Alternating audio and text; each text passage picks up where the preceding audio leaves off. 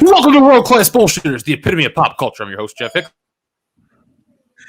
Wow, I don't have a landline, but apparently where I am does. So, there we go. Welcome to World Class Bullshitters, the epitome of pop culture. I'm your host, Jeff Hicks, and with me tonight is the one, the only, Dion Green. Baby, boys and girls, children of all ages, happy July. It's great to see you. I loved you. I miss you. And no matter how bad things get, you can always get a second shot in Pennsylvania.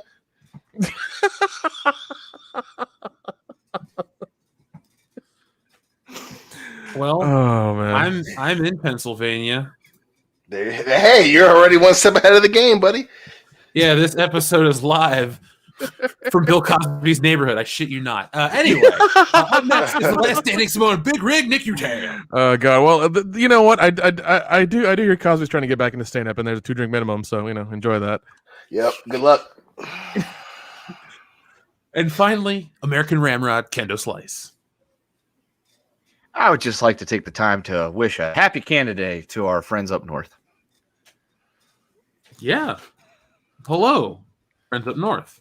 Hey, exactly. Let's have a Molson and ride around on our motors. Yeah, let's find out I would. just how crazy things can get up there in the Great White Way. Exactly. We just got canceled. Exactly. Canada isn't real. Okay, so folks, it's not real. It's a state of mind, bro. So, folks, we are back. Tonight is episode 272 of the podcast. Dion, I can't believe we're already in July. This year's gone by way too fucking fast, man. Yes, exactly. It is going by way too fast. Tell it to slow the fuck down before I give it a Do you know what that means? What does that mean? It means we're just 2 weeks away from seeing each other in person, all of us. Amen. That part I'm Correct. okay with. Yeah. So, folks, we're just giving you guys a heads up. This week, we'll have an episode, obviously, because we're currently live. Next week, we'll have another episode. But the following week, it'll be the Bullshitters on location with each other, having dinner, catching up. So there will not be an episode 275. That's what that would be, right? No, 4. So there 274 will not be on the right week. So we'll have a week off, and then we'll reconvene with stories from Loudy's wedding. I'll be live from Ohio. It won't mean jack shit for the show, but we'll have cool stories to tell about how I'm probably not welcomed at anyone's house anymore. So, guys, I just want to give you a chance of thanks, because I'm probably going to lose a friend. Well, make sure you guys check the links in our bio and follow us on at least Instagram, because I'll be posting things that are able to post without incriminating anybody, for sure. So keep a watch on there. Yeah. So, folks, you can join us in spirit. You can probably find some of the content. We'll put it over on Patreon. Speaking of Patreon, Nick, you uploaded some new video content to Patreon, correct? Yeah, I finally found the goddamn what is it, Mortal Kombat commentary we did, and I put that together, and that's on Patreon. So if you're a patron, you get to watch that, listen to that again. So enjoy. Now, folks, I have uploaded a second. I guess we'll call it Jeff discusses whatever. This one I did one on this week I did an episode on childhood toys. So as Dion is blowing up something in the background, let's mute for a second. So folks, check that one out. That went live on Patreon, or does it go live tomorrow? Maybe it goes live tomorrow, or it's live now. Sorry, I pre-uploaded it. I was going to travel. I had to make sure everybody was getting the content in. So. All right, Dion is still doing something in the background. Wait. So while Dion is breaking down a box or fighting a robot, how have you guys been? Nick, what's been new since we last saw you? Nothing, man. Just same old stuff. Working. Getting through the summer, trying to make sure that we don't go through another fucking lockdown, because I can't take that shit. But just trying to survive. Is that a possibility? I'm not gonna let it happen. I know that for damn sure. No, you ain't unringing From that your belt. cold, Like, dead hands. Once they took the handcuffs off of everybody, they can't go and try to put them back on. We'll have problems, and that ain't happening. Yeah.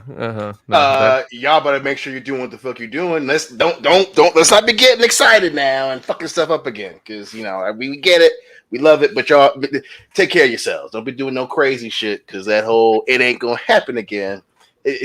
Do what y'all supposed to be doing. Be safe out there in America. Don't be fucking around. That's dad voice for you right there. Yeah, there's Daddy Dion for you. Dude, the world has been fucking around. I mean, look, folks, the topics tonight. They're going to be a little spicy, but they're going to be kind of on point. Actually, going to be very on point.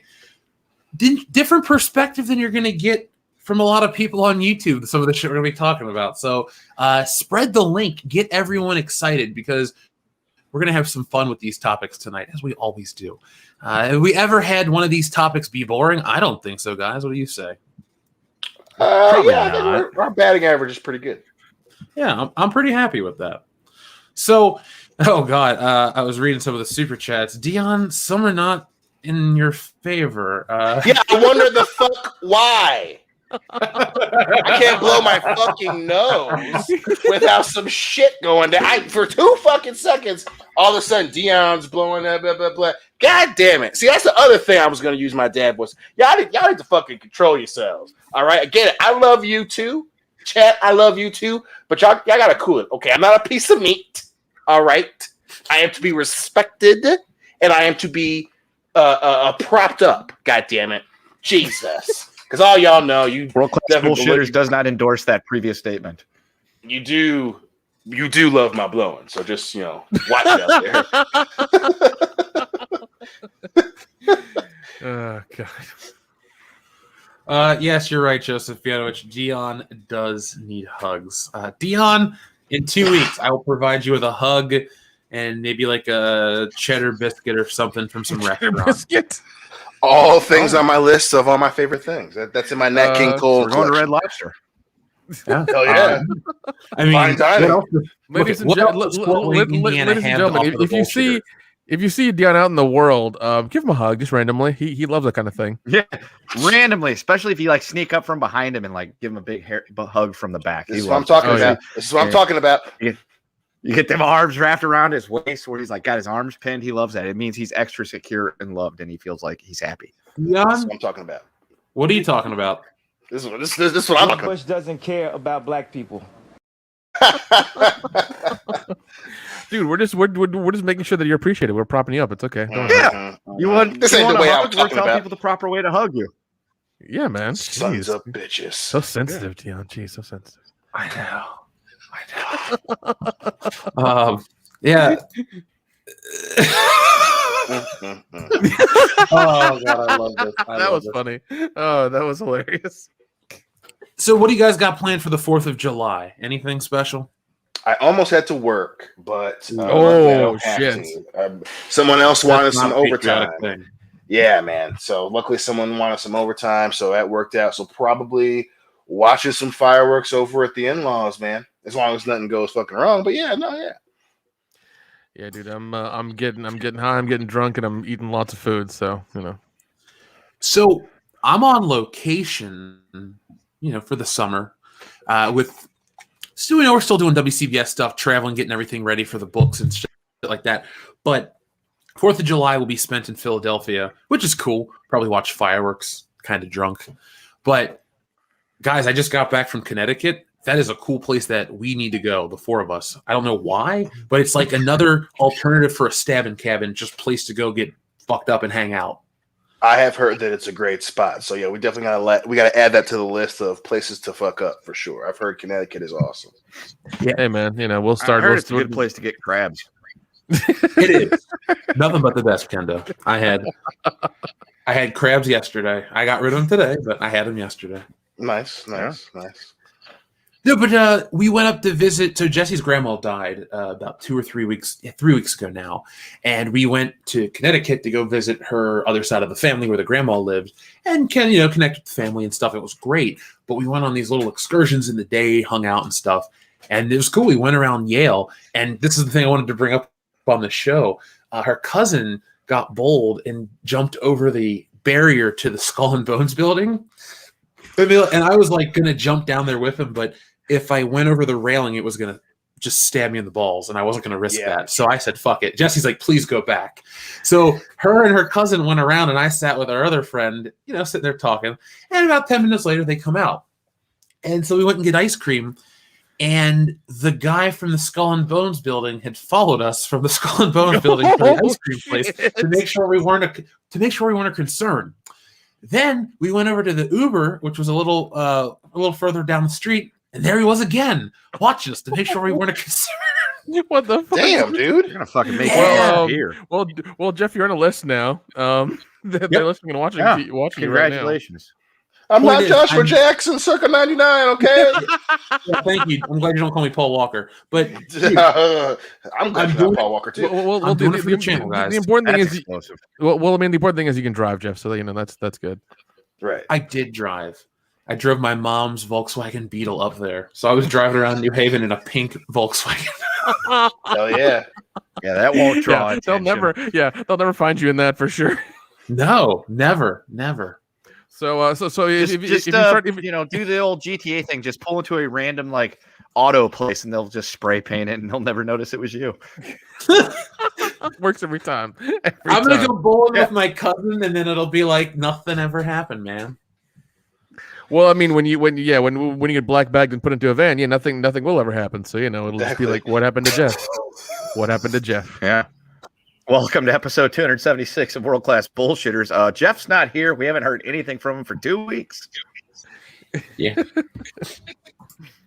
I don't know if Dion has a Lena Dunham blow-up doll, but if he doesn't, he's going to have a Lena Dunham body pillow. Yeah. I don't know how you'd be able to tell the difference between a body pillow and Lena Dunham, but I'm sure you can. This isn't the fan appreciation I was hoping for. The body pillow weighs less. That's how you know. There it is. Yeah, I'm glad everyone is saying goodbye. In my defense, I never crossed their barrier. So if it's like one of those weird, did you break the plane of whatever? No, technically I didn't. I just said I'm not risking my never testicles entered into the phantom zone. Yeah, I was on the precipice. I looked into the abyss and I said, no, ma'am, I will not. Like, no, not today. No, that's not doing it. But I love how you were fucking chased downtown by this guy. We weren't chased. We were quickly followed. Like, it was like a scene out of The Talented Mr. Ripley. Oh, God. Yeah. I don't know if whenever you turn on your phone and you start making phone calls, you hear little clicks and things like that. You're being listened to hardcore. Yeah. Just so you know. Oh, I know. Yeah.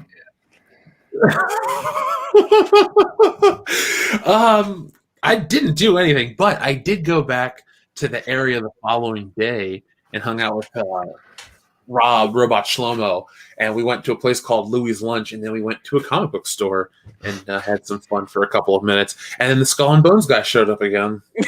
Wait, the second day? It's always good to Okay, return to the scene of a crime to try to keep a low profile. I made that last part up. He didn't show up. Okay. Oh, damn it. Oh, he told you to say that No, after he hung you upside down and beat you up with socks full of pennies. Yeah, I am completely in my own home on my own free will. He's probably standing outside right now, or he's sitting in one of those cars with the twice if you need help, thing.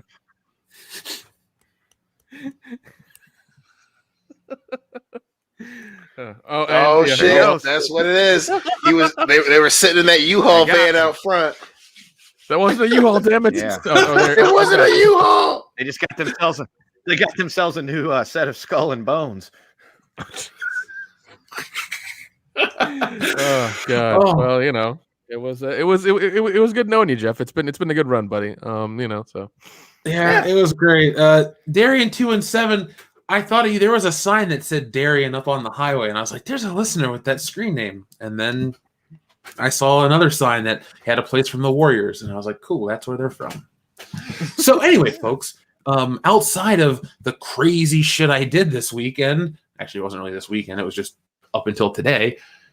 We have a show to run. So, guys, word game. I couldn't think of a better word than this. The secret word is dildo. So, change a movie title, song, quote, anything. Scent of a dildo. You know, born on the 4th of dildo. Something like that. Have fun with it. Dildo Everyone on the else 4th of did, July. right? There you go. Yeah, dildo on the 4th of July. Yep. Dildo Gump. Dildo in Yeah. East LA. Tango and Dildo. Hot tub dildo machine. Dude, Oh, Kendo. God, don't say that shit because then I have to make it. Let's copyright Hot Tub Dildo Machine. Let's make a movie and let's make an actual device. I don't know how to describe it yet, but it'll be a big hit on late night television. Right. Fistful of dildo. I mean, if it can, it's a hot tub. Never mind. We'll worry Right. It's just the name. The name sells many things. So there you go, folks. The Wizard of the Dildo. Oh, the dildo and I. Harry Potter and the Chamber of Dildos. There you go. There you go. Actually, you can do those. You can probably do this wonderfully with all those titles. It would work great with all the titles. Would you watch a movie called Dildo of the Dead? Probably. I'd There's have hands more in it, curiosity. definitely. You know what? I think I've seen something like that before. I don't know where, but I've seen it somewhere. Oh, okay. The Shawshank dildo. Into dildos. Oh. All right. So let's continue on. There you go. Dildo Dark Fate. There's a reason why I clicked on that one, Alexander the Great. Guys, we can finally celebrate a good Terminator thing on this channel. You ready to talk about something? I think so. Dion, today is a very special anniversary. It's the anniversary of... I'm joking. Today is actually the 30th anniversary of Terminator 2 Judgment Day. It is the best Terminator film of all time. Oh, God, and it's dude, 30 years old today. Gee, that's crazy, dude. That is absolutely crazy. It's one of the greatest films of all time. It's arguably the greatest action movie of all time. It has some of the greatest characters of all time. I fucking love T2. I do really like the director's cut with the little extra scenes in it. I do really like that version. Yep. It's so good. It's awesome. So good. That movie is fucking fantastic. Robert Patrick, obviously one of the greatest villains of all fucking time. Some of the greatest lines of all fucking time. he's just default liquid metal guy. Like that's all. That's like not even even T1000. Just liquid metal guy. That's true. Have you seen this boy? Oh shit! You know, that's just. Have you seen this dildo? Well, that's a different director's cut. That's the Axel Braun edit of T2. T2 for D2 Judgment Day.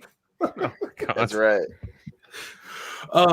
So is it safe to say we all agree Terminator 2 is the best? It's superior to Terminator 1, or are we going to debate that one? I'm not going to say that T1 is better than T2.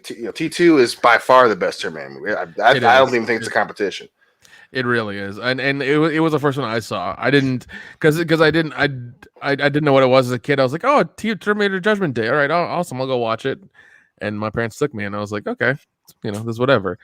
And I had no idea that was a part one. No idea, no clue. Mm-hmm. It's one of the few instances in which the sequel outperforms and is better than the original. I agree. I prefer Terminator 2. I would put Terminator 2 in the perfect action movie category where it's got just enough story to be interesting the entire time. It's got just enough action to make sure that the movie is a spectacle, yet the story still makes sense. It's got great acting, memorable characters, everything. It's got every box you want to check off for a movie that makes it great, makes it a classic. That's it. Terminator 2 has every one of those checked. Terminator 1 is a great film, and it's more interesting to me. It's a much more interesting movie in terms of concept, execution, the production of the film, where James Cameron was as an artist. Like, all that stuff is way more compelling than Stan Winston effects and the CGI. Like, that's a much bigger Hollywood type of production. I get that. But the end product of Terminator 2 can't be, second guessed based on the quality of the first one. I mean, the second one just is that much better. It doesn't. You don't have to belittle the first one, in my opinion, to say everything's better about the second one.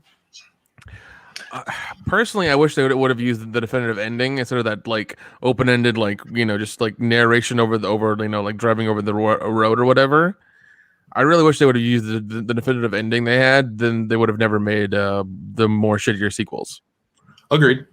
Yeah. I think that's where we will disagree. I do believe that the ending we got is the best ending. I mean, that's kind of the moral of the story. Obviously, hindsight's 2020. Had we known that the next Terminator movies were all gonna suck that much dick, yes, I would agree that we wouldn't have went that direction.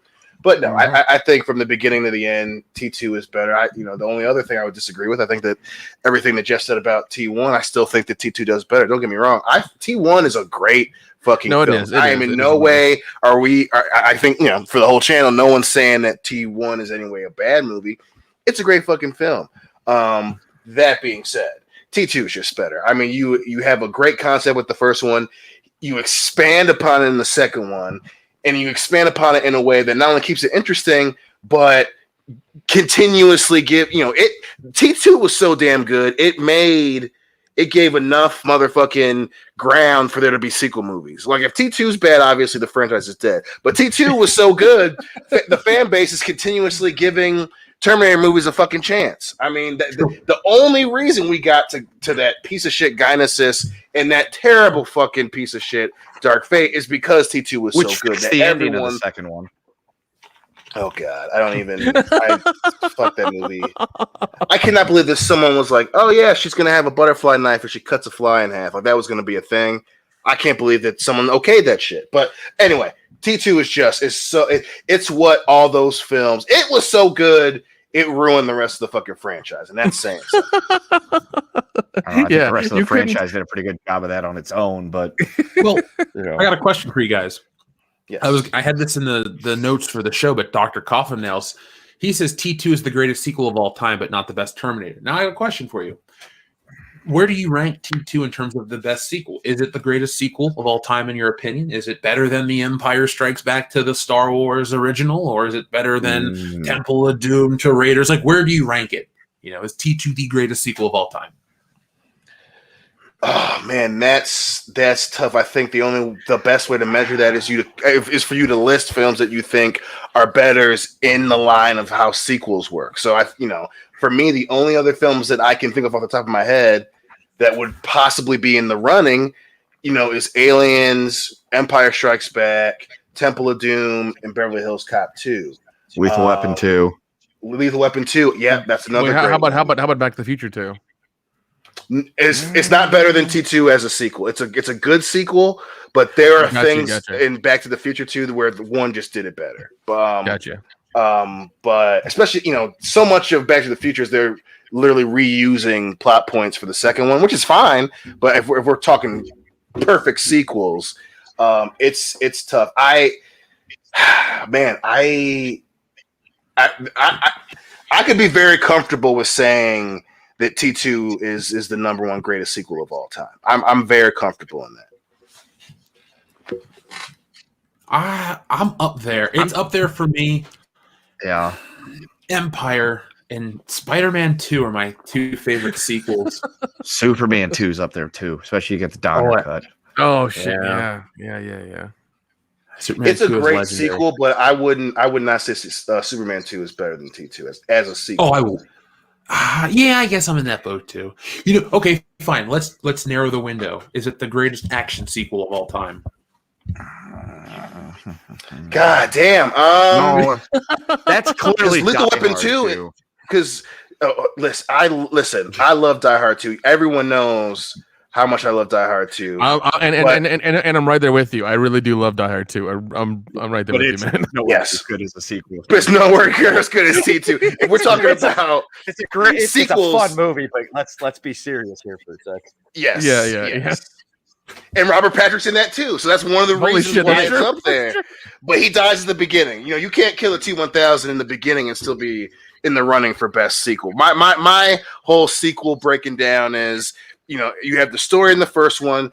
Is it a perfect continuation while also being able to stand on its own as its own film? And T2 checks that box hardcore, along with Lethal Weapon 2 and Beverly Hills Cop 2, and Empire Strikes Back. Then how about Temple of Doom then? That's where it gets interesting because it's technically before Raiders. Oh, yeah, that is true. That's why I think that would that make Last Crusade the sequel then? Sir, you good looking son of a bitch. I like where your head's at. That's a good one, Kendo.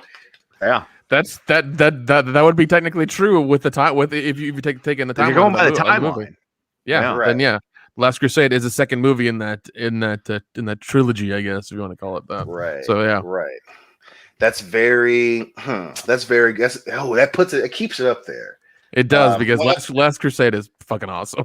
Yeah. It is. The only reason I would make the argument that T2 is better than Empire is that like you can watch T2 not having ever seen the first one and still get the story. Empire you can, but it flows in terms of overall story. Like it's very hard to watch Empire and not want to see how that Holy Trinity gets together. And it's very difficult to not want to see, why Vader is such a badass or to see who Obi-Wan is, because you would only see him for a minute in Empire.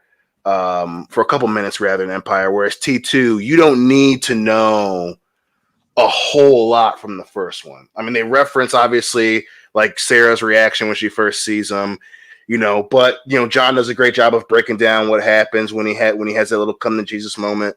There are just so many things that T2 does well where it can stand on its fucking own and you not see the previous film. Yeah. It's very true. And Empire's right there. Like Empire, I can listen to an argument that Empire does that too, but there are just things that like when I watch Empire, I'm like, damn, that did happen in Star Wars. That's a good point. Whereas T2, you're like, damn, like, these motherfuckers are fighting in the back of this mall. I don't need to see Kyle Reese. Now, if you see the director's cut, you probably are like, who the fuck is Kyle Reese? This dude is dead and they making out in her dreams and shit. So that might be a little confusing. But theatrically, they don't have that part wasn't in the movie. That's true. That's a tough one, son. TLJ Screwjob sent in the super chat that says the return of the great pop culture debate, T1 versus T2. So this kind of feels like that. You guys, the good morning or the good great pop culture debate. Excuse me, it was great, not good. That was a lot of fun. I missed that one. I love doing that. Especially like when it's like, hey, we all agree, but someone's got to take the other side, and it's like, okay, let's go fight uphill a little bit here. That made for great fucking entertainment. Hey, Dion. Yes, sir. Because the way the universe works in our favor, I might be able to set up us doing a great pop culture debate and maybe could get Andy to help us host it. Andy Signore of Movie Fights and a million other things. He created that shit, but you and I used to watch that show and text each other about how great it was, and we'd get into the debates ourselves and shit. And that's kind of what influenced our great pop culture debate. We reached the point where we can get the real guy. So if you want to live that dream, you want to try to make it happen? Damn right. Let's do it. All right. Well, Andy's a cool guy. He's a friend. I'll text him. But your friends like that. Your text buddies. Oh, okay. All right. Yeah. Weird flex, He's bro. Cool. Yeah. Definitely weird flex, but whatever. He didn't give you a. I'm 555 1 2 3 4. Yeah, just shoot me a text. He didn't give you that. You know what I should do? I should. This is not last action hero. Calm down. Hold on. I'm gonna read out this phone number in my phone, and we'll see if Dion or anybody recognizes it. I'm just joking. I would never. Oh God! You're about to say 919. I don't even know. What's 919 area code? It's not mine, so I'm okay. Yeah, I'm good too. Yeah. Anyway, he says, I loved the Miami Vice versus Lethal Weapon debate, and Jeff won. Just saying, Dion. I'd have to remember who was arguing on what side, but regardless, I'm pretty sure I won. You argued for Lethal Weapon, and I argued for Miami Vice. Then, I'm sorry that I beat you so bad, but you know that I still love you. Oh, well, Lethal Weapon does show up in Die Hard 1. I'm just saying. It's true. It does. It's in LA. But Bruce Willis shows up in Miami Vice, so That's This is also true. there's no Die Hard without that appearance on Miami Vice. Yeah. I wonder if there's any I wonder if that role got him noticed for moonlighting, which then helped him get an actual film career going. I wouldn't be surprised, Anyway, man. Crazier shit has happened. Yeah. I wish I cared enough to look more into it, but I don't. Doug Keller. Doug Keller, thank you. He says, I like Terminator 1 more because of the horror movie vibe to it. I'll give you that. It was super, super dark. It was super dark, visually and just like what they were doing. And I get that. I understand that. And I appreciate it really, but it's just like, these are more sci-fi movies and more sci-fi action movies. And T2 is just and even then T2 in itself is dark because he's very direct what he has to do, and you're dealing with the liquid metal guy, this creature that can almost become anything, and it's terrifying in the fact that he can duplicate people and put knives through their heads and do all this shit like that to me is more terrifying than part one. Right. Yeah, but that first. Oh, go ahead, man. So let's not forget the greatest Terminator callback of all time in any movie is clearly that scene in Wayne's World. No, it's not. It's when Captain Marvel, when she jacks the motorcycle in the clothes. Go home. Easy. I am home. Easy. Are you? For now. Wrong! Looks like my house. I think I still live here. Listen. Guess what, motherfucker? I don't know. I'm sorry. Oh fuck! But that it definitely was a horror film vibe to the first one, especially that first dream she has of the future. Like that shit is terrifying, straight up terrifying. And then when Reese is recalling shit, and it's that when that new T-800 series comes out, and he gets into the bunker and he's fucking killing a bunch of people, and where he's walking down the hall. And you see his eyes are red. That shit is scary, boy. Oh yeah. That shit is it's terrifying. Somebody just sent me an article from We Got This Covered. Star Wars sequel trilogy reportedly being erased.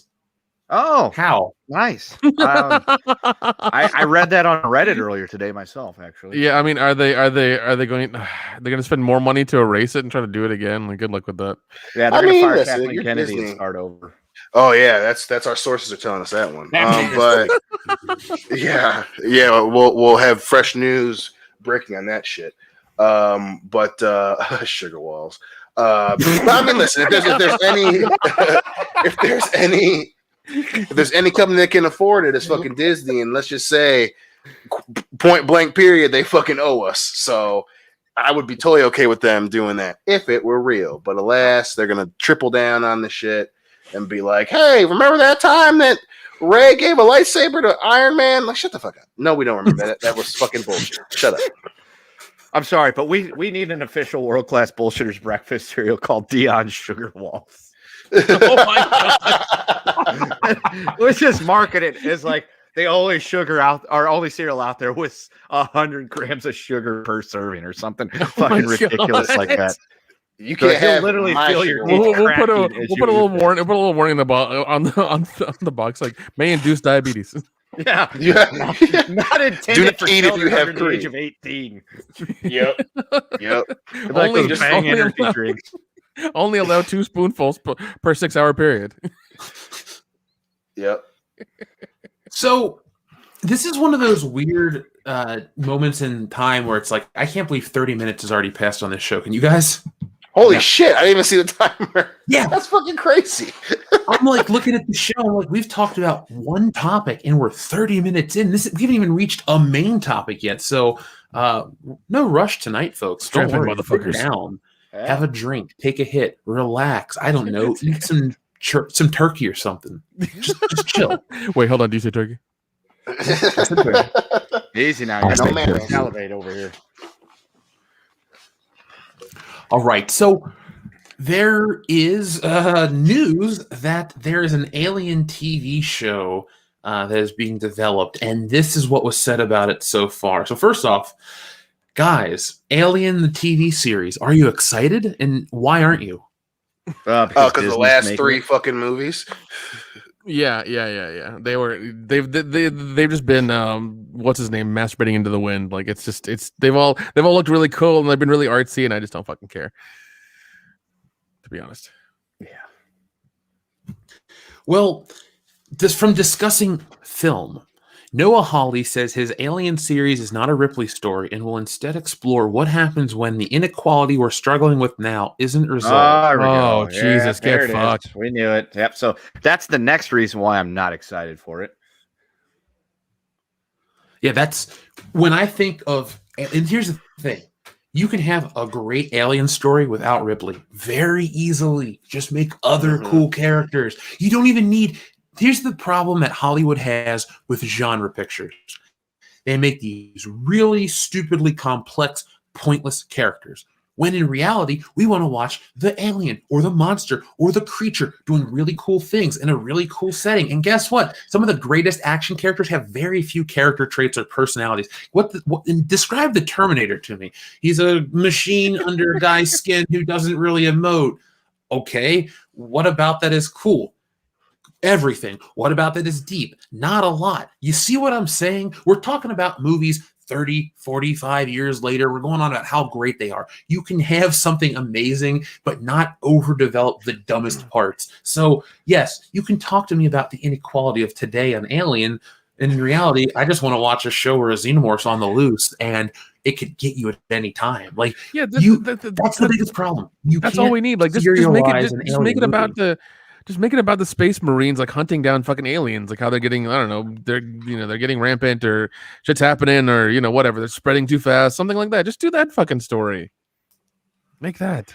I'd love that. And that goes to our point, that we made, a few years ago in regards to Star Wars, right? Like there is a very clear indication that what Hollywood wants to do is they want to have that film that's talked about for 40 years and also be successful in the now in terms of money. And, it's them being greedy and it never fucking works, right? So you have to either, focus on trying to make money with the flavor of the month, or you have to focus on making a good film. And a lot of times when you focus on making a good film, the cookie crumbles the way you want it to. If it's a good film, it's going to be talked about for 30 years. It's going to be celebrated on its anniversary, and the sad fact of it is, the recent Terminator movies aren't going to be that. The sequel trilogy with Star Wars is not going to be that. Don't get me wrong, you can have a message, but your focus is not the message. Your focus is making a good film. Ridley Scott had a pretty clear message with Alien, right? But he wanted to make the movie good, and the focus wasn't to try and tell people off. He had his message, he put it in there, but his entire focus was scaring the shit out of you. And he turned around and fucking made a crazy ass goddamn franchise that people talk about and emulate to this fucking day. Now, no one talks about 3 that way. No one talks about Prometheus that way. No one's going to talk about Covenant that way. And, I'm not trying to emotionally beat on the people who worked on those films, but that was a flash in the pan. And the only thing people are going to talk about is what not to do. And again, I'm not saying that I know how to make a film, but the thing that people are going to remember people like Rian Johnstein for, the thing that people are going to remember people like Kathleen Kennedy and J.J. Abrams for, is fucking up. And that's gonna, that's a reality. If you don't focus on making an Aliens and you focus more on making a fucking Prometheus, you're gonna go down as the person that fucked it up. And that's right now. That's what Hollywood's good at, is fucking up. We're not going to have those transgenerational films as often as we want because everyone's focusing on bullshit, and it's tough and it sucks. It sucks to be them, but hey, I told you so. I got a weird. So you hear about all these inflated budgets for television series. Now, I understand that The Lord of the Rings is much more prolific and much more epic and much more grandiose, but let's not forget that the Alien franchise was a huge moneymaker for Fox, and now Disney owns it. So my point is, the budget of these things to actually produce a decent Alien show and not give us a bunch of fluff and bullshit, but give us actual Alien, actual content, actual fighting, what's preventing that? What, outside of lying about budgetary restrictions, why can't they just write us an action-based show about Greed. Was it LV-421 or whatever? It's greed. It's No, greed. We need to have a message. Yeah, because they think Twitter is a real world and it's not, and they want to go with that because every other company is. But for some reason, they can't get their fucking heads out of their ass and realize that nobody's making money off this shit. Every time you do it, you lose money. For instance, Jordan Peele's Twilight Zone got canceled after 2 seasons. It's gone. And we did a better place. Yeah, it's in the fucking ground.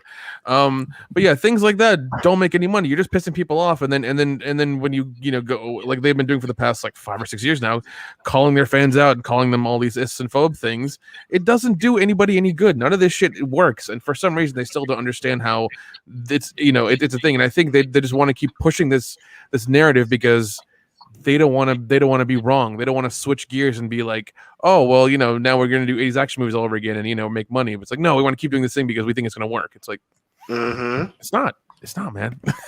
it's greed and stubborn. You're being stubborn. It takes a lot for just any situation for a person to admit that they were wrong.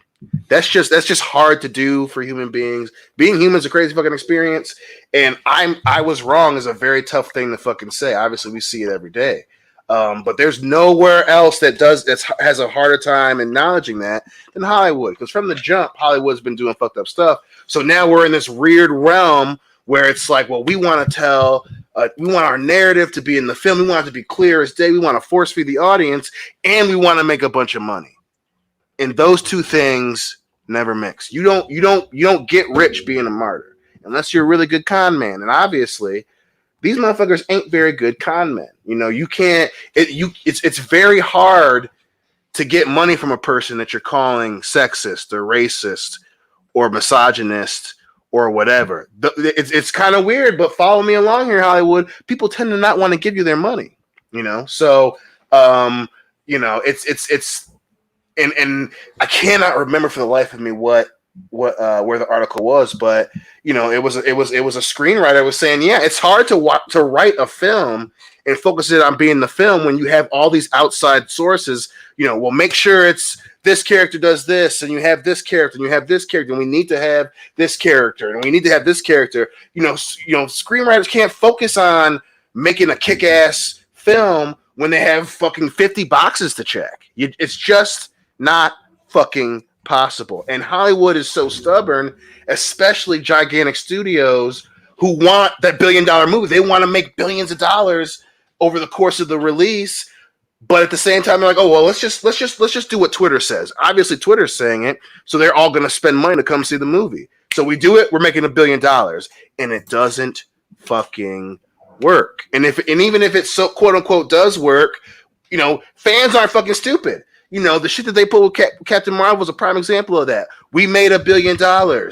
It's before this gigantic film is coming out. And also, it's a woman. She has boobs and lady parts, and she's awesome. You guys wanted that. And everyone's like, no, we fucking didn't. What are you talking about? And you have that fucking clash, right? So it's just greed and fucking Hollywood refusing to say, you know what? We were wrong. Let's just stick to what we fucking know. Focus on the fucking movies instead of making it the flavor of the month. Now, speaking of TV, this will be a quick one. Kendo, you brought this up to me. The Trinity Killer is coming back to Dexter for the new season. Yeah. Now, Kendo, answer me this question. Why is that a problem? He's fucking dead. That's why. Thank you. Dexter kills him in season 4, which, by the way, is the best season of Dexter. If you've never seen it, you are missing out because it is a fantastic season. I mean, the duel between him and that season made me appreciate John Lithgow, the actor. I already knew of John Lithgow, the actor, and I had an affinity for him ever since I was a child. And my grandparents took me to see Harry and the Hendersons. So I knew he was a good actor, and he's very talented. He's in very many things, like in film. He does kids' book. He did good in soup commercials and everything. But in season 4, he unlocked something inside him as an actor, clearly, because he went from being this lovable guy that you remember from Third Rock from the Sun to now he is this evil, dark, twisted fucking person that goes around beating people's heads in with hammers, throwing, mothers off of rooftops and killing, women with a razor blade across the old leg to nick that artery. That's some demented shit, and he played it so fucking well. But unfortunately, he's dead. Not before he killed his, Dexter's wife, who then went off to Vietnam with Rambo. But he's dead. How can he be in a season of Dexter, season 8, when he died in season 4, which, by the way, was like 13 or 14 years ago? He's going to look even older because John Lithgow's got to be getting close to 70. I mean, they could euthanize him for some like flashback scenes, but this is in the parlance of our own time, problematic. I'm always down for euthanizing, the old. It's fine. It's okay. They need to look younger. They need to look younger. It's fine. Damn, that was a dark. Listen. Nick and I's favorite Lithgow project is Ricochet that he did with fucking Denzel Washington. God, so if you were a fan of that movie, you knew that he was going to be a fantastic bad guy. And because Lithgow is the fucking man, as Kendo eloquently put. Yeah. If you want to see him being a diabolical bad guy, watch that fucking movie. Holy fuck. Yes. Yeah, love it. He's fucking John Lithgow, man. He's the man. Love to meet the guy. He's talented as shit. He's the fucking. He's wonderful. Yeah, and a good dude too. So you don't see that in Hollywood much anymore. Most of them are a bunch of fucking scumbags and hypocrites. Well, Kendo, we're gonna get to talk about how much of a hypocritical scumbag one Hollywood actress is. She's going to jail for her sex cult stuff. But we have some audience members that we have to check in with first. So let's get caught up with some of the super chats. First off, we have one from our friend Cesario Japan who says, "Are you back, Jeff? Ha ha ha. I'll get my coat." So Cesario Japan, thank you for reading the description again this week. Cesario Japan also with a very generous super chat. Thank you. New names for Slave 1, Unpaid Intern 1, Uncompensated Employee 1, Volunteer 1, or Kathleen Kennedy can spite us by renaming the ship after her and slapping her ugly mug on it like a World War II bomber plane. Cesario Japan, I'm taking a picture of that. I'll quote you. I'm referencing that in the video. That is brilliant. My God. That's a bit unfair to World War II bomber planes. They were doing the yeoman's work out there, flying dangerous stuff. Why would we equate Kathleen Kennedy to anything noble? That's true. Yeah. That's very true. We'll talk about that topic in depth a little later, but I can't believe how stupid. I love this one because this kind of hits home. Paid with exposure 1. Ooh, I felt that here on the East Coast. Yeah. You know what it's like. You've heard that before. Yeah, and I've always said no. Yeah. Cash, thank you. All right, Joseph Bianowicz, thank you very much for your generous super chat. He says, "What's up, WCBS? Party boob!" So what's really being said that is both Cosby and Money L Avenue are now the way wrongly accused. 1, Hollyweird needs Buffalo Jeff to visit in the middle of the night. Or he also read the description. So, okay, so, Slave 1, sorry. Both Cosby and Slave 1 are now that way wrongly accused. Okay. Sorry, I just couldn't read. I guess the word slave from Slave 1 is blocked. That's probably why this show will be whatever. But, yeah, we're going to be talking about both of those topics. Isn't it weird that we live in the Twilight Zone, guys? Yes. In the words of Abed in Community, we live in the worst timeline. Somewhere in the past, things skewed off into this other direction, and we now live in an alternate 1985. Thank you. I was just about to say, somewhere Marty fucked up royally by stealing the wrong sports almanac. Yeah. Biff is corrupt and powerful and married to our mothers. It's terrible. Oh, God. I mean, that's not a terrible thing, I don't think. I blame The Rock losing at 17. That's what fucked up our timeline. Yeah, that's really what it is. When Austin aligned himself with Vince McMahon, that's what jacked everything. No. It's clearly the mind calendar that ended 2012. Right now, we're just running on fumes. That's all it is. We're in a simulation, but we don't like it. Yeah, we've gone past the due date. That's what's happened. We're when you can leave that milk carton in your fucking fridge. Is that cottage cheese now, Dion? It's getting there. It's getting there. It's a lot closer to sour cream than we would like. Yeah, we've gone south of cheese. We prefer crema. So up next, we also have a super chat from our friend. Where'd the tab go? Thank you, Joseph Pianowicz. SH Rebels 08 says, I've been waiting all week for you, Dion. I was hoping I missed that one. Nope. well, luckily you didn't this one from our friend Cesaria Japan. Nay. Oh man, there were some add-ons to that one. Nice. That dude definitely got his money's worth. You done? Is he done? Okay, good. Jeff's disembodied charred phallus says, "Keep on blowing, Dion. I believe in your lips." Christ. It's like he insulted their families. What did you do to these people, Dion?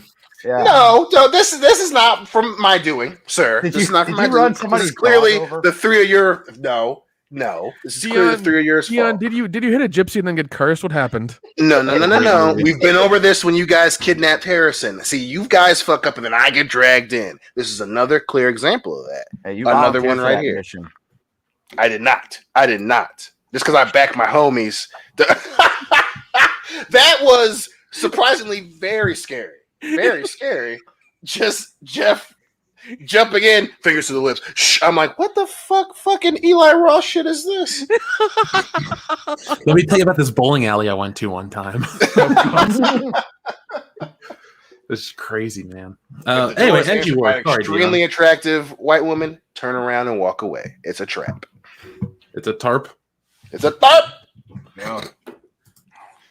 Now, speaking of women, Dion, Hammond of Texas says, "I will not date a woman that Uncle Dion does not approve of." Well, you're in luck because he approves of just about all of them. That's don't. Yeah, you're lucky. Anybody will do.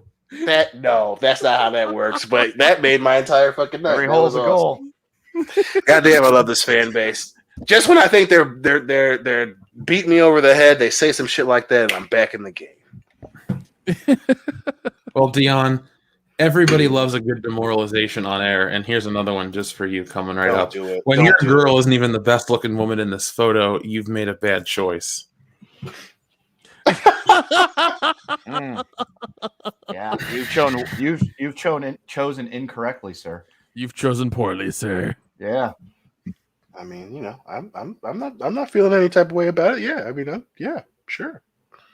You know, I mean, some things hit different places there for him. I mean, not only does he have Lena Dunham, but he also has to choose between her and an old white woman. So, in my defense, who's the other woman in that picture? Yeah, I don't know who the third one is, but we know the older one. That's who she is. Okay, fair enough. Listen, I'm not saying that. All I'm saying is the older one. If we're back in 1994, she feels a whole different way about me. Yeah, she did. I'm sorry, Joseph Bianowicz.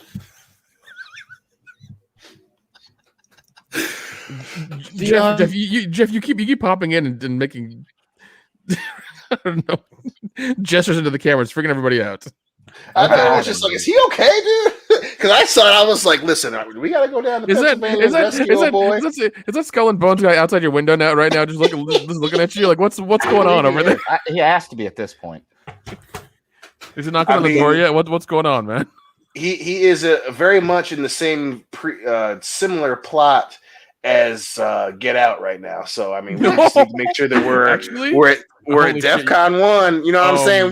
If Jeff takes too long to reply for certain shit, we might have to make a road trip, boys. God, that was the New England area, wasn't it? Yeah. Shit. Damn it. Professor went to Yale, not Whale. That's a whole different place. On this case. Yeah. Oh God, man. He might have went whaling while he was there. You never know. God, that's true. Dion, how far are you from that area? I'm about 7-8 hours. So worst case scenario, I'll be first in. I have plenty of personal time at work, and as you boys know, I'm more than willing to burn it these days. So just let me know. Yeah, we may have to. We may have to run a rescue mission for Jeff. Oh, God. Yeah, rescuing me is more important than Loudy's wedding. I'm just saying. I mean, I agree completely with that sentiment. Just in case. That's 100% true. That's 100% true.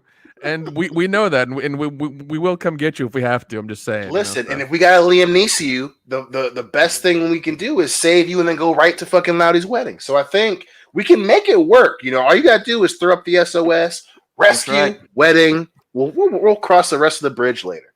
Yeah, man. I mean, my suit will just fit in the backpack if I really stuff it in there. It's fine. It's okay. I don't need more clothes. It's all right. Yeah. I've got a Jeep. We'll be fine. There you go. See, there you go. We got this worked out. Klaus Dork says, "Good evening, guys. What will the Bizarro version of the WCBS crew be?" I don't know, but first I want to say it'll look really awesome if Dion, Nick, and I come blasting through the wall of the place that you're at right now in my Jeep with the fucking A-Team theme playing. That is an amazing visual that I want to see happen. Hold on. Hold on. Who's got the mohawk? Me or Dion? That's a question. Ooh, Well, obviously that's a Dion. Okay, all right. Do I have pity fool on my knuckles? Yes. Oh, of course. Yeah. No, if we were the A-Team, he is clearly B.A. Baracus. He has to be. Wait, then who am I then? The other white guy. You are very clearly the crazy one. Fair enough. You're definitely Murdoch. 100%. Did you guys see that the A-Team's getting a new toy? I did. What are they? Wait, what are they getting? They're getting a Playmobil set. Here, I'll show it to you real quick. Oh, nice. It actually looks pretty dope. Yeah, dude. I feel bad that. Oh, that's actually really cool. I feel bad that that Lego hasn't gotten the rights to Back to the Future. But I mean, Playmobil's still fine. It's still fine. Dude, Lego did have the rights to Back to the Future. What happened then? They did it like 8 years ago. Oh man, I missed it. Yeah. I got like 2 sets. Yep, I missed it. God damn it. Yeah, that DeLorean is $279. Jesus. God damn. The Ecto 1 goes for $208. I have the Ecto 1. I have the Ecto 1 right now. I got it before it went that high. So yeah, Nick, you missed out on the DeLorean. God damn it. Sorry. It came with Doc and Marty as well. Oh shit. Nice. I like the Playmobil stuff better because it looks like the movie. I got to give them credit. Like, if you take the toys, like the little figurines out of it, it's just small scaled stuff.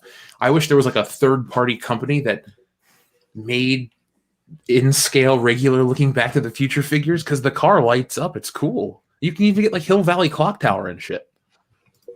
You get Old Man Biff. Like, if you're a Back to the Future nerd like I am, it's really exciting to be able to buy like an Old West Back to the Future advent calendar and get, Clint Eastwood, Marty McFly, and the fucking Doc is an Old West guy, and Clara Clayton. Like, it's cool.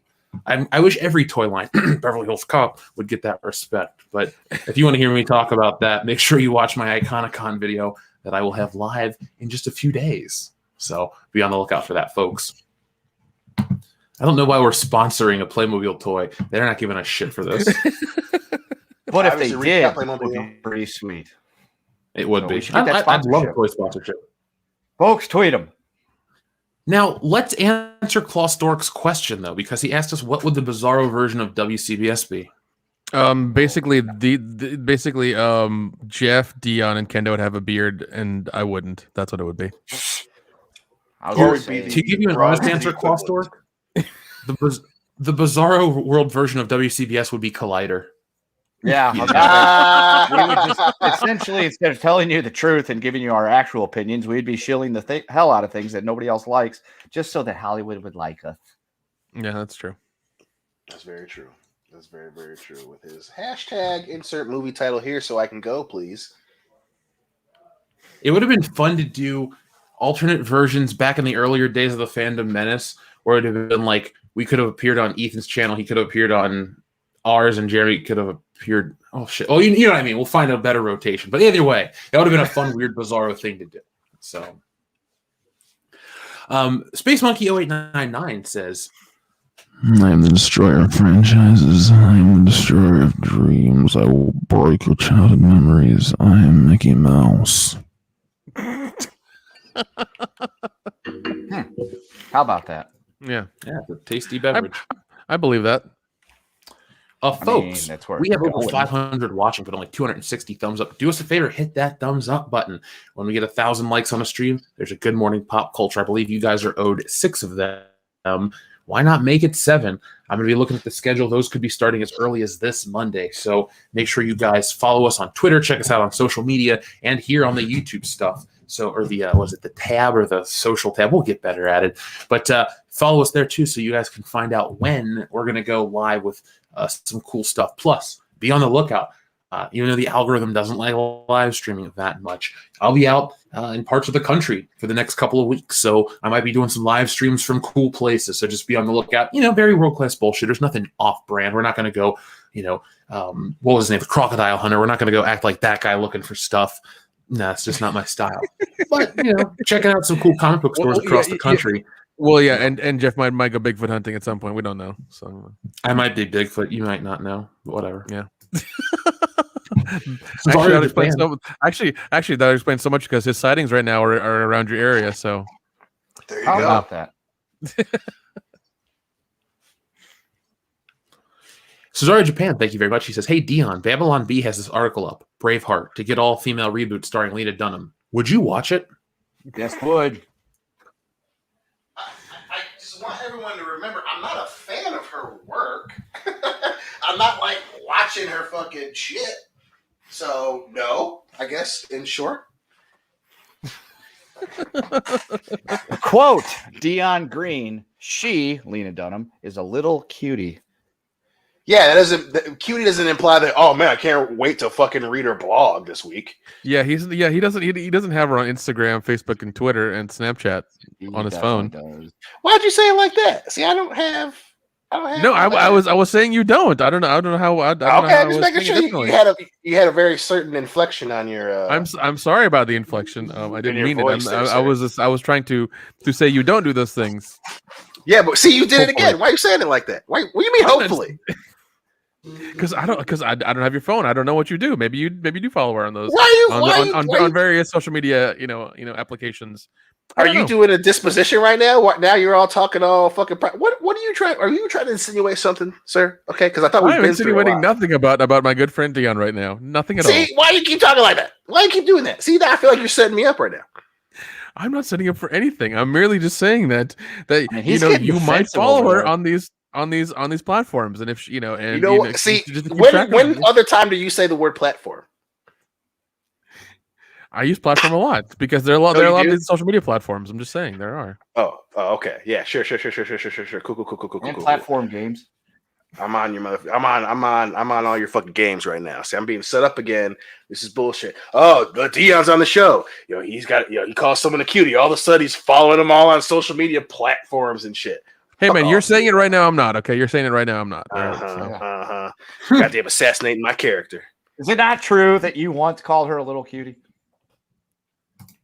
Yes, that's very clearly a preference. That does not mean I'm going to follow her on social media. Is it not true that you were a fan of the show Girls? I am not a fan of the show Girls. I never said wrong. I'm being set up right now. This is bullshit. This is for Johnny Cochran. Johnny, I didn't take my fucking arthritis and fucking medication. Those gloves don't fit. Those gloves don't fit. Hey, that was a legit thing. I don't like you impugning other people's characters right now. Listen, all I'm saying is I'm being set up just like OJ. Oh God. We'll talk about that. We'll talk about that more in depth later tonight. TLJ Screwjob, thank you very much. I was really trying to defend Dion's character and say that he didn't do these things, but he took it a different way. So he's not very defensive. He defamed his own character. Dion, who are you going to sue? Yourself? No. Listen, I'm just so disappointed in the three of you right now. Hurry up, quicker. Coffin Nails, you see this shit? Adam, you see this shit? You hearing this shit, man? I ain't going crazy. Y'all hear this shit? By the way, superfan Adam Shawhan is cool, and he bought tickets to Horror Hound to come hang out with us in Cincinnati. Yeah, man. I'm so excited to see that dude. Cannot fucking wait to see my boy Adam, man. It's been far too long. I can't wait to see a Horror Hound, dude. It's gonna be fantastic. Hopefully Tim Riggs shows up with his backpack full of liquor. Yeah. Brian, nice ass Don Julio. Yes, hey guys, I brought something. We were like, what? That's a name I haven't heard in a long time. Oh man, he brought a lot. He did. So, folks, you should, if you're in the greater... So, folks, if you're in the area, make your way to Horror Hound in September. We'll mention it every week until then. You can also meet us up in the Vegas convention meetup.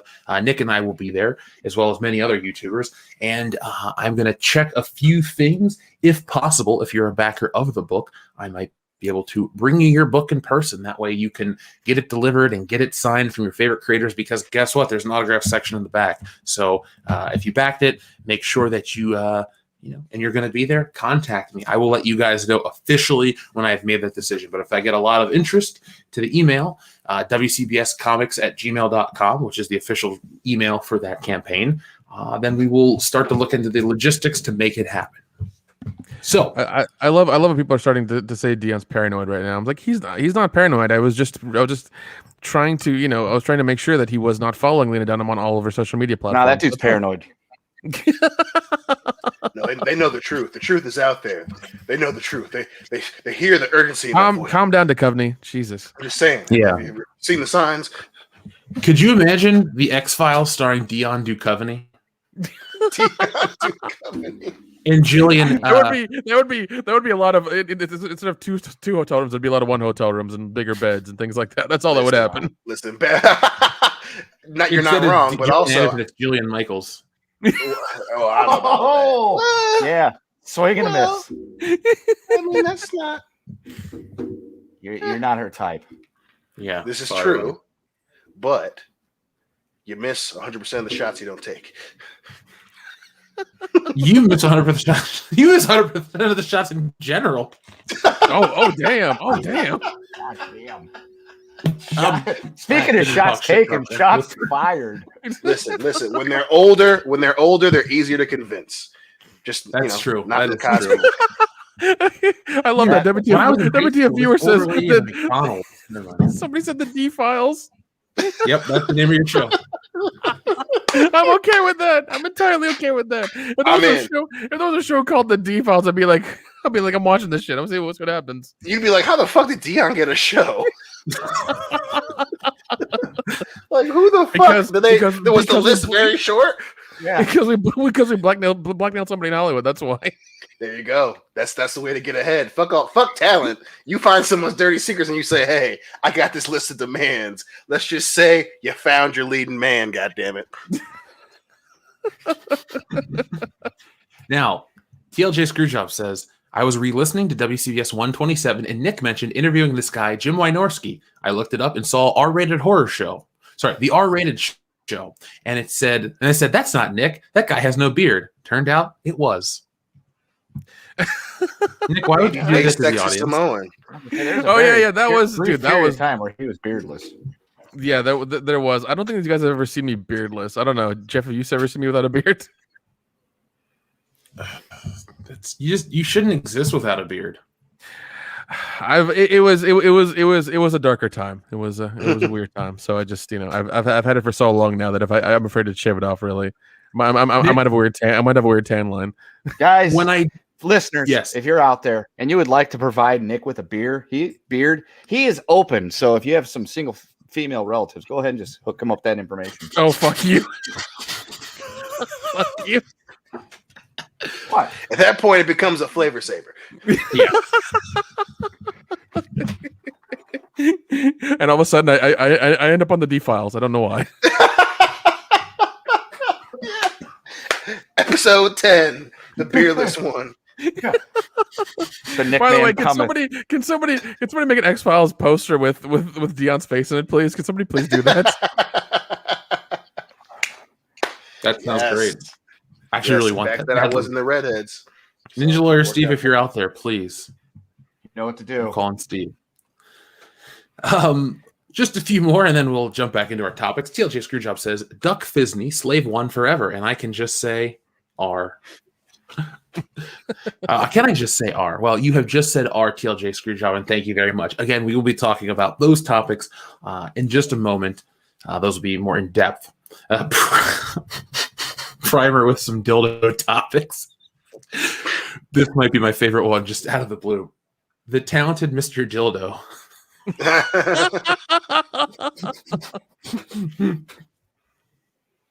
The Good, the Bad, and the Dildo.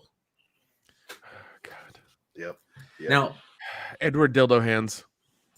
Now there is Edward Penis Hands. Is that a downgrade or an upgrade, Nick? I don't know. I don't know. That's. Oh man. The world may never know, and that's good.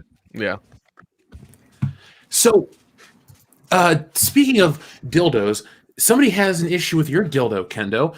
TLJ Screwjob says, geez, Kendo, pick another movie as your go-to. Every time a word game happens, you go with Hot Tub Time Machine. I get it, it's your fave, but come on.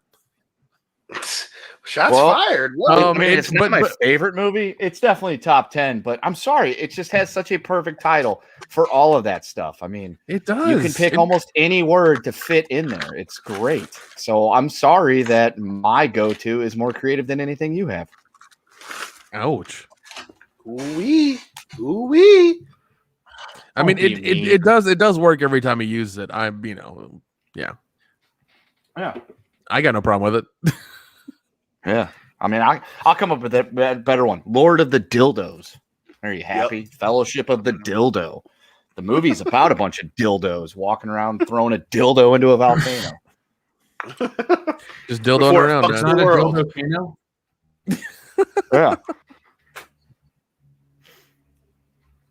Fair enough, man. You learn something new every day, folks. Now, on the topic of what else? We have many more dildos to talk about. Yes, Cesario Japan suggests they rename Slave 1 to Dildo 1. How would you guys feel about that recommendation? I honestly think that's the best thing to do because it would just steer right into the bullshit they're pulling. Yeah. Oh, God. I mean, and I fucking hate that they're doing that. It's such bullshit. Checking boxes. Our friend Doug Keller. Our friend Doug Keller has an excellent title. Dr. Strangelove, or How I Learned to Stop Worrying and Love the Black Dildo. Yep. But the word black to each his own, man. To each his own. I mean, you could just recast the fucking Marvel movie Black Dildo or Dildo Panther. Both fit. Yes, they do. Captain Dildo. Especially with the little KY. Iron Dildo. Dildo Marvel. Yep, Iron Dildo. Iron Dildo. The Winter Dildo. Yeah. The Winter Dildo. Dildo War. Yeah. Dildo I game. don't know. Civil Dildo just has a nice ring to it. Civil Dildo. Yeah. It eases a lot of fears, I'll tell you that. Very polite dildo. A lot nicer insertion of the storyline. All right. Yes. See, that begs more questions. Wait, is there an infinity amount of them, or is it one that the batteries never die? I think it's reality can be whatever you want it to be at that point. Spelling incorrect. Kendo, I think the spelling's incorrect, and it's an Infinity brand dildo from a car manufacturer. That would change those Christmas ads substantially. Also, would they be instead of Infinity Stones, Infinity Dildos that you have to collect? Mm-hmm. Yeah, they're shaped like cocks, and he has to put them inside this like giant fister. And they all have cruise control. They all have cruise control. What is this? Jeff, what are one of the greatest episodes of the show ever? That's what it is. I'm just gonna call this episode Civil Dildo and see if anybody ever clicks on it. Now, watch that be like the highest watched one. People are like, what the fuck is this? I don't know. Now, speaking of dildos, let's talk about a human dildo. Allison Mack. Have we all heard of her? Or should we? Yeah. Well, I mean, give the TLDR for anybody who doesn't know who she is. Oh, don't worry. We're gonna have. Let's get a really shitty picture of her. Here we go. You look sad as fuck because you're going to jail. All right, let's pull the face up of this proven guilty woman, shall we? Now, people are going, who's Allison Mack? Why are you guys talking about this on a show about entertainment? Because this is an entertainment-based topic. It's kind of scary. But the woman right here on your screen is Allison Mack, best known for playing Chloe Sullivan in the popular Superman origin series Smallville. She was arrested in April of 2018 and charged with sex trafficking and forced labor. Now, That is why we're talking about her, because she was on Superman's TV show and she did some fucked up shit. And guess what? It has now come to end. So, former Smallville actress Allison Mack has been sentenced to 3 years in prison over involvement in sex trafficking cult. You guys ready to hear about this? Yep. Jesus Christ. Yeah. So she was sentenced on Wednesday to 3 years in prison, which she was she was tied to the cult leader Keith Rainier. Now in October, that guy was sentenced to 120 years in prison. Allison Mack, He ain't getting out. he ain't going to see the light of day ever again, rightly so. As reported by the Associated Press, at her sentencing, a Brooklyn federal court actress stated, "I made my choices. I have made choices I will forever regret." The article also told the judge, the actress also told the judge she is filled with remorse and guilt for having actively participated in the NXIVM cult, whatever the number is in Latin or whatever. I fucked up. I don't care. According to the Hollywood Reporter, Mack wrote in a letter which she expressed that she was sorry for the pain that her actions caused others and apologized for having exposed the victims of Keith Rainier's nefarious, emotionally abusive schemes or others to that. So this is a dark story. Nick, you had brought this one up to our attention, I believe, at the very beginning. Oh yeah. It was some weird shit. It was some basic Hollywood shit, I guess. But here's the fucked up thing: the dude gets 100 years, and this woman was pretty much her the dude's right hand person, and she gets 3. That's that male privilege. Yeah, no, that's all the male privilege these women want these days. There you go, right there. There it is. He gets 100 years, she gets 3. That's accurate, right? Yeah, and even though she recruited these people and branded them and abused them and everything else, and now she writes a letter of remorse. Yeah, this is entirely fair. Love it. Yeah, I love the. It's like Amber Heard. She's coming back to Aquaman. Everything's great for her, right? Yeah. It's really wonderful stuff. Let me tell you. Let's see: Allison Mack, Amber Heard, Gwyneth Paltrow, and Kathleen Kennedy. Yeah, wonderful women. Let me tell you. Well, okay, let's put that in context. Yeah. One of them is a convicted sex trafficker, Allison Mack. One of them is still on trial, still has court proceedings for her shit with Johnny Depp. Now, who are the other two you mentioned again? Kathleen Kennedy and who else? Gwyneth Paltrow. Now, the only thing Gwyneth Paltrow is responsible for is being smug enough to think that her vagina candle is safe because it almost has killed 2 people. So I guess that's a crime. And Kathleen Kennedy murdered Star Wars. So, I mean, you're right. They're all exactly the same. Gwyneth Paltrow is pretty much a scam artist who, is like, buy my vagina candle and buy these stickers that make you more powerful because NASA says so, even though NASA never did. So, I mean, yeah, she's the fucking Mr. Haney of the entertainment world. I'll give you that, but still, I'd like to say those are very different crimes than what this woman has committed. The question I have is, was she out on on bail? Because then she could actually serve the whole 3 years. Whereas if she's been in jail the whole time, they could be like, "Oh, that's time served," and she's back out to the public in like a month. I don't know. I'm looking more into it. Let's see. She was released to the custody of her parents shortly after she was arrested on a $5 million bail bond. And then almost exactly a year after she was arrested, she pled guilty. So initially she was going to face 15 years to life if she was convicted. But yeah, wow, that's it. So yeah, you guys are right. She got off real easy. Yeah, that's 15 years to life. You'll serve 3, and you've been in custody for a year and a half, so that's time served. So we'll see you in 18 months. Yeah, that sounds real fair. Yep, that's she and I remember hearing that she had done a lot of the horrible shit. Once again, like the branding with that fucking laser with the numbers or whatever you read off. Like she was doing that to the women.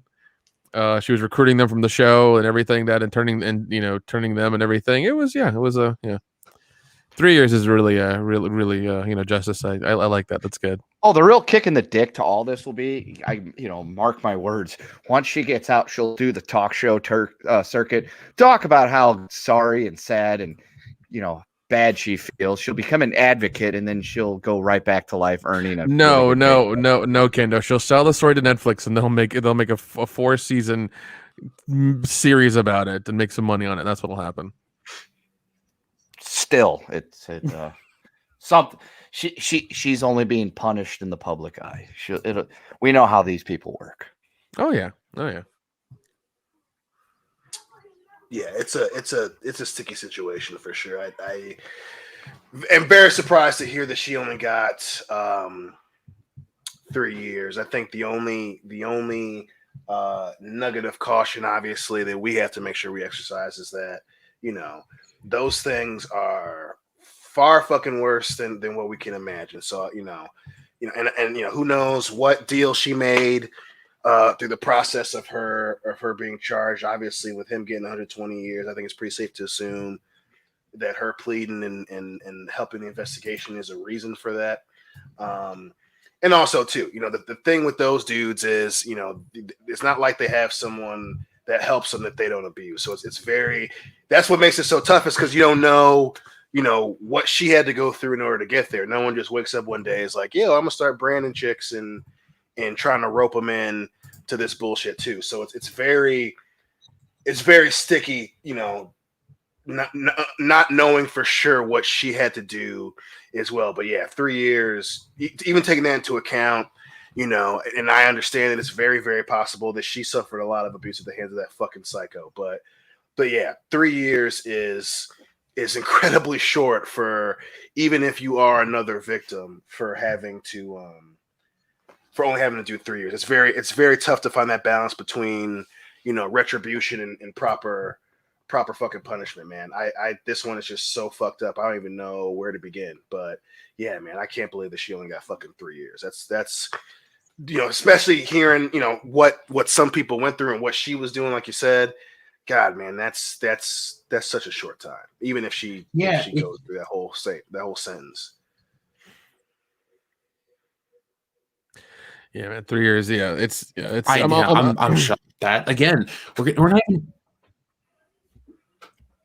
We're not even talking. That's not even the weirdest thing we're talking about tonight in terms of living in the Twilight Zone. Oh, really? Right. What? Oh, okay. So, yeah, Cosby is even weirder than this shit. Yeah, dude, that shit's God. Too. She's a piece of shit, and you know what? Oh, goodbye. 100%. Yep. Now, let's talk about something that's broken. Apparently, Harrison Ford. So last week we covered the Indiana Jones injury, and he hurt his shoulder in rehearsal for a fight. We were told it wasn't a big deal. Apparently, it was a big deal, and there's more. Would you guys like to hear more? Of course, absolutely. Make sure Grandpa's okay. All right, so I hope he's okay. So, where'd it go? Shit. It wouldn't be an episode if the tab didn't crash right on air, right? Something like that. Exactly.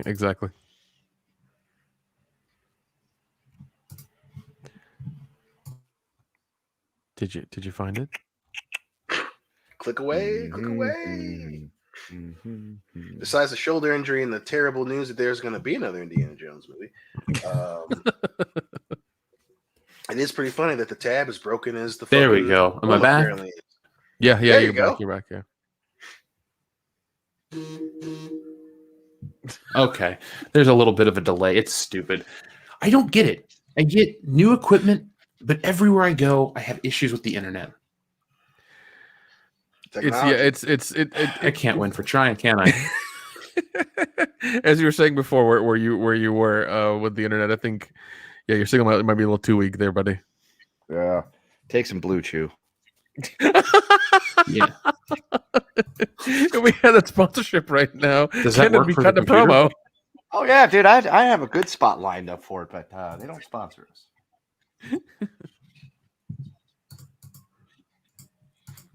All right, so let's try this again, shall we? Am I coming in now? Yep. All right, so Indiana Jones is possibly hurt. So he was hurt last month rehearsing a fight. Now, they also said that production will continue while the appropriate course of treatment is evaluated and the filming schedule has been reconfigured as needed in the coming weeks. Now, those were words from the company, the camp, excuse me. Those were directly from Disney. Now, The following statement comes from Grace Randolph. How do we feel about Grace Randolph, guys? Definitely not her biggest fan.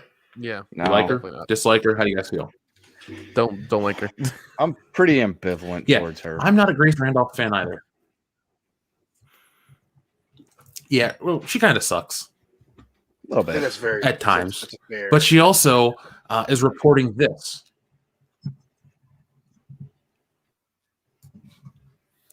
So, Indiana Jones, she says, I just heard Indiana Jones 5 did indeed have to shut down because Harrison Ford's injury for 6 weeks. Feel better, Indy. 6 weeks, guys. Is that a sign that you shouldn't make this movie? A week into production, Yeah. he tears his shoulder. Oh, wait, hold on. A week. Wait, it was a week into production? Just 1 week. Holy shit.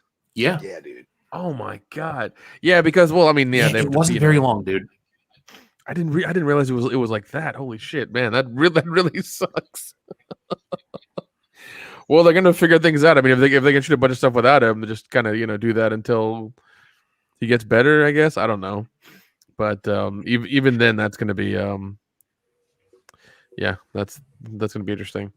Yeah, who'd have thought that having a dude who's in his 70s as your fucking lead in an action movie could go this way? Not me. I didn't see it coming at all. Dion, you're using a weird tone. What do you mean, buddy? I'm not. I don't mean anything. I'm just simply saying that it's just kind of funny that people who got paid a lot of money to plan this shit and approve budgets for a film thought it would be okay to bank all of it on somebody who's a member of the AARP. But that's cool. That's cool, man. I mean, I'm just saying there's no way we could have seen this coming. He's not wrong. No, he's not. Oh man, yeah, it's just one of those things. Like, no, the last movie was a bad idea. This one isn't a good idea either. So I don't know what the hell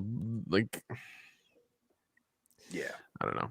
Just let him be old and not do Indiana Jones movies. That's just what I would have done. But alas, what the fuck do we know, right?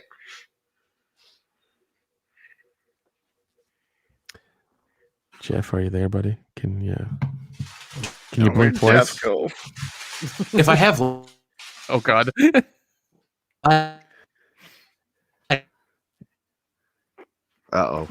Oh shit! He's just so hurt about Indiana just Jones. Keep going, ask for me. Everything. Fucking Yale guys got him again. Yep. Yeah, man. Skull and Bones got him. Pissed. Yeah, They're now he's part of that Yale Indiana. Yep, he's a new Skull and Bones. The new what do you call him? Acolyte or whatever. Yeah, our newest member. Try him. Jeffrey Hicks. Welcome to Spectre. Yeah, they're like, we need some diversity. Let's kidnap this guy. We're gonna need 7 guys though. He's a big boy. Don't send Danny because he's just gonna get his ass beat. And don't send Joshua Jackson because then he's gonna get his ass beat and he won't stop talking about it. If Jeff were here, Jeff would say that this all screams a terrible idea, and that why would you make an Indiana Jones 5 considering how bad 4 was? And then Harrison Ford goes and gets himself injured, and he's out long term. And it's delaying production, so he would also agree that this is a terrible idea, and they should never have made the movie.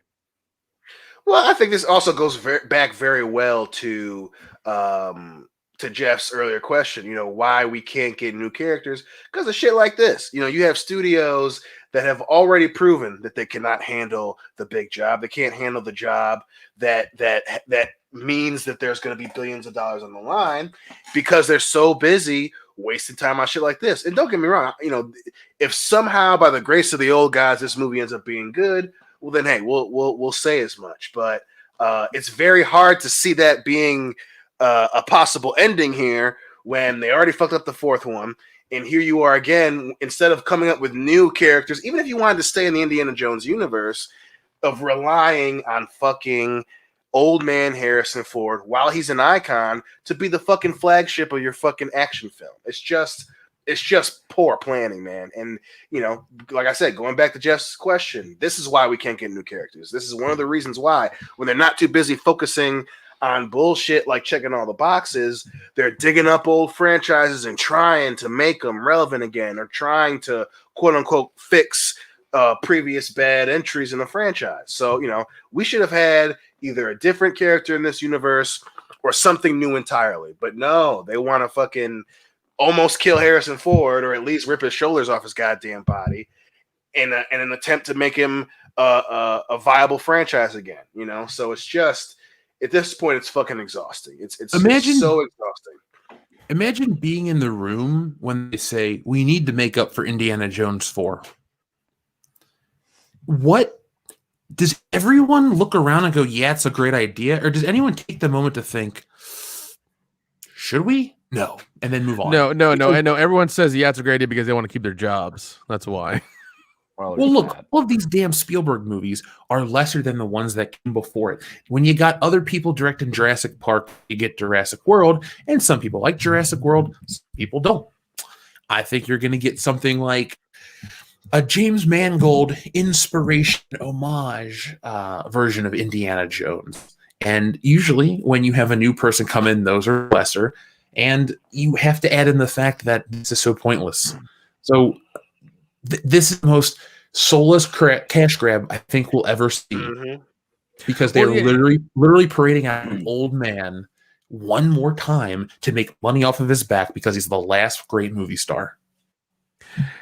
Yeah, and it's just frustrating them. And the worst thing is, like, the normies are probably eating it up. They're like, oh yeah, new Harrison, new Indiana Jones, man, it's gonna be awesome. It's gonna be great, because they were good movies. I remember my childhood watching them; they were awesome. For some reason, nobody remembers the fourth one, how bad that was. But they're like, oh yeah, a new one could be good, because Hollywood doesn't ever make any fucking mistakes.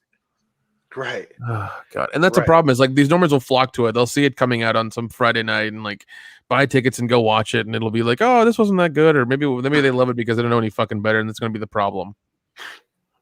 Well, I think to your point, and also to Jeff's question, the reason why that happens, and the reason why when they were in that room and no one said no, maybe we shouldn't, is because for them this is the easiest way to $1 billion. This is simply them cutting corners. Because again, I empathize with people whose job it is to do this, but creating new characters is fucking hard to do, and I understand that. At the same time, this is a very, very steep fucking bet to make when you're putting it on the back of a dude who's in his fucking 70s to be the star of your goddamn action movie. It's just, and that's before getting into all the bullshit that's probably going to be in this movie. But yeah, they all said yes, and they're all banking on the normies showing up. They're all banking on, the OG fans showing up and shelling money out to go see the film. That's why everyone said okay in that fucking meeting. That's why the studio okayed the budget for this shit, because they're like, hey, this is a cool, easy $1 billion that we'll make, and it's a hell of a lot easier breaking Harrison Ford more than it is creating a new and original fucking character. So, it's just, that's the part that's so frustrating for me is, it's just so weird being in that position for them. I can't bring myself to see it that way. Like, hey, let's do something that's clearly fucking hard as shit instead of going the smart route and making a new character. Let's do something that's probably going to be delayed because of injury and the fact that he's a fucking senior citizen. But no, we're not going to fucking make a new character with a young, vibrant star, even in the same universe. We're going to hope that this dude is alive at the end of the of the production for this shit, and then we're going to make $1 billion. And it's just bad planning, really bad planning, at least for now. Yeah, and I mean, I honestly don't see them making $1 billion because, like, the last one came out, I don't know how long ago, and nobody really cared for it. There's not been any sort of 13 years, geez, and nobody's really talked about the character since. The 4K Blu-rays came out, and that's kind of went by, and nobody really cared. But I mean, that's the thing is, like, they're trying to literally take him up and look, present him out as we keep saying, and it's just kind of like, do people want him? Is there a need for him? If people have been asking about Indiana Jones and things like that, it's like, I don't think so. I don't think he's relevant in the pop culture lexicon anymore as being relevant. We have the last the three first movies that were really good, but that's it. After that, it's like, that's all we want. That's all we need. The new ones, nobody cares for because we have the three really good ones. And it's just like, can they make the $1 billion off of him now? And personally, I don't think so. I don't think they can. Indiana Jones came out at the right time. Harrison Ford was the biggest star.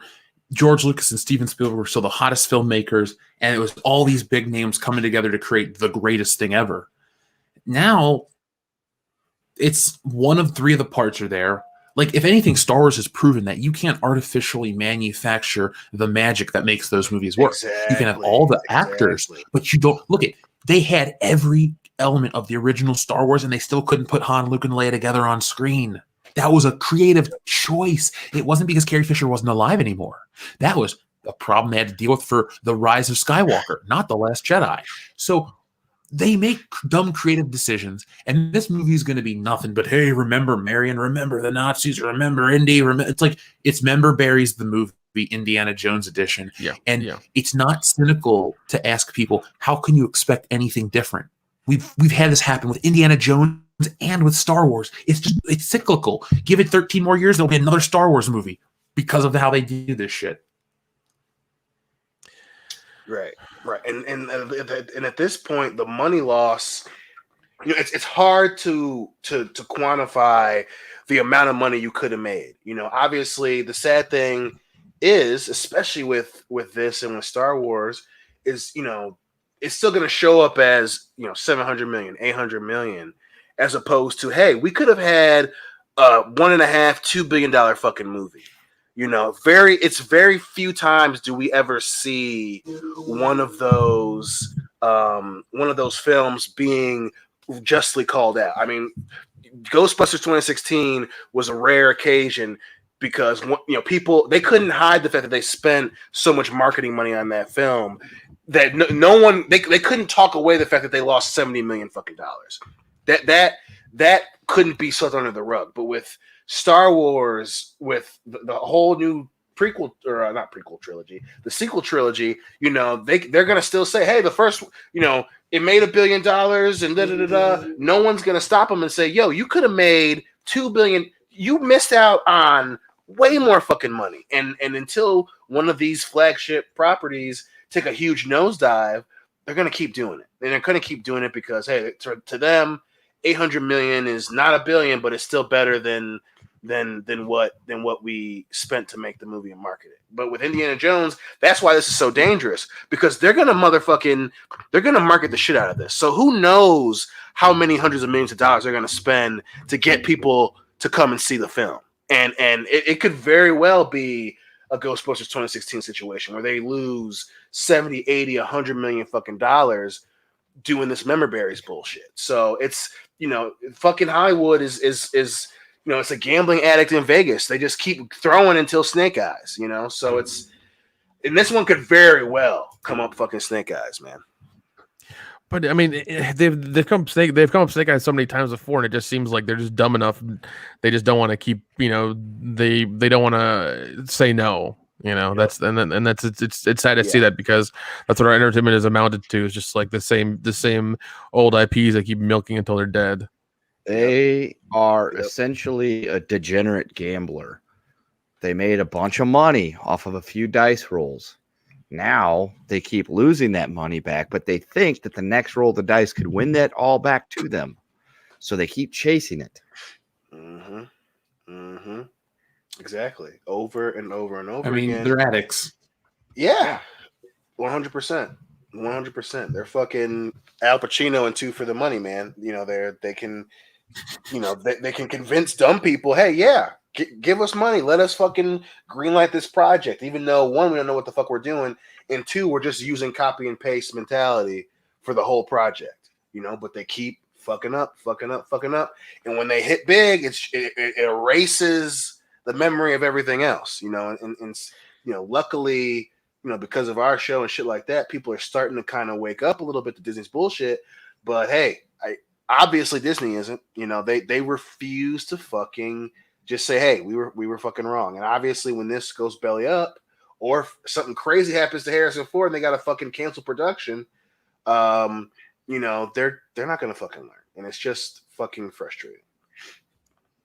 It is, and it's disappointing, and it's sad too. Like, I feel bad for Harrison Ford. I mean, usually people seem like, oh, they're just doing it for the money out of greed. I don't know why he does these because he's super rich. Maybe it just is for more money and the greed, but it just never works out for him. It's like, again, the universe wants to tell you, Harrison, put it down, man. It's not time. Yeah, man. It's frustrating. Brad, you're right. They should have made triple the amount of money on the toys, but guess what? They didn't. Now, it's not all sequel trilogy problems. I mean, it's 95% that, but it's also Hasbro decided to make really shitty toys starting as soon as Disney purchased Star Wars. So it actually is the sequel trilogy's fault in its own way. But that is when the decline happened, and it's really hard to get people excited for subpar toys. If anything, folks, I'll be the guy to make the video on this, but remember, Star Wars is the prime example that just because you put a brand name on something does not mean that it will make all the money it possibly could. You still have to have effort. If you don't give a fuck and don't try, it won't make as much as money as possible. Yeah, there's nothing more disappointing than to go buy a toy and find the one that you're looking for, and it's the only one they have, and it has derp eyes. Now, we have some of the fastest listeners on the planet. We have the D-Files, Dion, right here on screen. Damn right. Damn right we do. That shit looks beautiful. Oh, man. I feel like it would make leading man right money. there. Oh, yeah. Okay. It works perfectly. I think it works perfectly. Oh, Move over Do you to think we can get that more. ready for Dion February? Green's in the business. Oh, yeah. 100%. February is the prime target release date. Oh yeah, Dion's gonna go down as the Tay Diggs of 2020. This decade. Oh my god. That's right. Damn right. The D-Files. That's what I just want to make this show now is all I want to do. I mean, we could try to find Gillian Anderson. I can't think she's up to anything. Now, let's talk about another one of our topics that isn't the D-Files related. I'm sorry, Dion, but it is Star Wars related, which is what brought a lot of people here to the channel. So this week, over the weekend, excuse me, it came to our attention that they're renaming Boba Fett's ship Slave One on the Lego boxes because apparently the word slave is offensive.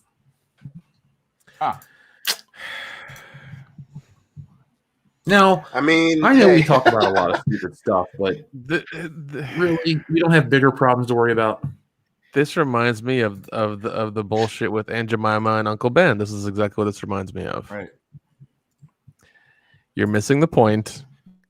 You're doing something small to show that you care, which you really don't, and you're just trying to virtue signal. That's all this is.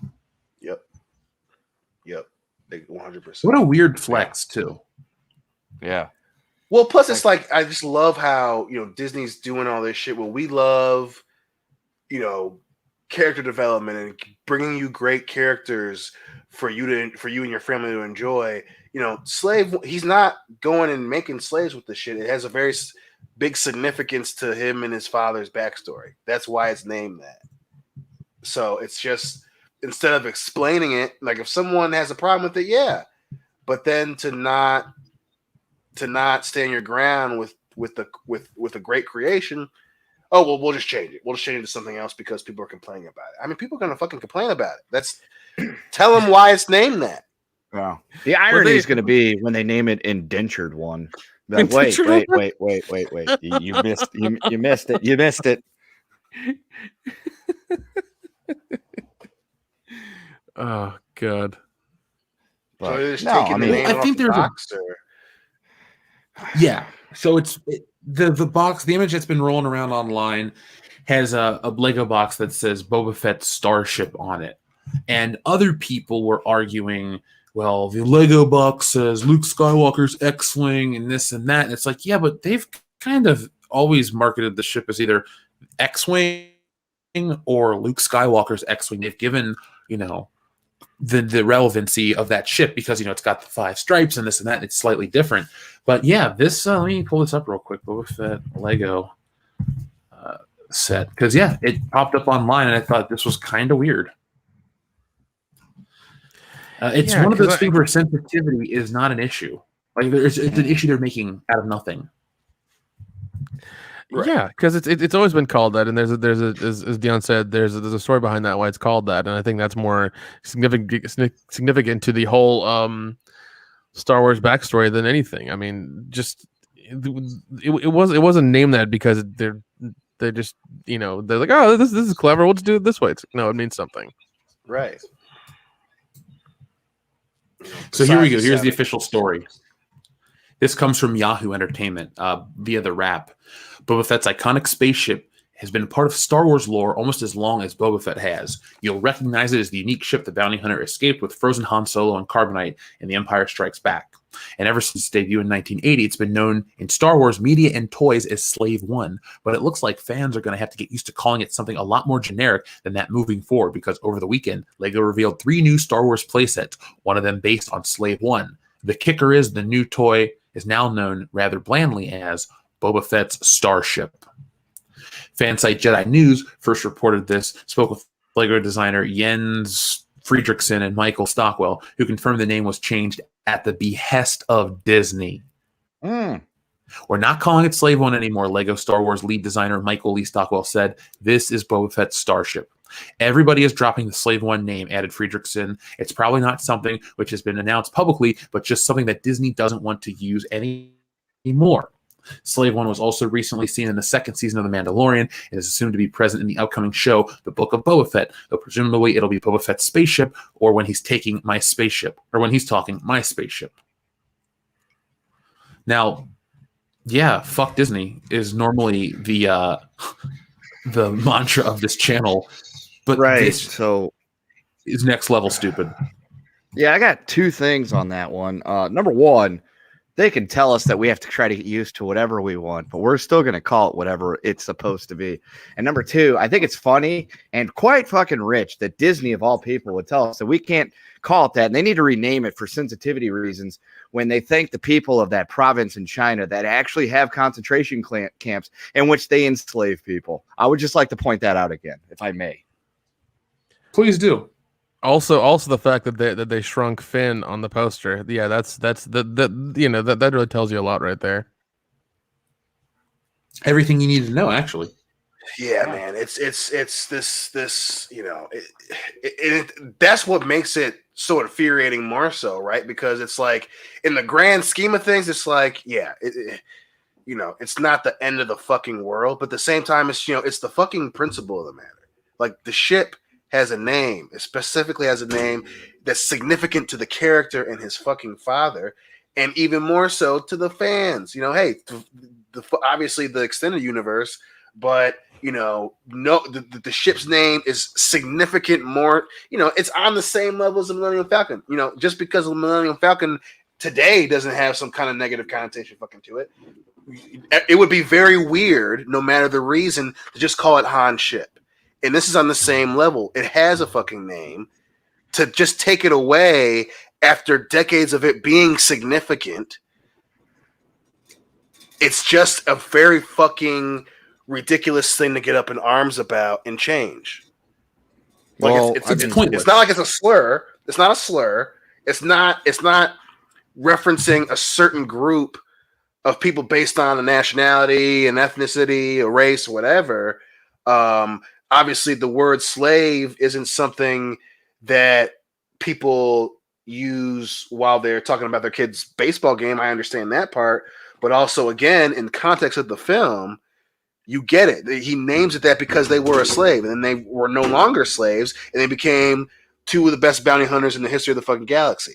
That's the significance of it, to strike fear in the people that they're going after, right? And it's just so fucking. It's just a ridiculous thing for that hill for them to die on. Just wait. They're gonna change the Millennium Falcon. It's gonna be known as Ray's Starship. Oh god damn it! Well, Dion, I always wonder where's the line drawn? Where does society say that's enough? Because you ever notice the wording, how quickly it's gone? Disney said it's changed. Blah blah blah. We're not doing it publicly, but you better get used to it. Listen to the way that was fucking said to us. Right. Like, everybody is dropping the name. It's probably not something which has been announced publicly, but something that Disney doesn't want to use anymore. Like just the way that's the article itself putting that out there. But still, it's pompous. And the one thing Disney can't do, I guess the Star Wars fight continues officially, but everyone talks about this and that changes the fight's over. No, the headlines of shit that seems like you can make up stuff is over. There really is more shit going on behind the scenes. This is full sanitation, but no, it's not got the hot clickbait titles, but this is the bigger deal than any boardroom drama that isn't happening. This is confirmation of how they treat Star Wars. They're going through it and wiping it bit by bit away. Its unique identity. It doesn't matter if you like it or hate it. Eventually, somebody's going to come in. One of these mega corporations is going to buy up your favorite property, and they're going to wipe it, and they're going to pick away its identity piece by piece. Before you got nothing. So let's really focus on their coming. Look at. They canceled the Slave Leia figure for a while. They pulled her off. People now want the 6-inch version of her. Like they've been trying to sanitize Star Wars' image for a while. As they make really bad stuff, they cut out the questionable stuff, and that's what pisses me off. Yeah, well, it's like 1984 newspeak, but in Star Wars. Right. It's just such a weird fucking thing. Like no one's gonna forget Slave Leia. Like that's not gonna be a thing. That's something that was so iconic from when it came out throughout the fucking history of this franchise. You just getting rid of the figure, people aren't going to stop using it. Like that, even if you feel that it's some kind of objectifiable portrayal of the fucking character, there's a reason for it. She fucking went undercover and she got caught by a fucking crime lord on a fucking Wild West desert planet. Yeah, and then they're not all gonna be nice bad guys. Well, let me make sure that she's in trousers, slacks, and a button up while I have her captive. Like that's not how that fucking works. She's wearing like a 3-piece business suit, right? Like it's just such a weird fucking thing. And then obviously was going back to Slave One. This weird sanitization to generalize Star Wars. Star Wars is world famous because it's not generalized. Because it's not 100% sterile. Yes, it's for everybody, but there are aspects of it that make it mature enough to be cool. What are they going to do next? Are they going to get rid of the blood from the original Star Wars when Obi-Wan cuts the fucking hand off one of the bad guys there? Like, are you going to get rid of everything that separates Star Wars? Up. I really shouldn't do that. Ideas. I'm sorry, my bad. Don't you dare erase that from the record. I'm sorry, I didn't say that shit. I didn't. But are you going to erase everything? Are you erasing everything that differentiates Star Wars from Star Trek and fucking Doctor Who? Like it's just they don't have a Slave One. That's one of the reasons why it's cool. They don't have something cool like that. So it's just such a weird thing to double down on, because the word slave is not a preferable word. We don't want kids to say it. They're gonna fucking hear about shit that uses the word slave anyway. You're not helping anyone, and no one's gonna buy it just because it's no longer called Slave One. Like that's not a marketing thing. Like so, it's just such a weird, ridiculous fucking thing to do. We're gonna get to the point where the only thing we're allowed to watch in TV and movies is equivalent to the fucking Barney show. Oh God, don't say that. And then they're gonna be surprised that nobody wants to fucking watch it and buy it. And this is why I like my physical media, because they can't fucking change it. No, but they'll come and steal it from you in the night. SWAT team. Shut up, Kendo. Shut up. Shut your goddamn mouth. It'll be like equilibrium. We're all going to one thing suffer. We're forgetting about. I will. You better not. You could give them the ideas. Damn it. Stop it. Just stop it. Scared. Listen, my DVD collection is sacred. Okay, they will never touch that shit. Well, it doesn't matter about what they can and can't change, because like 90% of people have thrown out boxes. So your toy's not going to, it doesn't say it. Thankfully, they don't write the names on the ships. That'd be stupid. Anyway, I digress. My point is, though, like they're trying to sanitize, like you said, Dion, the word slave. I mean, you learn about it in school. It's relevant. Right. And one thing we're forgetting is Boba Fett's the bad guy.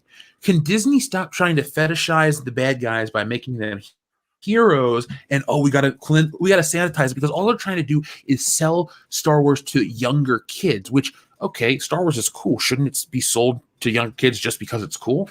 I don't think I think actually we do.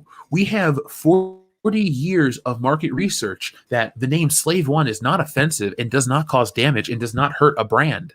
So, Right. excuse me, anyone out there that wants to try and act like this is right or justified or normal or cool. No, it's weird history being erased by assholes that didn't even create the history themselves. This is what happens when this is corporate raising at its best, corporate fracking, whatever you want to call it. Like, this is just mining all these pieces out of Star Wars to make it this weird cube of nothing. Like, nobody really gives this shit anymore from what they've done to the new movies, and now they're going to ruin the old ones. Yeah, they're just turning Star Wars into a dead husk of what it used to be. That's all it is. You know, especially with their 18 or 20 shows they're trying to make for it. God. I think this will hurt Slave One sales. I know people are going to go up and buy up the old shit, but remember, folks, when you go up and buy a vintage toy, it does not give Disney any money.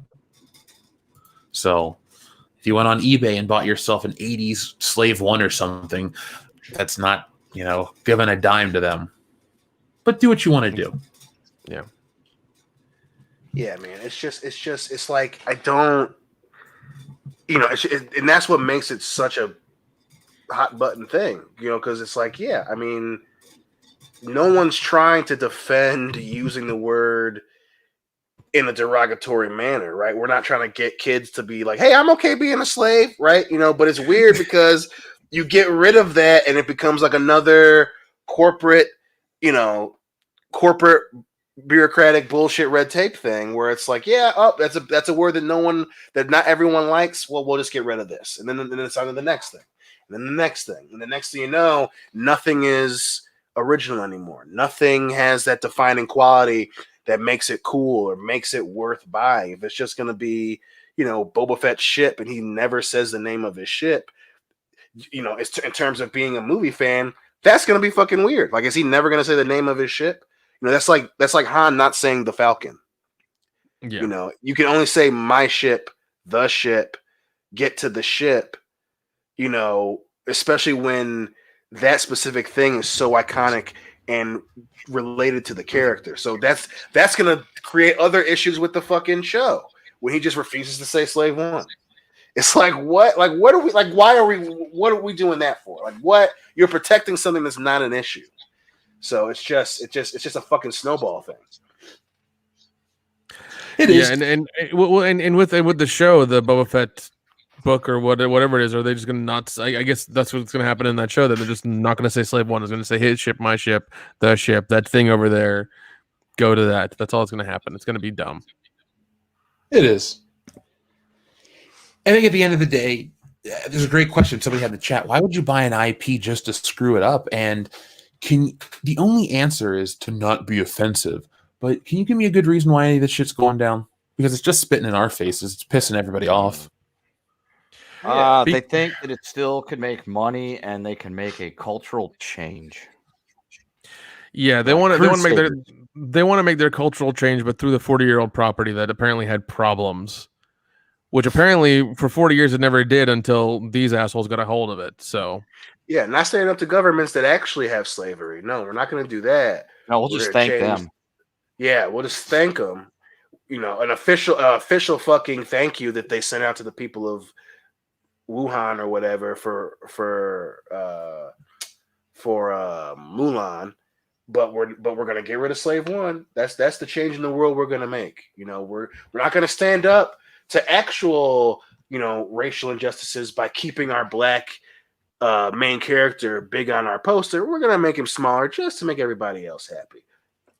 So it's like, okay, so what are you? And that's the other side of it, right? You're gonna sanitize the toys in the name of the property, but when you have actual opportunity to encourage change, you're gonna fucking shy away from it like a bunch of corporate pussies. Yeah. Well, let's not forget another really great maneuver. We have to have a prominent Asian character to sell to the Chinese market. She'll be Vietnamese, but it doesn't matter because they all look the same and they'll love her anyway. Right. Only for that to blow up in their face. Oh, God. Well, China was never officially involved, Kendo, Yeah. Sure. movies. It's so great that all these mega corporations that hold all the movie rights want to get so political, isn't it? I mean, there's a reason why I haven't seen the new Fast and Furious movie yet. Yeah, because what's going to happen too. is when we become rich and famous and these franchises are turned to shit, we can buy them for nothing and then make them great again. So it's fine. Well, that's the other thing. Like, go ahead, man. I'm sorry. No, go ahead, because I was going to change the things. Go ahead. Okay, and that's the other side of it, right? It's like you can tell that they're doing this weird thing where we're going to change it now, and so the next generation just won't use it. And it's almost as if, that's going to take 25 fucking years. So you're just expecting to ride out this 25-year fucking rough storm of people not buying your toys on the hope that the next generation is going to buy it and not use words like slave? Like, it's just like such a weird, like, there's no way that a person with a working human brain is like, yeah, let's get rid of this name. And we're just hoping that small kids will just get their parents to buy it and the parents will buy it to shut them up.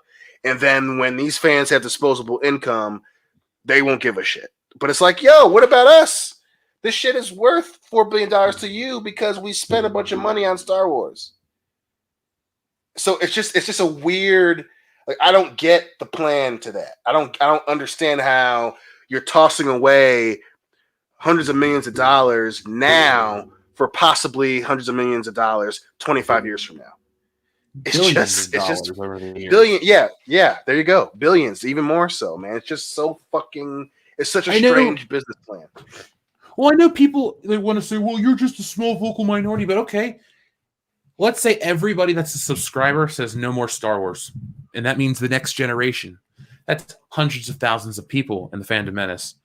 That's hundreds of thousands of the next generation. Now, that's a big chunk of people. Like, you can't act like that's not a problem. And we want to pass on these things. If they keep changing the thing we want to pass on, the fans will understand it's not worth passing on. If Star Wars, well, actually, it already has become this, but why would I want to pass it on to the next generation so I can set a kid up for the ultimate disappointment? You got to understand something, Disney and people out there. Kids do grow up, but also kids don't need to be sold terrible entertainment. We weren't. Generations weren't. There's a reason why it's a weird business decision too, because we are living in the era where you can constantly mine He-Man, Transformers, Power Rangers, all this crap constantly over and over and over because it was something that stuck with us from our childhoods that was great. They don't create anything that makes people want to come back in 25 years or nonstop for 25 years. Like, we'll use me in the Power Rangers for an example. That's a perfect I grew up example. with that shit back in the 90s. I still buy the toys. Like, anytime we'll put out something new and cool, it's like, I could use another Green Ranger because who couldn't? But it was because it was something that was awesome to me. And you know what? Maybe I do want to pass on. They keep making new Power Rangers toys based on the original characters. So, yeah, I'm selfish. Yes. I'm not going to share my vintage shit. But I can pass on the White Ranger and the Green Ranger to the next generation because they keep making the fucking things. That's that weird window. Like, I can pass on something I'm proud of from being a kid. If I go like, I'm going to get my kid into Star Wars, it's going to be such a difficult thing. Well, maybe the saga. So let's go from the prequels to the originals. Then it's like, well, I don't like Disney, so now I got to go out of my way to buy Star Wars shit that's old and it's used. Do I trust it? Yeah, there's so many barriers to want to like Star Wars and accept it, move on with it. I can't. I just say fuck it. When I have kids, we're not watching Star Wars. It's something I watch. Something they're not a part of. Why? Why do I want to keep helping? Well, I think the reason why Power Rangers is the perfect example of this, right? And of course, side note, every company thinks they're gonna be the one to do it different, right? But Power Rangers how many fucking releases of the later generations of Power Rangers do you see compared to the originals? It's a mile fucking difference. I mean, it probably stops at Power in Space. You still see releases of In Space or Galaxy or Zeo, maybe shit like that, but you do not see a lot of re-releases of RPD or or fucking, Dino Thunder and all that shit. The fucking gap between the brand loyalty to the original Power Rangers compared to the rest of the franchise is fucking staggering. I mean, every time that there's a new release, the four of us talk about it. Yeah. Oh yeah. And it's always the original ones. Yeah. Look at it. Yes. Anytime they want to make money on toys, what do they release? 1989 Batman, old ass Superman, Ninja Turtle shit that looks like the stuff from the cartoons in the 1990 movie. They're working a fine line here where they know where the sweet spot is to sell things to people, to like us, but then for the general public, they're like, well, we can give them whatever the fuck they want, and they're going to come see it anyway. So what if we piss off this group? We've got the greater majority that's going to come out and tell how good we are. Problem is, I think they're betting a little too heavily on that second group. Yeah, and again, Batman's another. Yeah, you guys are on fire tonight. Batman's another example of the opposite, right? So outside, that's right. Outside of the early Batman, the animated series comes out, and everything that spawned from that, even up until Batman Beyond, is still super fucking popular, right? So when the quality was focused on making cool characters and making quality figures and toys in an expanded universe, other films, those things are just as much as loved almost as the original animated series.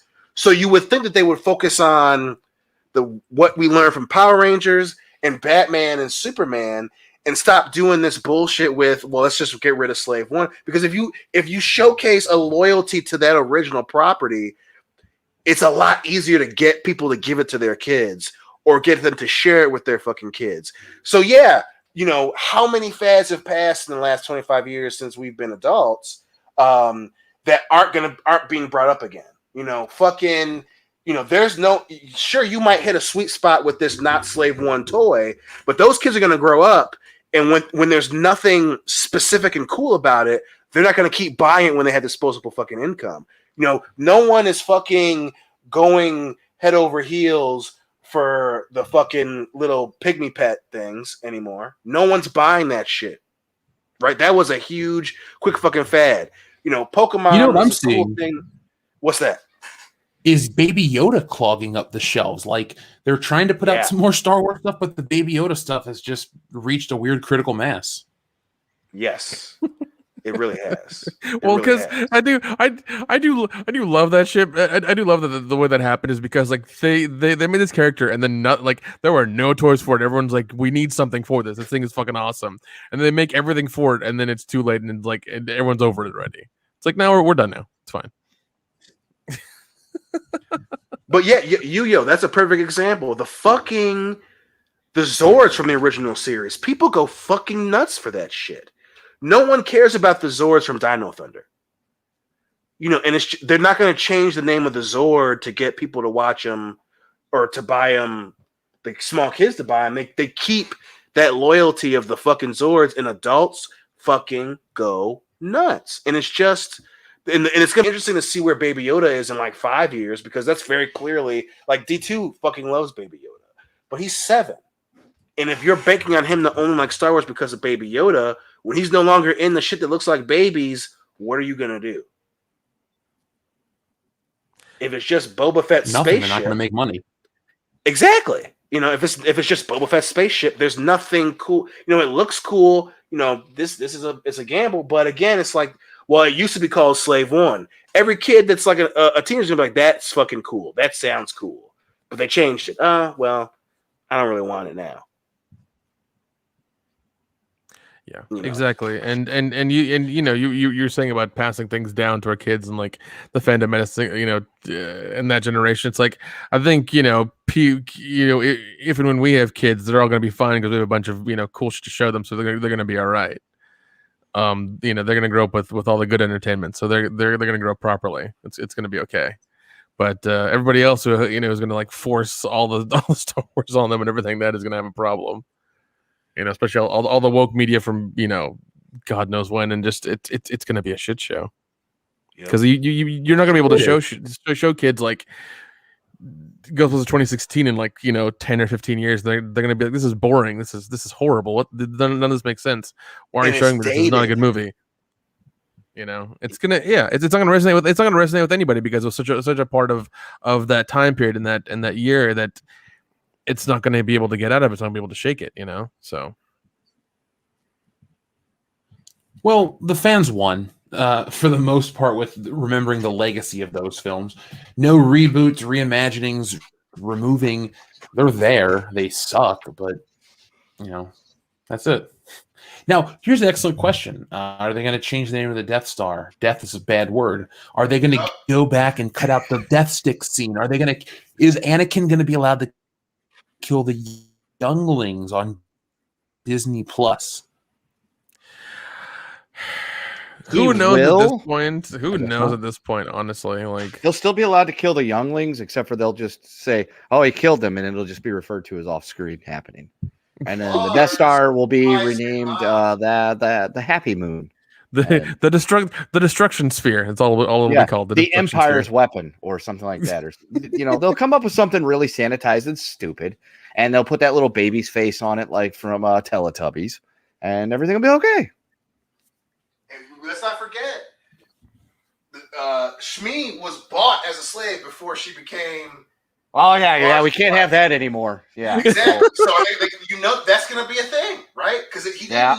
They're gonna have to rewrite that dialogue and deep fake it, and it's gonna be her talking about, oh, I'm just poor, and that's why I work for Watto. I didn't go to college.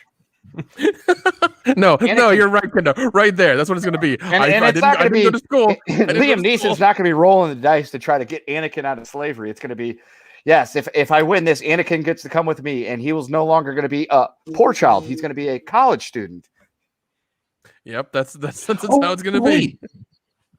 Yeah, I never even thought about episode 1, Anakin freeing himself from slavery. They have to sense. Here's the problem. He's freeing himself from the Jedi don't ever go back either. The Jedi don't go back either. It's not like the Jedi go back to free him. No. Well, that's because he's at the university now, Dion. Right, that's a good point. Because it can't be a Jedi temple. Temple implies religion, and not everybody's at religion, and that's exclusionary. So now it's Jedi University. That's very true. Are the Empire not going to call it a hokey religion anymore, too? No, it's going to be referred to as like a rival college. So it's going to be like Michigan OSU. So they're just going to shit on them and say, well, that's a stupid school that the Jedi go to. They go to Jedi University and they're dumb. We're the Empire. Yeah. We go to Empire University. We're better than they are. Or the Empire Academy, whichever way you want to go.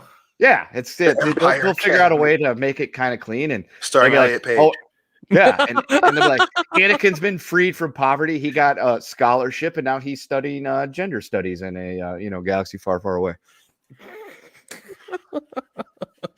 Hoping you're a black hole, or it just disappears forever. See, now you can't say black either. African American hole? Is that the proper nomenclature? No. We'll just use quantum singularity. There you go. You happy now? Yeah, he's next to a quantum singularity. See, that works because that's neutral. That doesn't imply anything. No, it doesn't. It doesn't. Yeah. So we can't even use the word dark matter either. We can't use that. Say dark side of the force. It is the oh my God, not good side of the force. Yeah, I mean, you joke, but that's a legit thing because if we can't say slave. What other fucking words do we hear throughout Star Wars, man? Yeah, death. Oh, I know, I joke, but that's where we're headed. That's where this is all going. You can't start sanitizing one word and expect it to stop right there. You give them an inch, they're going to take every fucking mile they can from you. They're going to take a light year in this case if we want to keep the space theme going. God damn it! And they're going to knock out every. Wait, Kendo, you can't call the light year because that insinuates that there's a dark year. So we can't have that. Yep, you're right. We can't have that. So it's a sun year. A sun year. Time that the stuff that the sun puts off. We can't say what that is, but it makes things bright. Wait, no, because that's problematic. Because the opposite of bright is also dark. There you go, Kendo. See, you're fucking up, man. Come on now. God, I really, really need to go back to school and get my gender studies degree. We all do. So that way I can be, cool, operating in this new wonderful time. We need to make that college movie. We can. Yeah, that'd be fun. Bring it back raunchy comedies, the things that people need right now. No, if anything, we should steer into this and make it the most sanitized, shitty college movie of all time. People think it's going to be Animal House, and we'll give them like the opposite of that. Like we're all taking our gender studies degrees very fucking seriously. We won't tell them we won't talk about what happens at the end of the movie where we graduate. We can't get a fucking job because nobody takes those degrees seriously in the real world. That's very true. By the way, guys, we have a correction. It's not dark matter. It's MOC, matter of color. Yeah, that works. That works. Yeah. God, I love our fans. Oh, you guys are amazing. I do. Now, is there anything else you guys want to talk about on the topic of Disney sanitization or slaves or anything like that? That's our first big topic of the night, so we got to keep moving. I don't know. I'm still not going to give Disney my money. They're not getting a damn red cent from me. Well, it's making me not want to buy Lego. Not all Lego sets, just Star Wars Lego sets. Yeah. The only one that people were clamoring for was the R2D2 that came out recently. That one fucking went. So. Yeah, that was the only one that I think. All right, so wanted. Let's check in with the audience, and then we'll get back to our regularly scheduled program already in progress. Yes, James Hancock, you got it right. That's the name of our... Don't tempt us. We'll make that fucking internet. college movie. We should just make our own fraternity. Bullshit house. I'm down with that. What do we need to do this?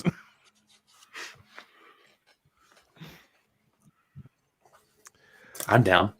So let's check in with the audience, shall we? So we have some dildo talk. Yeah. Doug Keller says, the dildo Joseph Wales, and 2 dildos for Sister Sarah. I think she's busy. That's good. I like that one. Zach Z says, foreigner, double dildo, blue day. Yeah, I can buy I've that. I've been waiting for a dildo like you to step into my life.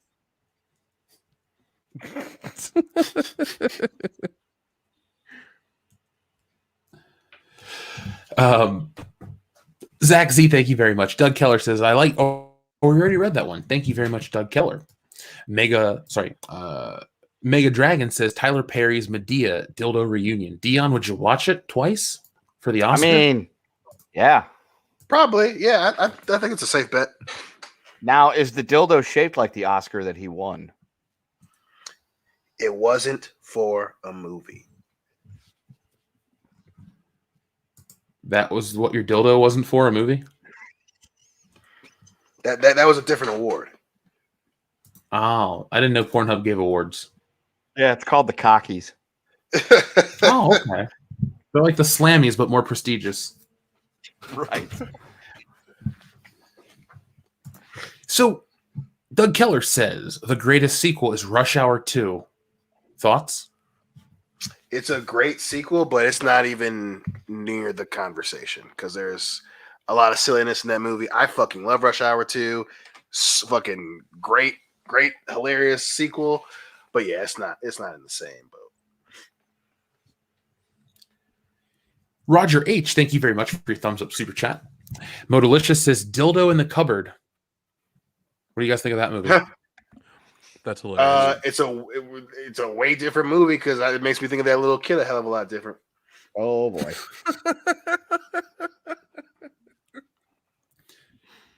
Andrew Clark, thank you very much. He says, will you debate Blessed Southpaw over Spider-Man 2? He goes over it in Mahler level detail. Nothing is working in that movie.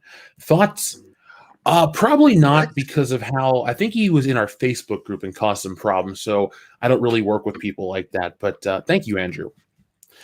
Warlock King says Star Trek Wrath of Khan. Star Trek to Wrath of Khan in terms of sequels. What do you guys say about that? That one's high up there. That one's high up there for sure. I don't think it's better than T2, Empire, Beverly Hills Cop 2, or Lethal Weapon 2.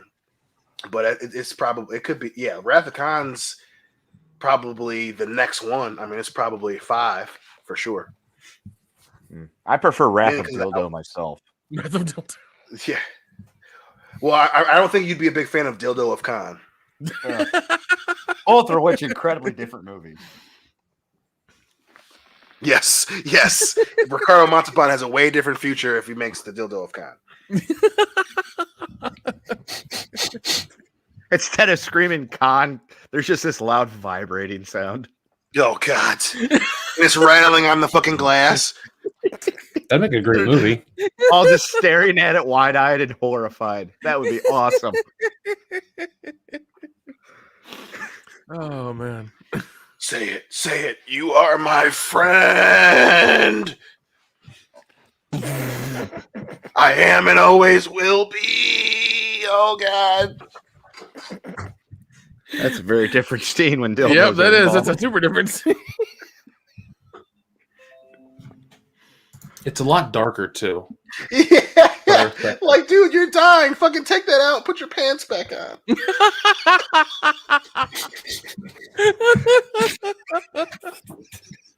Oh, that the Dion. butt plug of Khan. That dude was a butt Would plug. you guys watch that movie? I don't know. Honestly, yeah, I think I would. I was gonna say we could do it for the channel. I think I have my limits. Don't blame you. All right, I thought I crossed the line. I mean, you did, but it wasn't one that we haven't seen cross before. So, I was gonna say I'm if a there's a habitual bottle of line whiskey stepper. involved, and all 4 of us are in the same room, I think we could get through the butt plug of Khan. Yeah, we can riff track that pretty well. oh shit! You want me to pause it while you go get a beer? No, don't pause it. Keep it playing. I'll be back. I was worried we were gonna go with that, Kendall, because you said a bottle of whiskey and 4 of us in a room. I was like, where's he going with this? Clearly, yeah, like, I your mind love y'all, isn't but not better. that type of love. Yeah, I was gonna say. I clearly you are forgetting what it's like for the 4 of us to get drunk and watch movies together. It's a glorious. It's been a goddamn while, okay? All right, give me a Clearly, break, quarantine all right? has changed you. It has, all right. It has.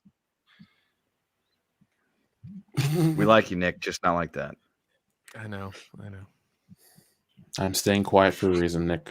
It's not to judge you. Thanks. harshly. Thanks. I mean, I got to keep this team together somehow, right? That's right. Yeah, one of us Right. has to stand in the middle while the other 2 sling shit at the other one.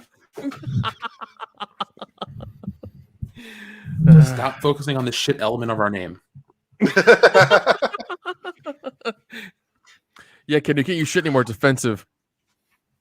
Yeah, it implies. What would it imply? Oh, well, poop is brown, so that's why. Okay, so yeah, you can't. Whoa! No excrement talk whatsoever. Going full Bill O'Reilly up in this motherfucker. Hey, I haven't harassed any interns. Oh my god. Oh, poor Bill.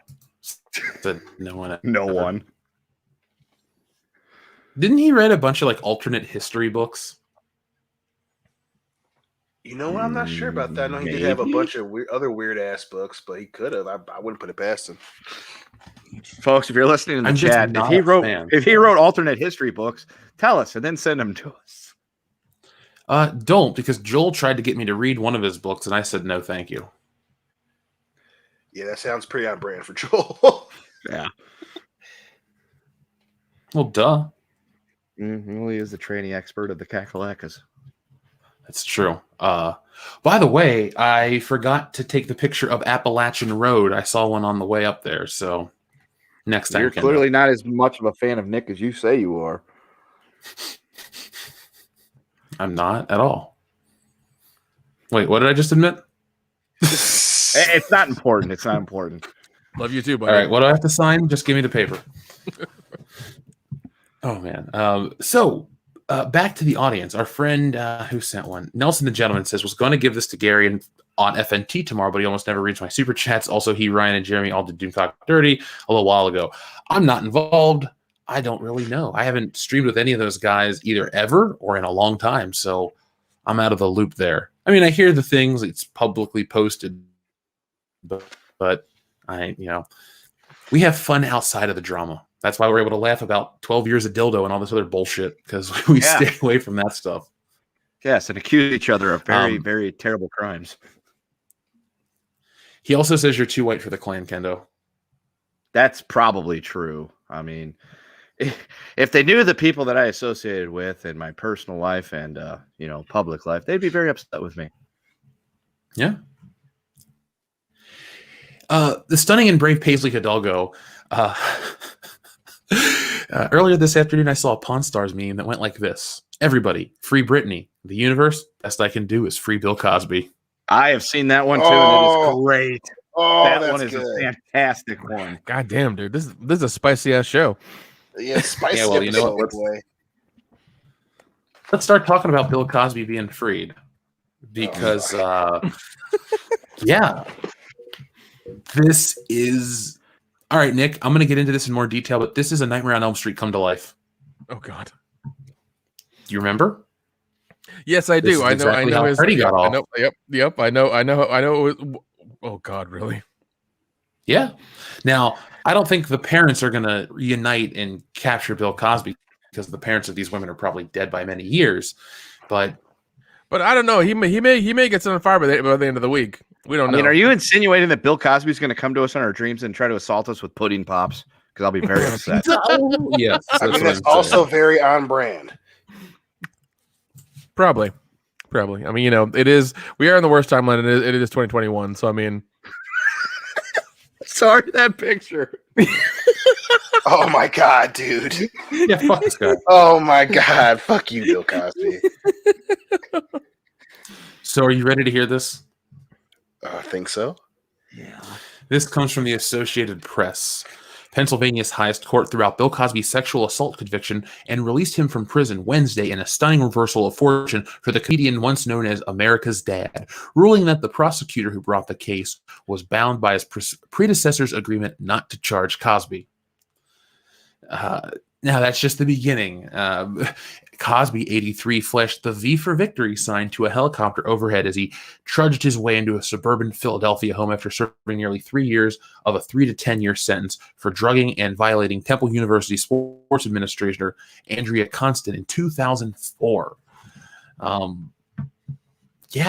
We had a lot of Bill Cosby stories come out after the conviction during this stuff. And now Bill Cosby is a freed man. What did you guys think when you read this?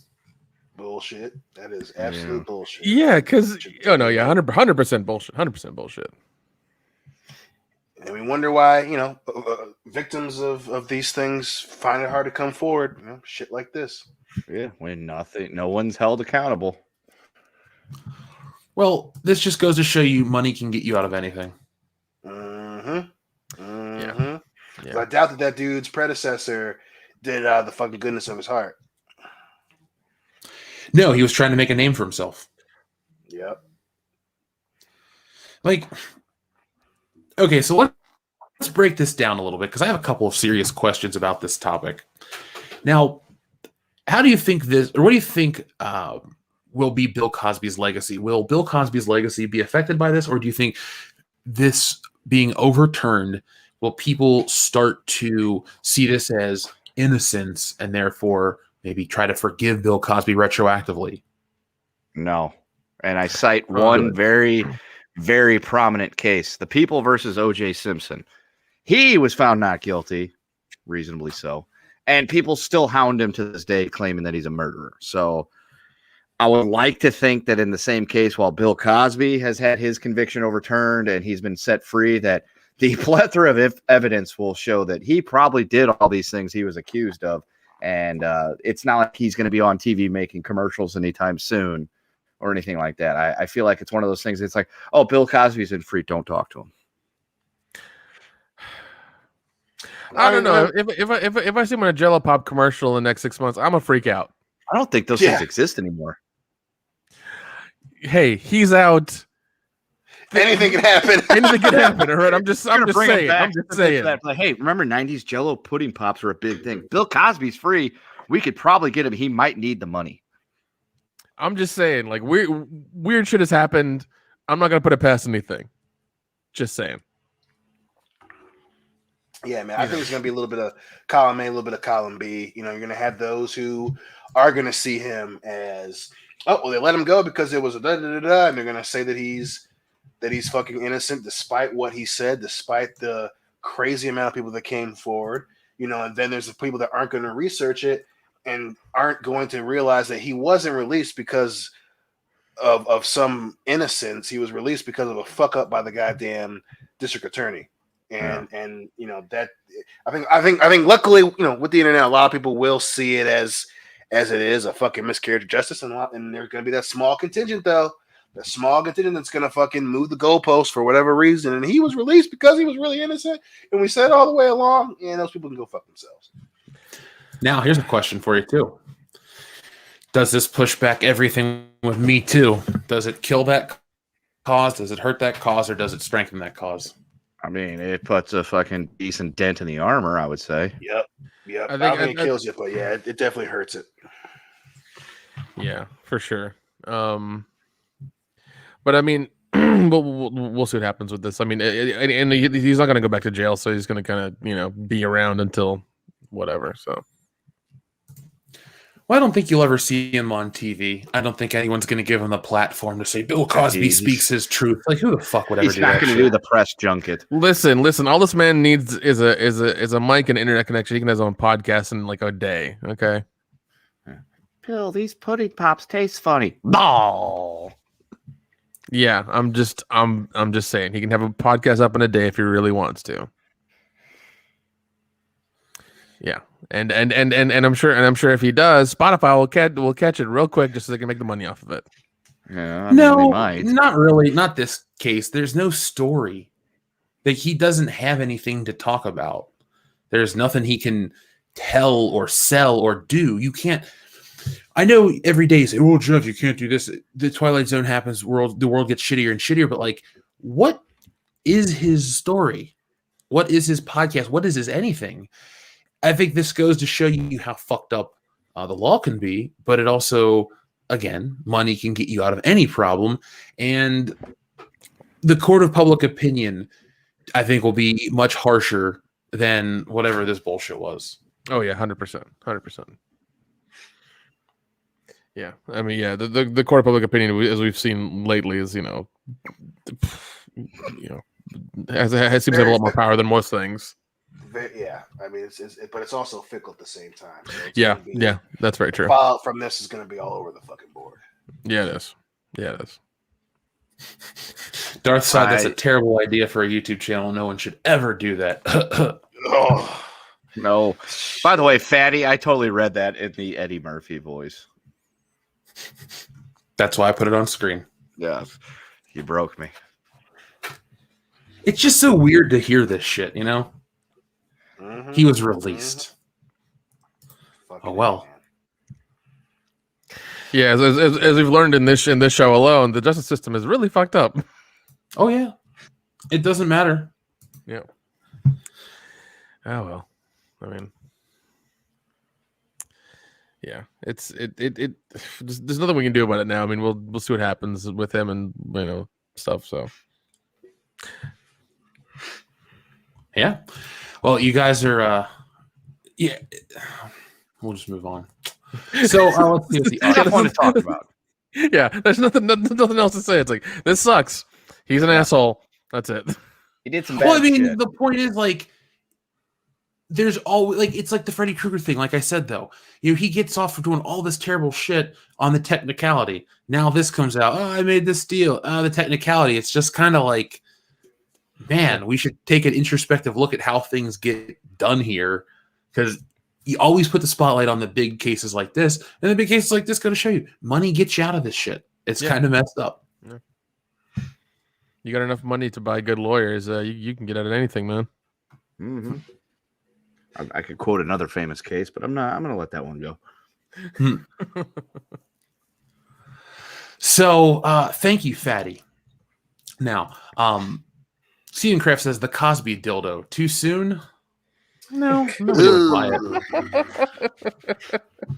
Yikes.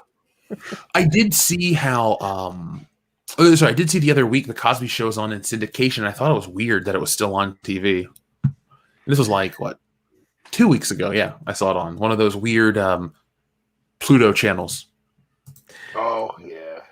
Yeah, well, it's Pluto. They they need the money. They do. All right, so our next topic, folks, we're going to be talking about Black Widow in just a moment. So Rob Brantz says, Vince buying WCW effed up the timeline. It did. Yeah. Yep. That was one of the points where the product did start to decrease in quality. Well, if you think about it, that March 2001 window is like the culmination of three terrible things. March, April 2001, a bunch of terrible things happening at once, and therefore killing the wrestling industry. You lose both of your top stars. Everyone goes, oh, Stone Cold turned heel and that killed wrestling. Yeah, but The Rock left the next day. There was nobody for him to fight. Like the logical story left for Hollywood. Triple H. So that whole 2 weeks is what killed the timeline. Well, it was the 2 weeks thing, but dude, all that happens with the title picture. You kill your star power, and you give them, you get rid of the other face. Vince buys his competition, and they just, they blow it out of the water with WrestleMania, but they don't have a plan. They kind of give up. It's like, we won, that's it. And yeah, that sense of complacency killed everything to this day. Yes. So Vince is the linchpin that scripted the whole timeline. I mean, you live long enough to see yourself become the villain, which he has. The only difference is he's a villain that looks like he's melting.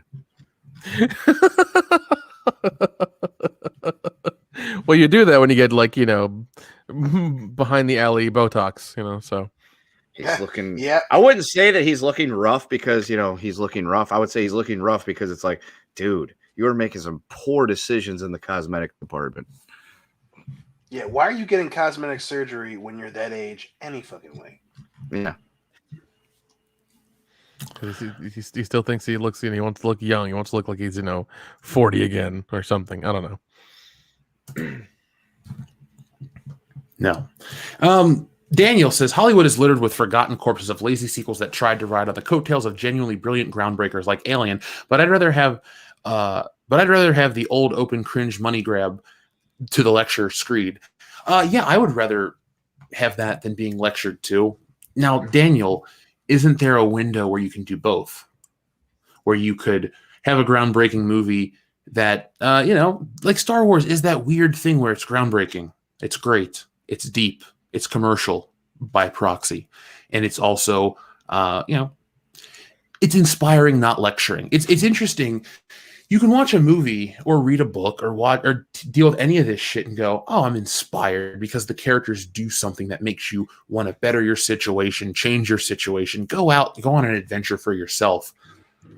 These movies don't really inspire that. They get you to want to sit there, be lectured to, get outraged, go online, and then never go on the journey. It's like they're a weird tool to just keep you from experiencing life. I don't get it. Like maybe it's as stupid as, well, we don't want to show people go on an unrealistic journey because it makes people feel bad about how bad their lives are. God damn it! Oh really Jesus! Don't say that. Even though that's probably true, that's fucking retarded. But God damn it, that seems appropriate. God. So no more space movies. No more aliens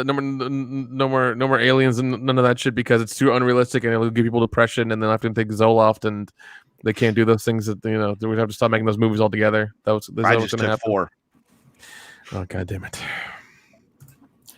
Hey Dion, I got a question for you. Ask away.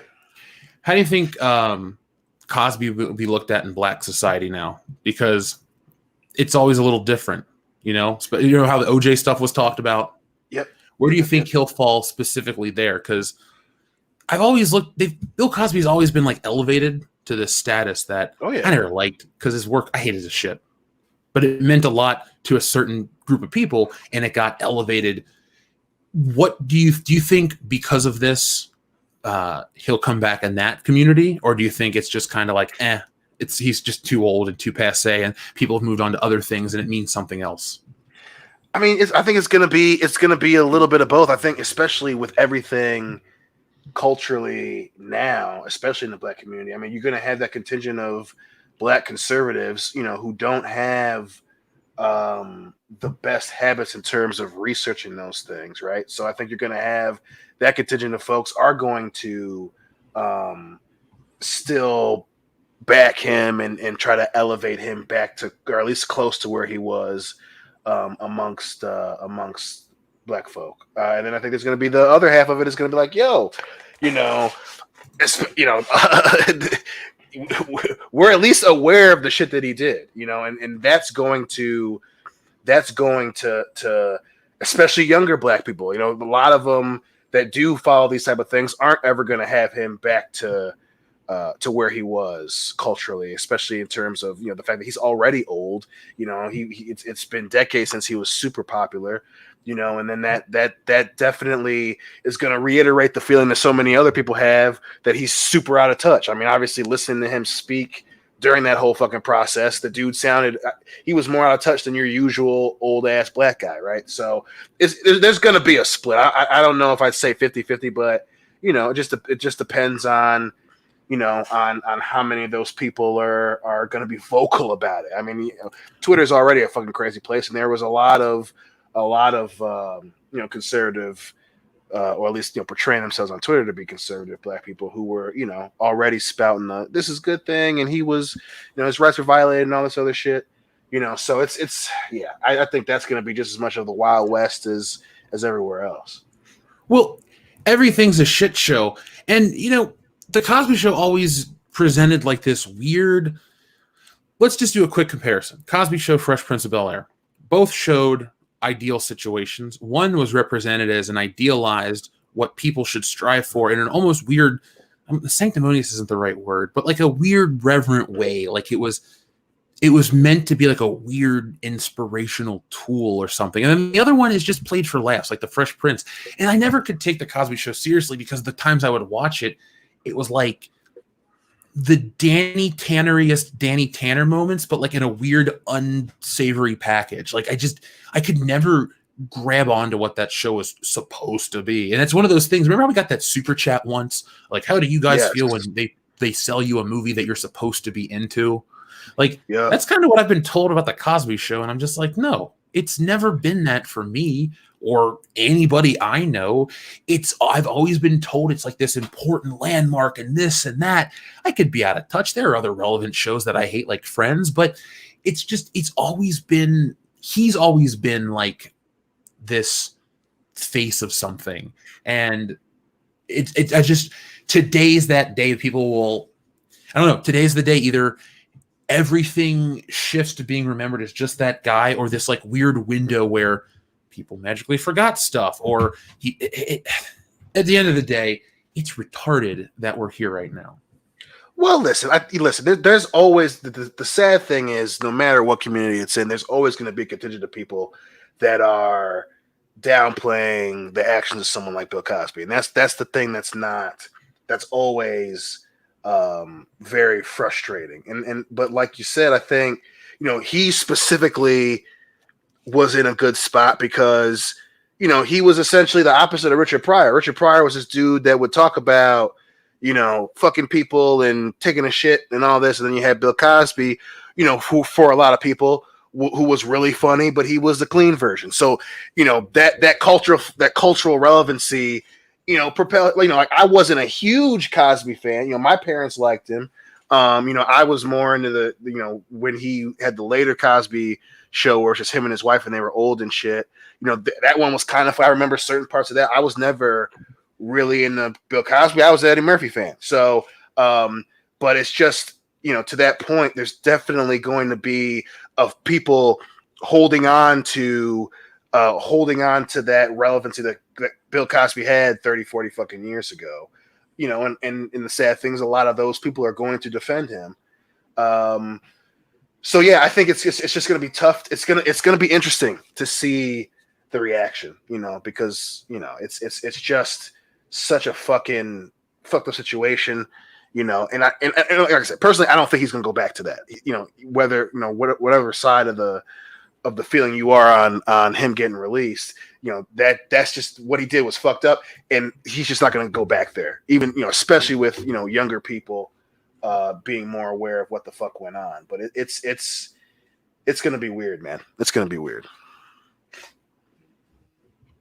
So, Bombshoe says, I can't super chat the word of the day. So Solo a dildo story. Also, I've said it before. We live in the Biff timeline. We do live in the Biff timeline. Now, Kendo, were there any positives from the Biff timeline in Back to the Future Part 2? If you're friends with Biff, yes. So I would say, yeah, there's probably a lot of positives to the Biff timeline, just depending on who you were associated with.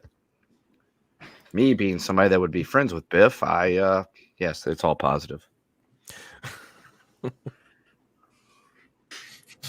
Biff became the president of the United States. It's funny, Alec, in the special features for Back to the Future 2, what is the inspiration for Biff 1985's alternate Biff? Donald Trump. Yep. And that was well before he was the president. But it's funny how it's 1-to-1, man. Art, life, there is that weird singularity happening. I don't like it. Mm-hmm. Hey, Dion, have you seen that weird horse people commercial where instead of centaurs, they're motorcycles? Oh, you know what? Yes, I did for like Geico or whatever. Yeah. It's Geico. Yep, I did see that. Well, you know what? It reminds me, or sorry, it was Jesse said it reminded her of you and how uncomfortable you probably were by it. So is that true? Is that accurate? Not of the motorcycle one, definitely.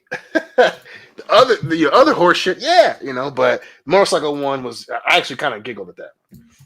I wish I could see a horse commercial right now.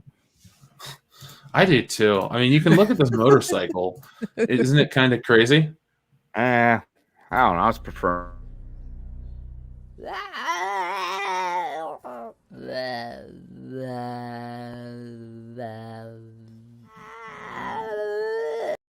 Why'd you let it go on so long? That's the type of horse people commercial I like. He gets me. It's such a weird fucking movie. It is. Super Smash Brothers candidate says, hello, Jeff. I would like to ask, did you receive and read the emails I sent in February? Decided to ask about this on episode 270. Many in the chat agreed gaming is in a debacle. He also says, so what I'd like to know is if you could have on one of your shows some of my friends who are small YouTubers and could use help to boost their voices. We really don't have streams where we invite unknown entities. We've had issues in the past where people get a live mic and say fucked up shit. And I'm not going to put any kind of risk like that. We haven't done it for years. There's a lot of people that people say, hey, invite them on. And it just doesn't really pan out. Now, that being said, if they produce content, I'd be more than happy to say, hey, if you sent me a link to something and I check it out and tell people, hey, check it out. This is cool. Gladly, that kind of stuff. But just the way YouTube is, I mean, sharing a link these days, we got last week's High Council pulled down for sharing a link. So, I mean, it's just not really a good time to risk that kind of shit. So sorry, but no, I can gladly share stuff and help people on social media and do all that stuff. But, sorry. Modalicious says, reticulating splines. Dion, do you like reticulating spines? Ugh. You're welcome. Laughing Stock Media says, remember Jeff said he likes Dragon Ball Z. One of my favorite scenes is Trunks' Mind Power Kai flashback inspired by Kyle Reese's from T1. Whole arc draws from T1, T2.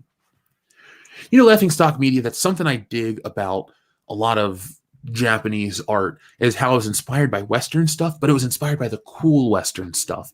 It's not like it's inspired by, they're not like inspired by Friends or The Big Bang Theory or something like that. They're inspired by shit like Highlander and Terminator. And so when you get these, again, like Star Wars, it's an amalgamation of all these wonderful pop culture properties, not even properties, but an amalgamation of all these themes put together in one epic package. Dragon Ball Z pulls a lot from that, which I do respect. Now, Trunks has never been a favorite character because I always find it weird that he's an adult talking to his dad and mom, and then I think there's like a kid version where they have him later down the road. Dude, the Dragon Ball Z timeline is one of the hardest things to follow. While I enjoy the show, I watch it in small chunks. Dion is the bigger Dragon Ball Z fan. He knows all the sagas backwards and forwards, so he's the expert, right, Dion? Absolutely. Darian217 says, Dion Green, the truth is out there about Dark Fate. That'll be episode 1. He investigates Dark Fate. London Short ass Fog. investigation. Yeah. It's your favorite movie. Nothing else to investigate. God. Right. London Fog 66 says, why isn't she smiling? She had a nice smile in Small Libido or in Small Dildo. I don't know why she's not smiling. Do you? Maybe Brie Larson got into her ear. That'll do it. Wolfpain says, hey, y'all, forgot Leslie Headland or Kathleen Kennedy 2.0, former Weinstein assistant, which there's new evidence that she knew of his activities. Oh, I have not heard about that news. I will have to look into it. I knew it. I fucking knew it. I called it whenever they announced who she was. I was like, listen, you don't be an assistant like that until you've got your hands dirty. Yeah, you know where the bodies are. It's hard to believe that an assistant knew nothing. But yeah, and like she's like, oh, I was only assistant for a year. I was like, that's 1 year of his life you know about, and you've probably like Kendo said, you know where some of the bodies are buried. Yeah, that was only 1 year. He probably raped at least 20 women during that time. Well, the thing is, everybody's got these skeletons, and the people that have these terrible skeletons want to play the moral authority on everything. That's always the most interesting thing I found. Yep. Yeah. It works out, isn't it? Yeah. It's like those gay conversion preachers. They always get caught in the bath stalls. That really makes you think about Disney and them constantly changing vocabulary and trying to sanitize everything. Like, what are they hiding? What's going on over there? Song of the South. Yeah, we know some of them. There's that one. And then, you know, Walt Disney and his views towards a certain religious group.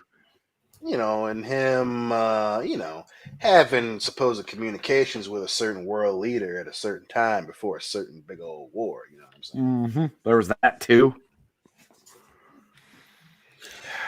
Great company. They love families. They love families. They love it's June was a they take that seriously now. You know, they made their Twitter handle rainbow and everything. Hey, have they switched back yet? Oh yes, they've all switched back as far as I can tell. Like as soon as it struck midnight, it all happens to the stroke of midnight. It was like clockwork. We support gay pride and gay rights. Midnight, fuck that, back to normal. That's how these companies act, dude. At the stroke of midnight, they forget all the causes they believed in vehemently for 30 days. Sure and you know what? It's all back to the blue and white Disney on Twitter. It hurts these causes because these companies that shouldn't take up causes in general, because it's like, I really don't need to know what Kraft macaroni and cheese's stance is on anything. As long as you deliver the same product safely for a competitive price, that's all I need from you. I don't need your views or your opinions. I guess the internet made everyone think they have to hear everyone's opinion, but it's like, I don't care what Baby Bell Cheese says about, border control. I don't care what, Pizza Hut has to say about immigration. I care about stuffed crust pizza. I care about the products. So please stop trying to sell me how invested you are in causes. Lower your prices, make better quality products. Make it here. I don't give a shit what you do, but just draw attention to the actual positives of your brand, of your business, of your company, instead of looking for attention when everyone else is looking for attention. It's like, look, I'm going to raise my hand. I'm virtue signaling. There's your attention. You know what? Yeah. I didn't buy a lot of shit in June. Maybe I'll go back to buying stuff now from these places that aren't honest all year long. You know what, folks? Or companies support gay people and black people all year long, not just February, not just June. Be excellent. Well, that's all we talk about on the fucking channel. Don't be fake. Well, the funny thing is, Instagrams went back too, boys. Like I would, the Detroit Lions, the NFL, the NBA, Disney, all them shits are back to normal, baby. Hey, maybe all these companies can talk to Gillette and see how that went with them. Yeah.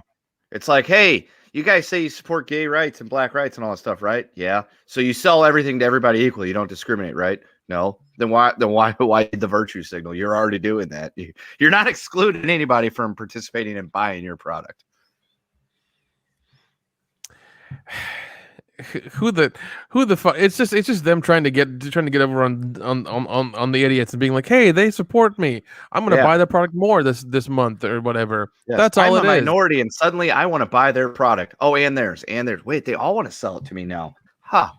What a world I live in. Yeah, that's you could have bought it before. They don't care as long as you have money. The only color they care about is green. That's it. They only care about you specifically because it's June and Twitter exists. Yep. And instead of taking the stance on, you know what, maybe we should just stay out of this. This need of you guys gotta speak up. It's okay to tell Twitter no. What our employees decide to support, for the good and the bad, is their business. If a CEO or president or vice president of a company decides to speak out on something, sure, but the company stand should be, we make a thing, we make that thing, and we put quality in that thing. That should be it. I can't imagine that a number of this shit, has drastically increased sales or anything else. Yeah.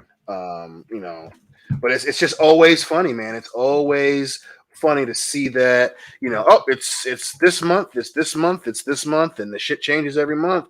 But the minute that shit is over, hey, we want to sell you football games now. Okay, come watch our shit. We really, really care about you, unless you live in the Middle East. Right. Or China. Yeah. Or China. Our care only goes so far.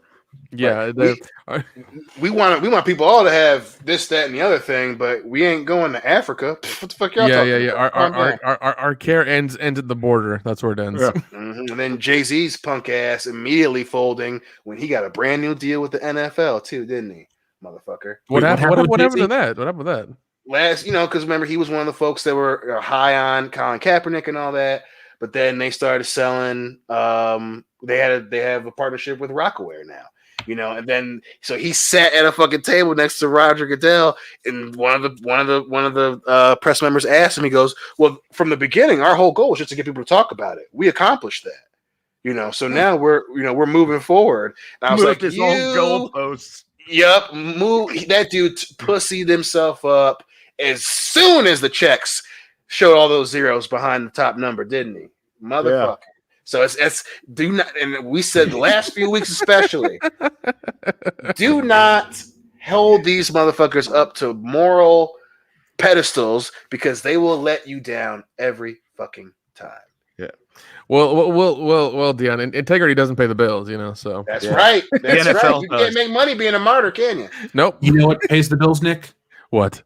Delicious Omaha steaks. And I'm here to tell you guys right now, you can get a 2-for-1 special on omahasteaks.com. They are not a sponsor of this program. Not yet anyways. We're sponsored by the people, and the people are doing a great job. The people want Omaha steaks. The people want Omaha steaks. Damn it, they can buy them. The people want Omaha steaks. They want manscaping. Folks, tweet these people and tell them you want us to tell them about their products to you. Gladly, we'll sell anything. Well, almost anything. They also want bullshit coffee coming soon. Yeah, that I do want that. I mean, I've been talking to our South American distributors every day. Oh, you've been talking to one? Yes, I went down. I went down there, and I personally yelled at kids to make them pick beans faster. That's how it works. And you were detained for a week. Yeah. Wolf's Pain wanted to correct the super chat and say Wolfenstein. I can't speak. Weinstein's former assistant, grammar. See, when you're looking at Wolf's Pain and Weinstein, Castle Wolfenstein might pop up. I'm not crazy. I mean, they weren't nice people either. No. Oh, now, God, we cannot do Raid Shadow Legends stuff. I would have a fucking aneurysm. Oh, my God. What? We'd have to have someone was like, Raid Shadow Legends. I was like, we'd have to be like, listen, how much are they giving us, Jeff? Because if I hear Raid Shadow Legends one more time, I might have a fucking stroke. Yeah. By the way, I'm tired of you think that's fun? This tank game that I'm playing on my phone is great, and you'll love it too. Is it World of Tanks? Yeah. Funny you should mention that, Dion, but on World of Tanks.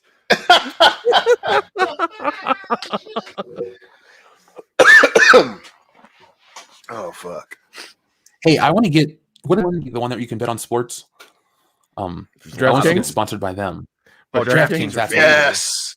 Or FanDuel. Or what's the MGM one? Bet MGM. Yep. Okay, all right.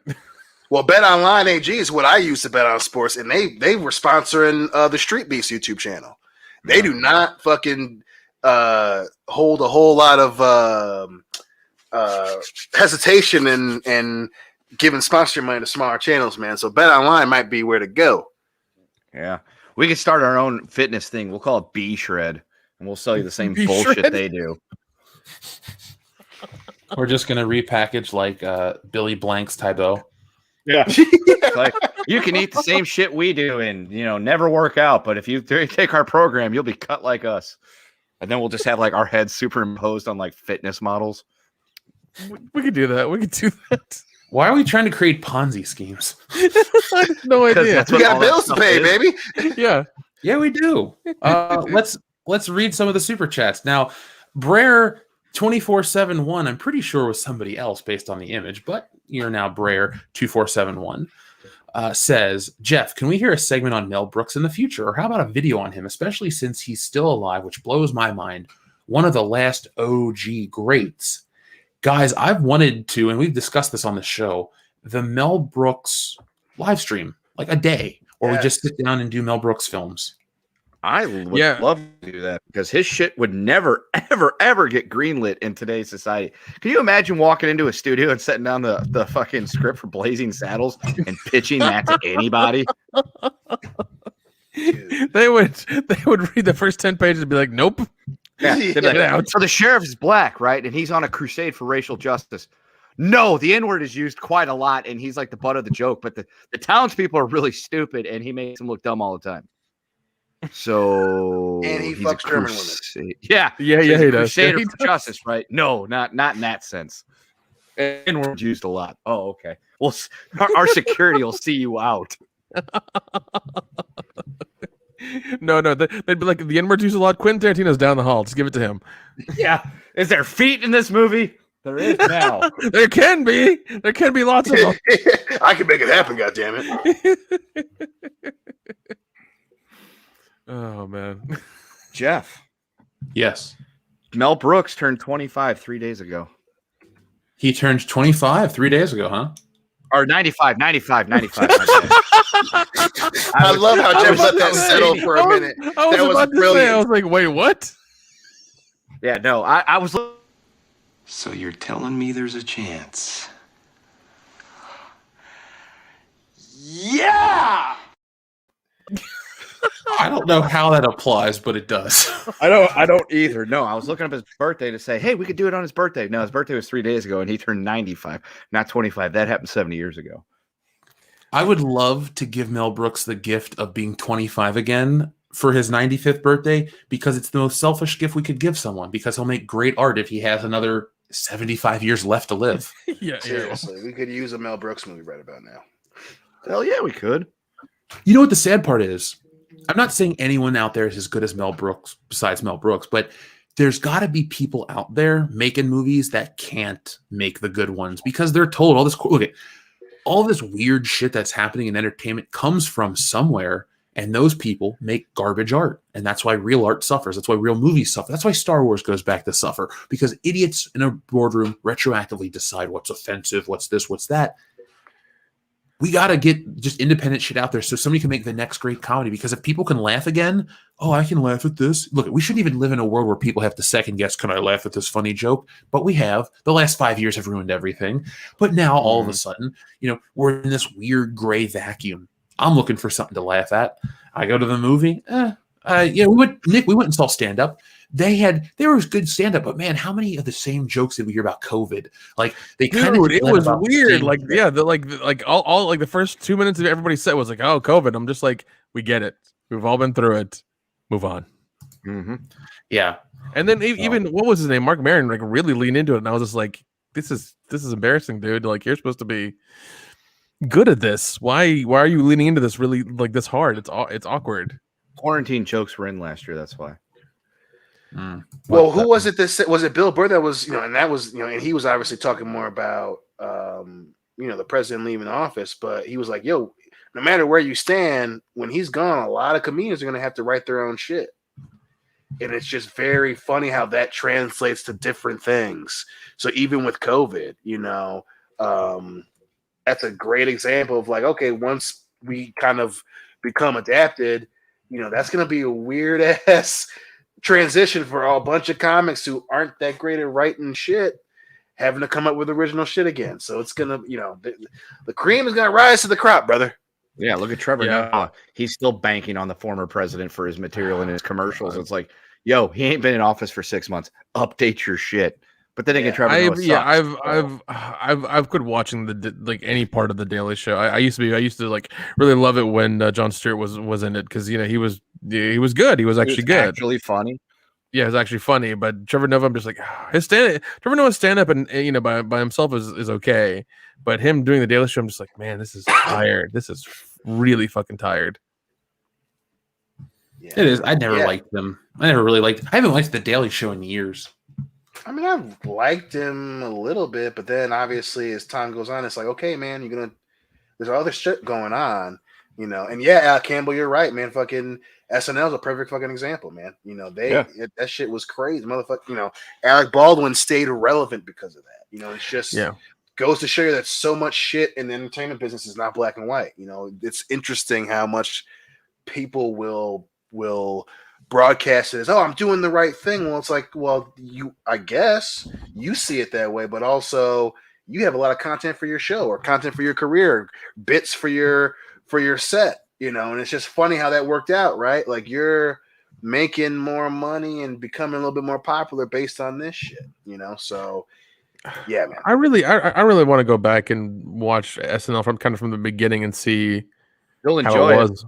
Yeah, I've because I always hear like, oh, it was good, this long time ago in the beginning. I'm just like, I want to see like the difference, in it and see how good it was compared to now. So, dude, a long time ago, Comedy Central would show old Saturday Night Lives from the beginning up until what was at the time recent in 2001, and they were light years apart in terms of like the original stuff through the 80s and early 90s. And then I need to go back and they had that big purge of all the people in the mid 90s where it was like, anybody that makes a movie, you're gone because we don't want to have to deal with you not being here for 3 months. And then they hired a bunch of other people, and it's never been as good as that ever since then. And they would still make references to what was going on. I mean, you would get Carter jokes and you would still get gas shortage jokes or whatever. Yeah, but the whole show wasn't built on it. Exactly. The whole show wasn't centered around that shit. It's just even compared to 2001, man, like it's obviously different because it's 20 years ago, but just the process was just so fucking nutty. It's like, how many times do we got to see a Trump skit with Adam Baldwin? Like, I understand that you guys don't like him, and it's just different when the point of the show is to make him mad, not make me laugh. Yeah, that was a dumb decision. It's like, no, make the people laugh and forget about him or whatever. Make them just forget about their day and their lives and all this stuff. Entertain them for an hour or whatever it was. If you can do that and be funny and whatever else, and you've done a good job, but it seems like they just haven't. Yes, that's why we need a sketch comedy show, because folks, we will make you laugh from beginning to end. Oh man, we have a Patreon, ladies and gentlemen. Please subscribe to it. We don't get to tell those great my vagina jokes like Amy Schumer, though. I mean, those are comedy gold, right? Oh, God. All we gotta do is put a wig on. Loves. Yeah, well, dude, that's another great example of that shit. Like, her whole thing was built around that, and then when it got to clearly it was old, and then so much so when that was her whole thing for her movies. In her show, what was it, Inside Amy Schumer? Like, that was her whole shtick was, hey, my vagina. Oh, my vagina. Hey, my vagina and then my vagina, it's making my vagina. And it's like, damn, girl, like, shit. We get it. Cares about your vagina that much. Yes, we get it. You keep calling yourself Miss Piggy. Like, okay, dude, can you say something funny now? Fuck. And then she started getting caught for stealing jokes. She called it parallel thought or whatever the fuck the term is. That they come up with that shit. Poor John Mulaney got ripped off by that crazy chick for a while. I like WTF viewers, WCBS Flying Circus episode 1, the Invisible Pants episode. Jeff, I think we need to make our raunchy college comedy movie. I think it needs to happen. Well, it's part of the world domination plan. Look, folks, okay. The comic is on its way. Next up, the SJW trading cards and Woke Busters. And then we'll start talking about bigger things. Don't worry. Maybe we'll get a couple of My Black Ass scripts, Yeah. All joking aside. It's like Strange Brew. We've got a big board to light up. Yeah, we do. All joking aside, though, folks, I haven't been able to make a ton of videos lately, but I have been working on cool stuff that you have no idea is happening yet. So just be on the lookout. Like I said, now that I'm here, going to be producing more stuff, but we got a lot of cool WCBS projects in the works. And the comic was a huge success, made more the second time than the first time. So we're going to keep pumping out cool stuff that people want. So be on the lookout. Like we keep saying here in the Fandom Menace or whatever, you want to be out there creating, Comicsgate is full of that. I'm part of that too. There are so many people out there making awesome, unique, cool original projects. Those are the next movies. Those are the next things. So get in there on the ground floor and check this shit out because entertainment's out there. Yeah, you got to look, but you'll be happy that you did. Now, speaking of looking, check out this. This is the new look for Spider-Man. Now people are going, where did you get this from? Easy. Screen Rant. Where did they get it from? Lego, because they fucked up. So God, Lego's is fucking up all the place tonight. They did it with Endgame too, didn't they? Mm-hmm. Now, this is the official reveal from Lego. We're kind of picking up a little bit of the story, though. So this is the Sanctum Sanctorum. Okay, and that looks like the Scorpion. And so Spider-Man gets sucked into Doctor Strange's Sanctum Sanctorum with MJ and Wong and fights a Scorpion. Okay, cool. That's a plot point, at least we know about now. I had no clue that was happening before now. Now, I'll say now one more time. What do you guys think of the suit? Are you guys a fan of it? Do you like the gold? It looks like a palette-swapped Infinity War suit for me, so there's really not much to critique. No, I'm not a fan of a suit because it's a Stark tech. It's not something he's built himself. He's not done anything himself. He's just kind of like, been like, hey, I needed this thing from Stark. Oh no, he's dead, but I got his glasses and all of his stuff. I'm just going to use this second. His suit bears a striking resemblance to Captain Marvel. What if? Hear me out. What if I heard this on Reddit? What if the new Avengers movie, they all dress like Captain Marvel and Spider-Man is part of A-Force? I mean, there's an A in Spider-Man, so there's an A in A-Force. I mean, it tracks, right? Look at that. Take off your tinfoil hat, Jeff. I mean, it tracks pretty good. I love you, buddy, but I worry about you. I really do. Did Skull and Bones guy, put something in your water? You may want to check that out. No, don't even ask. Oh, jeez. You guys excited for Spider-Man at all? No. I listen. I'm not gonna lie, dude. I am excited for a Marvel movie. I'll say that. I'm not excited for Spider-Man in particular. Listen, man. Obviously you're the huge Spider-Man fan in my life, but as you know about me and Spider-Man, I fucking love the older suits. So I wasn't a fan of the red and black in Far From Home. I'm not a huge fan of this one. It does start to kind of look like Captain Marvel a lot. And if it's not the Iron Spider, I don't want to see gold on the fucking Spider-Man suit. I just don't want to see it. If it's not a black spider, I'm gonna be predisposed to not like it. It took fucking till 2018 for me to like the white spider on the suit for the game. So I'm not into that one.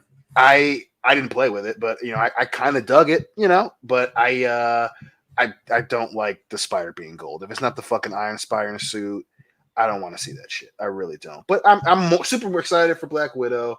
We're gonna barrel through the TV shows before watching it, but I think Marvel is in that place where it's like, they were trying to do what Disney was doing with Star Wars. It's a Marvel thing, so people will go.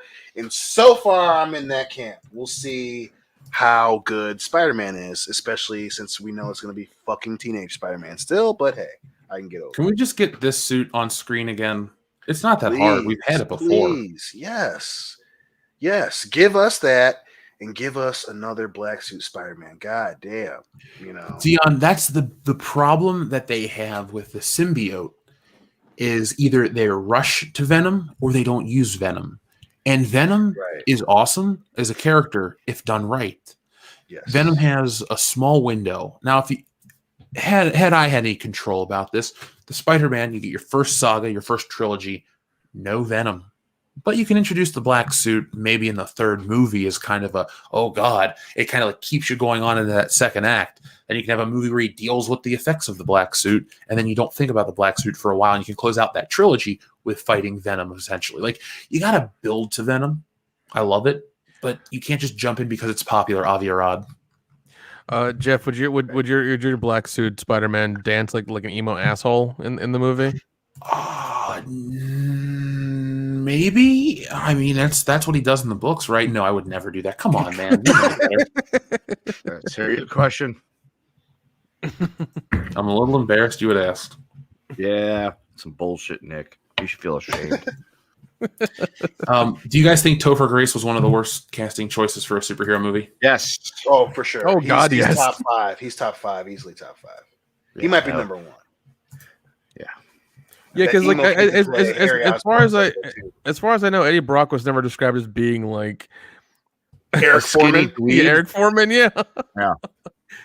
Because he was like an astronaut who had gone to space, who had done this stuff, and then like no, he was that was the son. That was a J. Jonah Jameson's son. Oh, okay. Gotcha. Eddie Brock was the reporter that made up in the book. He made up who the Sin Eater killer was, and then got outed by Peter publishing the truth. And then in the movie and the comics, they just kind of, or the movie and the cartoon, he gets embarrassed at the Daily Bugle.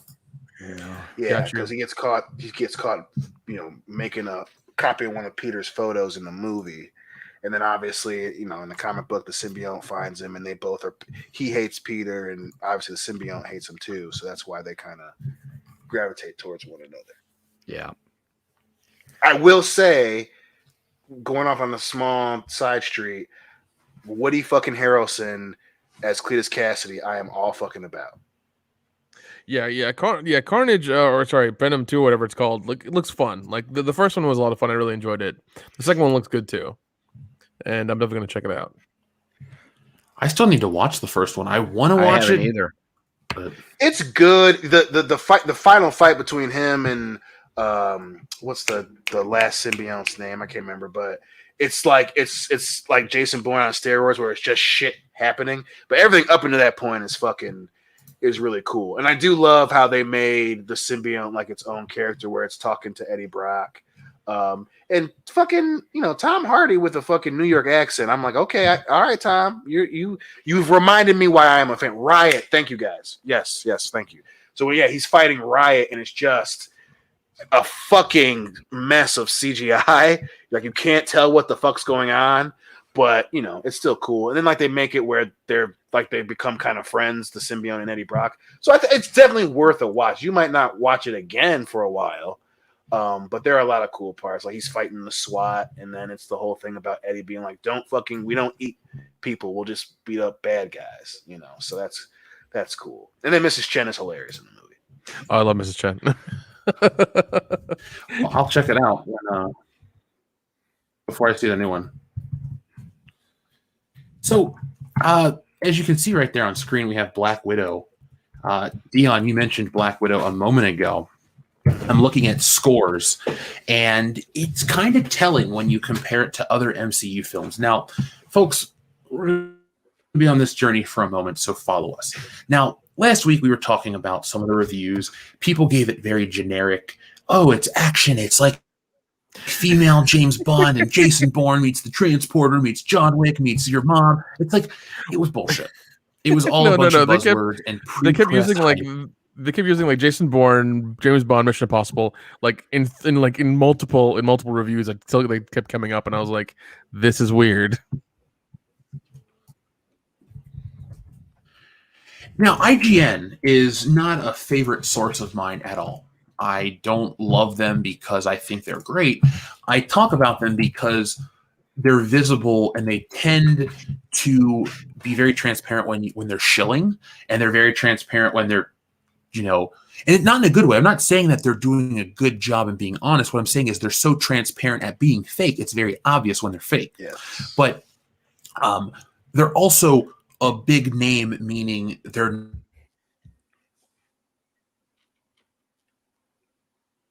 Don't have the not best just some internet connection. fake news source. Now,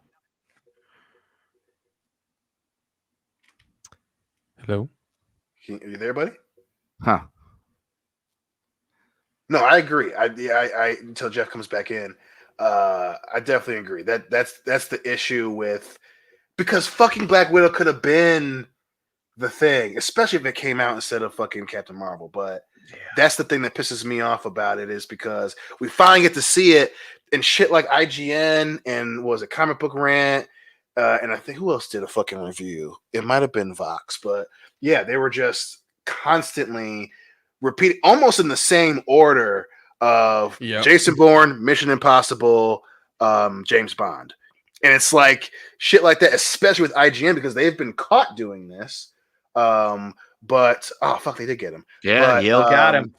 They got him. Goddamn fucking skull and bones. So sons of bitches, let my best friend go. God damn it.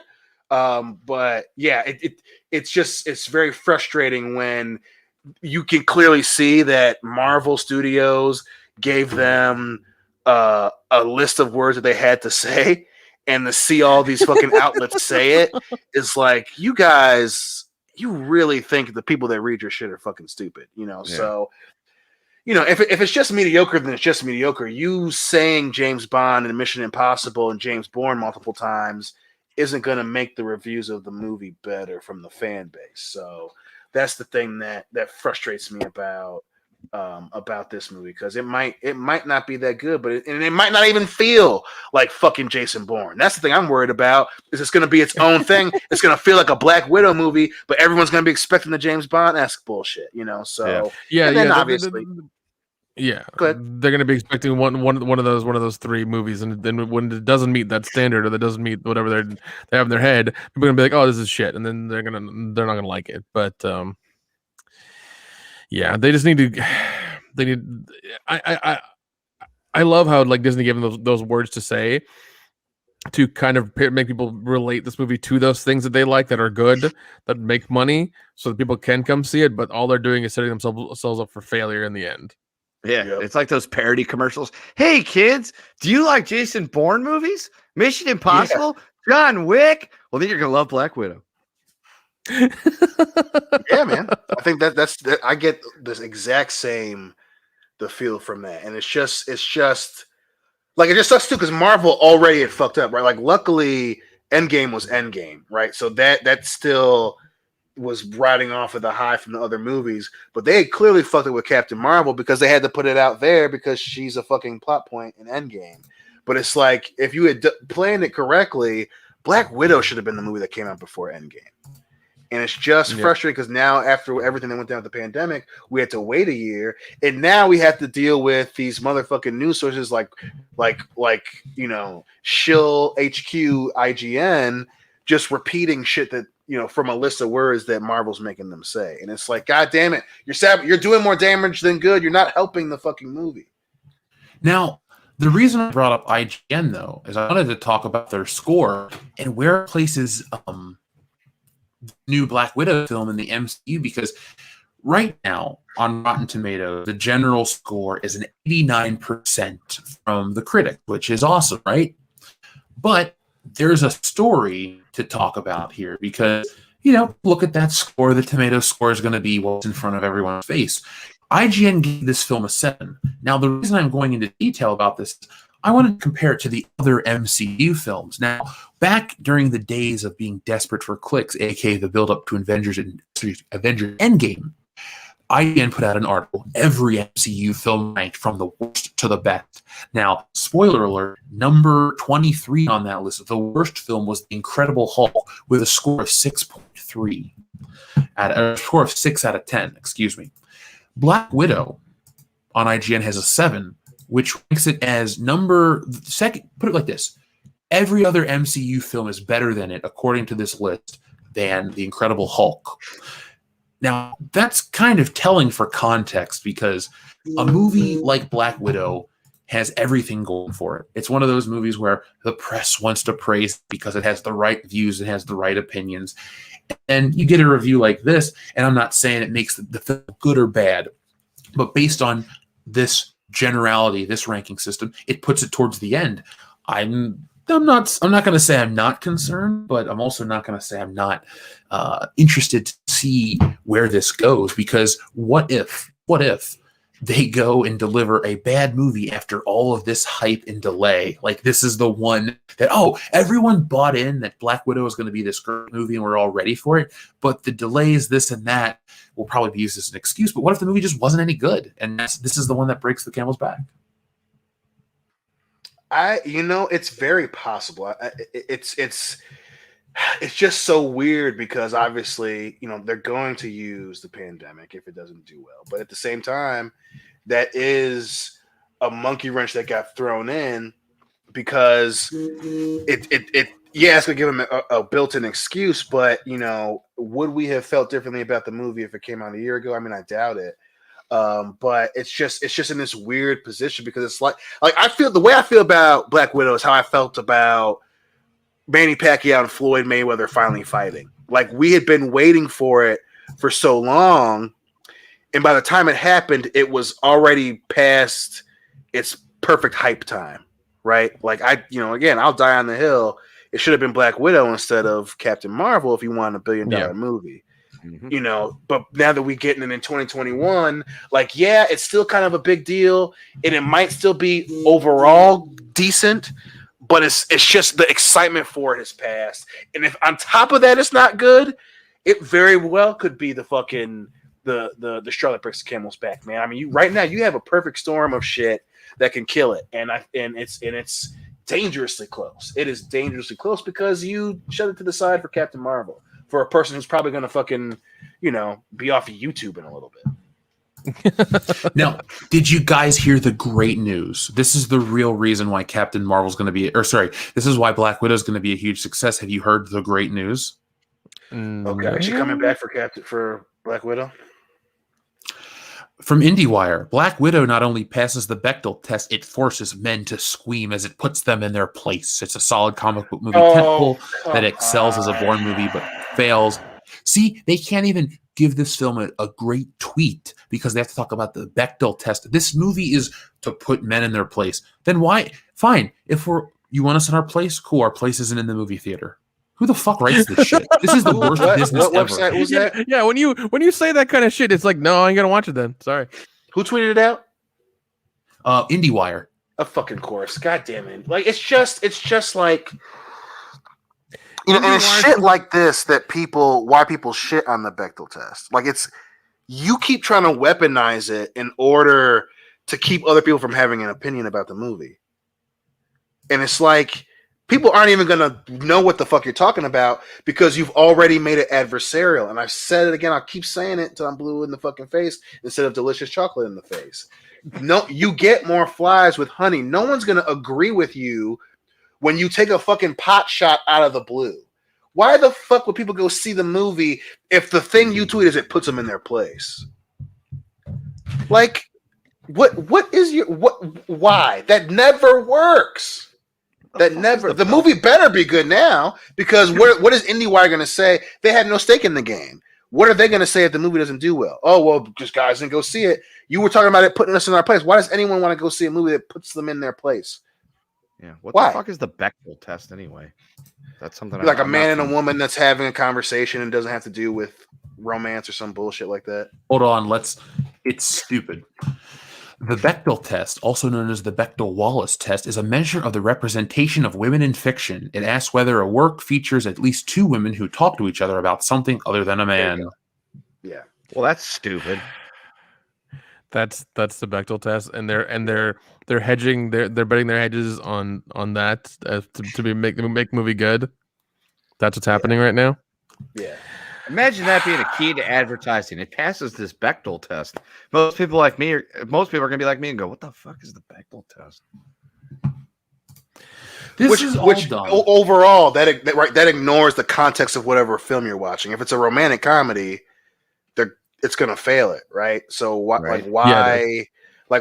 is it? Like, I get using it, if that's something that you want to use, sure, whatever, but if you're just blindly throwing it out there without fucking context, you sound like a fucking idiot. So if there's two women, like, they're assassins in the movie. If they're talking about a character that happens to be a dude, like, is context not important? So that in of itself is you're using against you. And then the fucking put in the place thing. It's like, oh my, and Taskmaster's probably going to be a woman. Like, what? Like, why are you just take a fucking win? Yeah. You didn't write the fucking movie, number one, IndieWire. And two, you have no stake in the game. So why are you setting it up more for failure when it's already been through enough? You don't win. Even if the movie does well, no one's going to be like, oh yeah, man, IndieWire was right. Good thing that they wrote that fucking article. You're going to still seem like an asshole, even if the movie's good.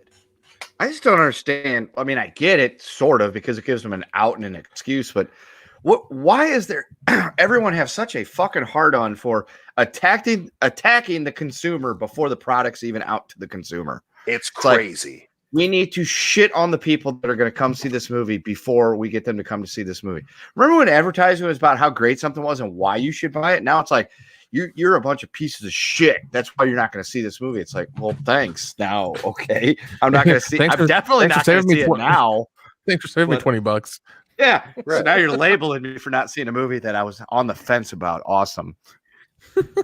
Imagine if ESPN put out a fucking article about Godzilla vs. Kong and it said, you know what? And the women that are in that movie, it puts them in their place. Imagine the fucking backlash to that shit. Oh no, yeah, it wouldn't be. It's unequal because as soon as they would say that line, Twitter would rage immediately. Yeah. Or not even ESPN. Imagine if fucking Barstool did that or something. God. Twitter would lose their fucking shit. But because of the movie and we're IndieWire, it puts dudes in their place. Like, who the fuck are you? Well, and the thing is that IndieWire is supposed to do independent movies, not fucking Hollywood blockbusters. Thank you. Is dumb. Thank you. It's called IndieWire for a fucking reason. Like, why are you reporting on this? Doesn't make any fucking sense. I don't get it. You're supposed to report on every movie that A24 makes as it's fucking like artsy bullshit or whatever. Like, that's what you fucking report on. Okay, you don't report on a Marvel movie. Shit, I don't need a movie to put me in my place. I have a job that does that. You're right. Well, these people don't have a job, Kendo. That's why. I watch movies to not think about that stuff. Yeah, and that's the thing is like we watch entertainment to escape our lives. Like we don't need to be lectured to and told all this bullshit because we're not gonna fucking watch it or pay for it. So I don't know. It's dumb. And this, I mean, like, and they want to make it this whole woke thing. It's like, could we just get the Black Widow movie with her wearing her outfit from Iron Man 2? Could we just get that? You're not allowed. No, because she said that was wrong. After she cashed the checks 10 years ago. Yeah, well, she clearly didn't. She clearly she's a fucking actress. She doesn't have any. She's a meat puppet. She doesn't know what her character actually is. She didn't do any real research, anywames. Well, like, and what's the difference between the outfit now? That's my whole thing. It's still tight and black and leather. Yeah, it's true. Yeah, but now she's wearing it as a sign of pride and striking back against like toxic masculinity. Whereas before, she was eye candy. It's different. Trust me, it's different. That's the same mentality OnlyFans models have.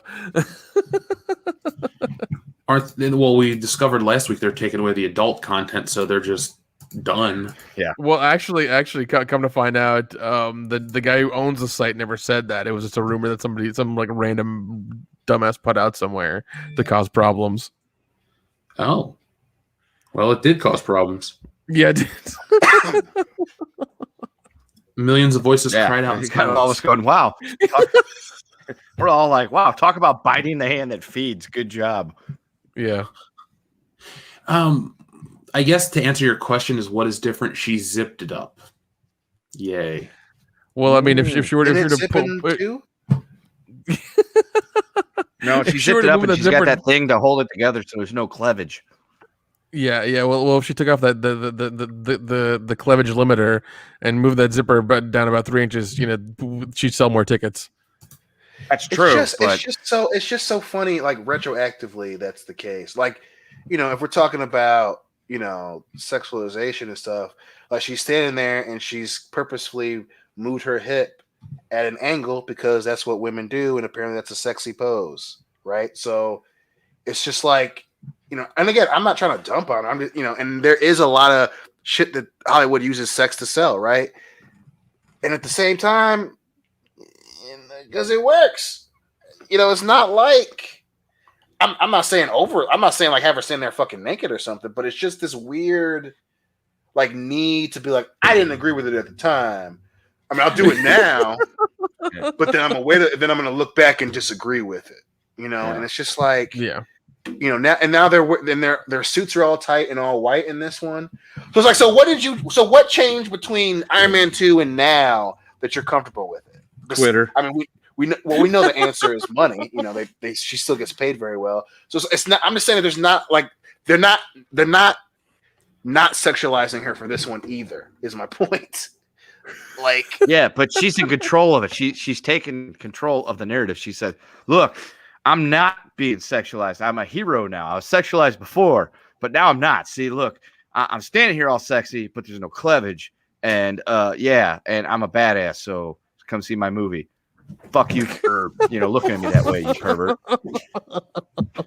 Well, guys, I'm sitting here reading through a lot of these reviews, just summarized. A lot of comments are this movie should have been made 10 years ago. A lot of movies say this feels irrelevant, and a lot of people say there are no stakes. Us Weekly gave the film 2.5 out of 4 and just says the stakes are non-existent. No, there isn't. We know she's dead. There's no stakes, not even Omaha ones. She's dead. Well, we know she's gonna win. Yeah. Oh God. Well, we know how the story for this character ends. No matter what you put in this movie, we know what the end result is. She's gonna yeet it off the fucking mountain to become the soul gem. Well, even the whole sexy thing, like Jeff, you went to college for marketing and things. One of the things I'm sure they taught you is that, well, maybe they didn't teach you at college, or just they didn't want to say it or whatever, was sex sells, right? They wouldn't teach you that sex sells and that it's normal. Put it like this: I wasn't in school when the crazy shit was going on as much as it is.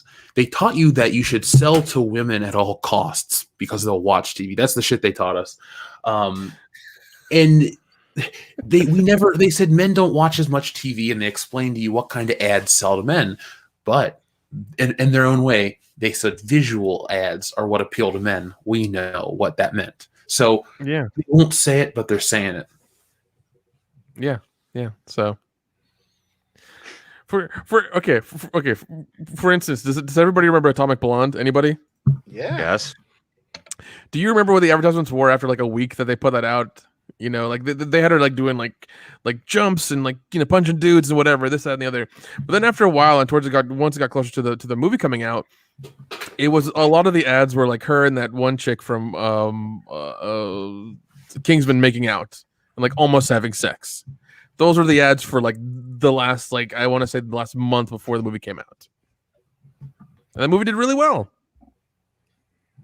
How many Kingsmen are they trying to make now?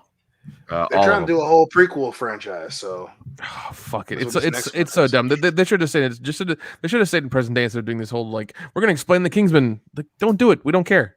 Yeah, they should have been like, I want more Channing Tatum. God damn it. I don't know about that, but Charming Taint Man. Hell yeah. Chafing Tater. He's in his 40s. We gotta get the use out of him while we can. You know what I'm saying? My name's Jeff. He's not gonna be doing a lot of Step Up movies. Isn't there Step Up 2, The Street, and Step Up 3, the for retirement home? Step Up 8. I can't move really well with this walker. Step Up 8. They should hire Jessica Biel for one of these. Step Up, help me. I would say Step Up 10. This one features Indiana Jones. Step Up, give me a hand because I can't get over the step. Step Up, I can't because I've fallen and I can't get up. Where's my life alert? Oh God. So let's get caught up with some of the listeners, and then sorry, had a message pop up. So I don't know how, but all of a sudden, like, all the Microsoft apps and everything keep popping up on this update, and so I get that it's the weather, and then I get to learn the Apple stock prices from all this random shit. So nice. I got the same thank you, Microsoft. Yeah, I keep getting the pop up too. I was like, I just did the goddamn update. Yes, you added a fucking moon or a sun and the fucking goddamn clear and degree mark in my fucking bottom corner. Thanks. I'm so glad that Here we in did St. this Louis, episode. it's 75 degrees and cloudy. 67 and clear up here. This is NPR News. I'm Terry Gross. Buzz, 70 buzz, buzz, buzz, cloudy buzz, in, buzz, in buzz, Atlanta. buzz.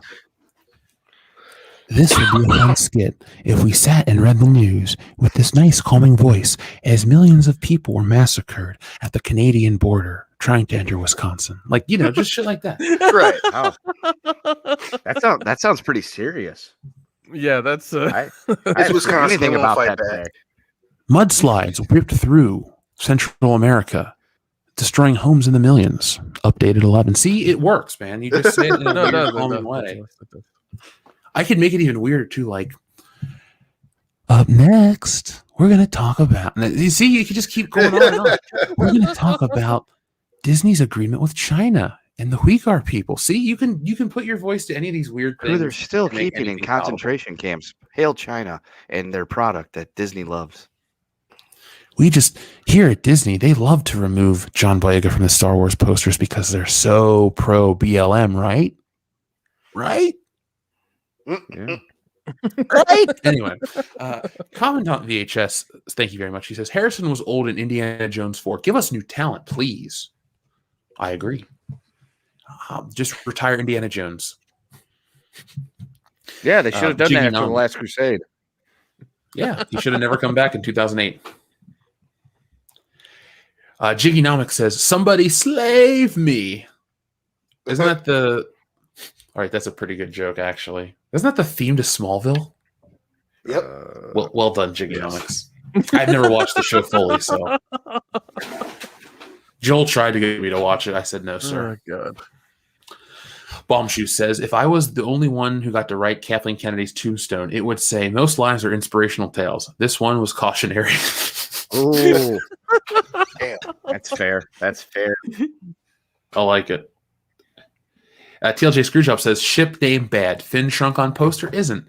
Yeah, maybe, just maybe, companies shouldn't get too political. It doesn't work out for them. Dean Domino 25. What's up, Dean? He says maybe 4chan can connect the Millennium Falcon to Yahtzees like they did to the OK symbol and see if Disney changes it. I mean, that'd You know be a what fun pissed me off? experiment. We could try. We should. Good. Society could. We're part of society. But I love that the thumbs up or the OK gesture they were trying to say is, racist when the entire 1980s was Eddie Murphy doing it. Right. Now remember, according to Charlie Murphy, they were the blackest dudes on the planet before Wesley Snipes came out. They were doing that shit back. My hand is currently doing the sign. Let me turn on the camera. Oh God, we're gonna get canceled. We're gonna get canceled. Oh Jesus, we're canceled. No, we'll Yeah, only get see? canceled if I do it. Yeah, don't do it, Kendo. Actually, let me just take you off the show real quick and make sure you're safe. I'm Hey, joking. the kid that did it at the Army Navy game got in huge, well, quote unquote, got in huge fucking trouble for doing it. Really? Yeah. Yeah. Meanwhile, All you basketball do is teams put it all over across the country are mostly ignored Yep. Funny how that works, doesn't it? because holding out that sign just means 3, as in a 3-pointer. Yes. But if you are Caucasian and you happen to use it, you must really like, the use of ovens and shit. Yeah. Gas ovens. Yep. I just want to put this out there one more time. It's so absurd how dumb the world is when everyone, does it mean this? Does it mean that? It literally means okay, and we've been doing it for fucking ever. Yeah. Or it's a game. I where believe that's what it if means your in friend sign looks, you language punch as him. well, too. Yeah. This is What if up they there start with the changing- hacker what if they 4chan. start- What if they have to start changing things in sign language to make things fucking appropriate and clean? Hey, man. Oh, Can't dude. say okay in sign language. If a motherfucker can't hear, can't trust him. He's part of the patriarchy. Oh God. I guess that's real, right? And be if you Primer. put it on 4chan. The patriarchy is going to be a secondary set of SJW cards. They'll be fun. Primer says owning DVDs and VHS will be as illegal as selling cocaine. Ooh, wouldn't it be a shitty world to live in? Oh, contraband. we you can't go to the half-price bookstore. We need cocaine right now. It could help the movie industry a lot. I mean, look at the 80s. I still advocate for my cause. Cocaine for Hollywood writers. They need it. Yeah, I wouldn't be opposed to like relaxing laws on entertainment used cocaine. Like, it's going to help somebody down the road. It might kill a couple people, but it just weeds out the shitty writers. Hey man, hey. To make an omelet, you gotta break a couple eggs. Okay, it happens. It's fine. That's true. It's just breeding out the weak. Yep, that's all it is. Well, I'm very happy that we're in support of all these crazy things. But Rob Brands, thank you very much. How much longer can Hollywood go down the ideology/politics path before they run out of cash? Last year damaged them, and they haven't learned yet. Well, Rob, we're in the process. We're gonna find out. Yeah, they haven't been hit yet. That's the thing. I mean, personally, I'm not going to support films and entertainment that do that kind of thing financially. I'm not going to do that. You guys can do whatever you want. Well, Rob, I'll just tell you this. Hollywood's there. They're never going to listen. Their ego, their hubris, it'll be their downfall. It's like that great speech from the end of Anchorman 2, except they're not a good man like Ron Burgundy. They'll just, I don't know, sell to the highest bidder their souls. Doug Keller says, Billy, are you driving with your eyes open, or are you like using the dildo, Axel?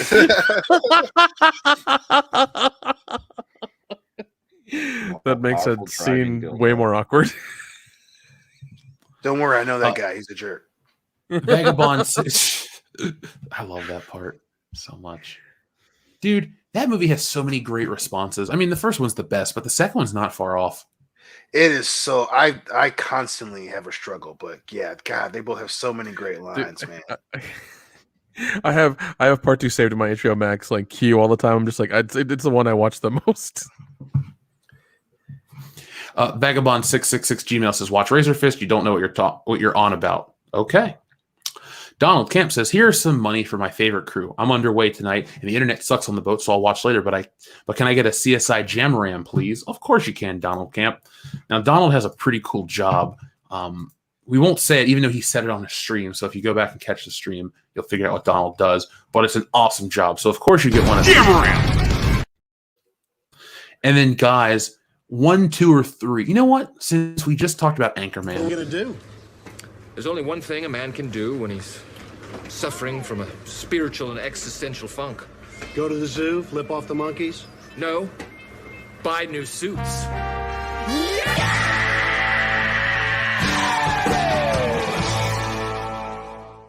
Oh, fuck. So good. So good. Adam Wofford says, so Disney is making a new Alien movie.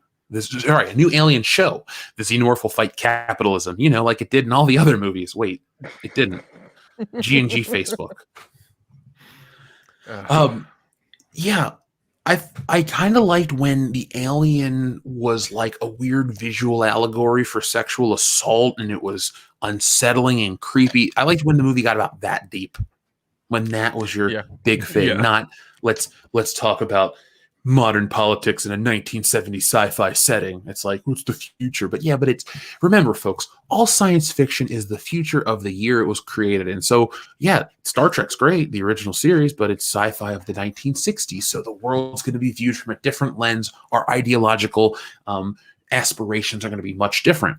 And I don't think it works. Actually, it's not my opinion. It just doesn't work when you try to put the modern lens on it, because people don't realize that what makes Star Trek is that it's a product of its time, the views, what you want for the future. Same thing with any piece of entertainment. And what I'm trying to get at is when you go so far into the future and you try to step backwards and use that old entertainment as a vehicle for whatever a modern writer wants to do, you lose what it's ever been about. Those people don't deserve to make Alien and Predator and any of that cool shit. It's not in the right hands anymore. Nobody uses movies or entertainment as the great motivator to elevate themselves in life. They want to bitch, and then when nobody watches their shit, they want to bitch some more. Like, we're watching the greatest stuff get thrown away nonstop. I know this was a joke, but it's every week something else gets sacrificed. Like, if we are living in a simulation like some people say, then we're in the fuck you program because everything is just a fuck you to everything that's good and sacred. I mean, be lucky we don't have enough time for tonight's show. There's a fucking article ripping apart Willy Wonka and the Chocolate Factory because it's offensive. Fuck them, all right? The Guardian can kiss my ass. That'll be for The Hangover or something. Yeah, The Hangover is going to be fucking... Yeah, the dog's pissed. I'm pissed too. There's a lot to say on the fucking Hangover. Now, Jack Bauer says NFL is officially gay. Spell with 2 H's, boys, so you know it's extra emphasis. No, it was last month. It's July now, so they're not. Right, it's July now. That's over. Wolf's Pain, thank you very much. He says D&D Beyond is the only website I've seen that kept the Pride logo so far. They are slow on their updates and make bad decisions, kind of like WOTC. Well, okay, so D&D Beyond is the only place that has kept the logo. I'm not surprised. I wonder if anybody in a boardroom or anybody that had an actual decision was like, look, we're going to support it, but at the stroke of midnight on July 1st, 12:01, 12 on the dot, it needs to go. Like, I wonder if that's like something that got a company to do it, if that makes sense. You know, like, we'll believe this, but you can't make us believe it all the time. We'll do it to look good. Yeah, man. Adam Walford says this. Oh, Dion, I have bad news. Oh, shit. This episode is brought to you by Raid Shadow Legends. Special code today, my big black dildo, and get 10,000 gold 6 epic heroes hand job from Dion. Oh, fuck. I'm sorry. Excuse me, Russell, but I believe I requested the hand job. God damn it. I love that movie. Anytime I can find an excuse to press the Wayne's World button. Adam Walford again says, Jeff, they need to stop putting the chemicals that turn the freaking spiders gay. Also stop them from being cannibals. Too much Alex Jones.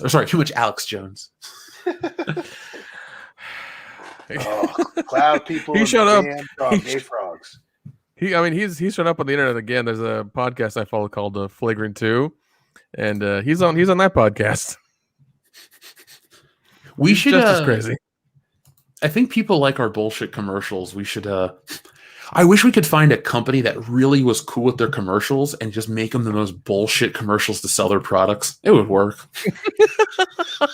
Absolutely. Have you tried Blue Chew? It'll make your girlfriends happy. Like that sells them. That's a million Bechdel sold right now. Well, I mean, we can always get some sponsorships and write some really, really crazy stuff, and use it for our own needs. Mm-hmm. By the way, Alex Jones is Axel Jones. That would be interesting. Is the world less entertaining for all the wrong reasons now that he doesn't have a platform? Like, well, it's like, fun? Yeah, it's good to see the other extreme side, right? Don't get me wrong. I'm not saying that he should have. Well, maybe definitely when you cross certain lines, I get that, right? But at the same time, it's good for people to see the other side as a cautionary tale. Like, obviously people that follow him, whatever. But the very few reasonable people were like, yeah, I'm okay with that. Everyone was like, that dude's fucking crazy. And sometimes you need a little crazy to balance out the scale. That's all. Well, I mean, he's like right wing crazy, and we've seen a lot of left wing crazy. I think we need him to balance out the scale. Yeah, as exactly. of now. Exactly. I mean, we already got to deal with Keith Olbermann. Keep Alex Jones around. Yeah, he was just like I said. It's like you said. Actually, it's cool to see the opposite side of the extreme.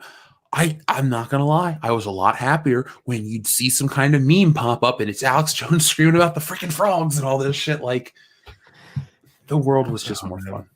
Yeah. Dude shouldn't be attacking the family of people that have been killed, but yeah, man, it's sometimes it's just healthy to have the cautionary don't be like that guy to point to, Ooh. I apologize for yawning on air, folks. I'm on the East Coast where it's 12:27, so normally it's like 9:00 at night. I'm happy, I'm lively. Today I've been up since 6 and did a lot of driving from Connecticut, so we're back. We have one more super chat. I won't give it the NPR voice because I like bomb shoes. What if Black Widow came out instead of Captain Marvel? Then Endgame Fury shows up with Helicarrier painted as Captain America with new tech to shield heroes from Thanos' barrage. Shield is here. I think that could have worked. It definitely could have worked. It just sucked that we got Captain Marvel shoehorned in so she could be explained as to getting Iron Man back to Earth. So and then she well she was Captain Marvel, and then she turned to Captain MacGuffin in fucking Endgame. It's like the only reason she's here is to like perpetuate, like the only reason she was there is to get Iron Man back, to do some other things here and there, and then to get punched out by Thanos at the end there. Because remember, there was a whole thing about her being the most powerful person in Marvel or in the movies or whatever, and that wasn't true. Yeah, that went out the window when she got yeeted off the planet. Well, it just sucks too because the thing that so many of those people who like to try and defend her existence in the franchise is like not only did it was she shoehorned in to be a MacGuffin, she nullified one of the coolest fucking lines in any of the other Marvel movies when someone brought up Fury's eye. He goes, "Well, I trusted somebody." Lo and behold, it's a fucking alien cat. No, bitch. Exactly. That was my response to that movie. By the way, you keep talking about Captain Marvel. 1 or 2, how should we see her out? 2. Okay, fine. You picked 2.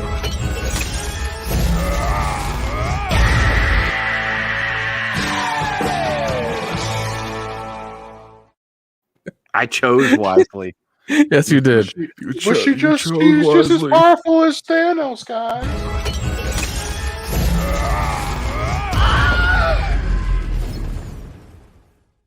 You got knocked the fuck out, man. Because why not? Yeah, because I mean, like Scarlet Witch was killing him until he called his ship to fire on her, and then Well, I have realized something tonight on the show. I have 1,000,001 ideas to talk about with Marvel because Marvel's in a weird place, much more than people think. Oh, doom and gloom. A lot of this stuff, the doom and gloom headlines don't really matter, but the stories, all the subject matter is there. Like if people paid attention to the wording, people are trying to give a positive review to a movie that seems average at best. Now, is that something you could make? Could this make you go back and look at the MCU as a whole? Or for me personally, I'm looking at this score going, okay, this is that. I'm gonna do whatever. But I think we're past the golden period, and I think we're past the period of people trying to make excuses. Even with a bullshit Bechdel test ridden tweet about putting men in their place, they still couldn't say a nothing but nice thing about the film. Folks, maybe the Marvel Golden Age is over. It's going to be very interesting what the general consensus is next week. I also, I didn't watch Loki this week.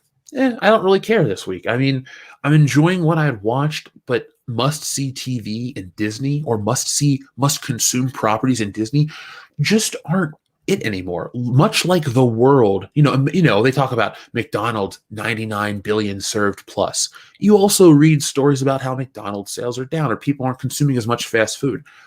We're full of Disney's fast food. People are kind of looking for a healthier alternative. There's a ton out there, but it's just disappointing that the big mega corporation bought up all your favorite things and they're just pumping them full of additives and trying to sell it to you forever.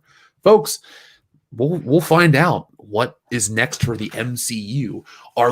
Personally, I think we're headed down a path of average film after forgettable film. It's going to be so refreshing to see Iron Man or some other bullshit in 10 years.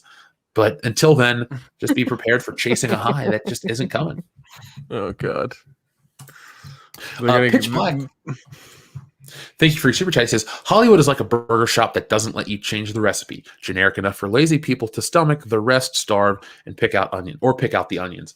Excellent comparison. I didn't read that when I made the thing in my head. Believe me, I don't stare at the screen half the time. But how do you guys feel about this? I think it's a pretty good statement. Generic enough for lazy people, the rest starve or pick out the onions. And and then hope that we make $1 billion. Yep. That's really good.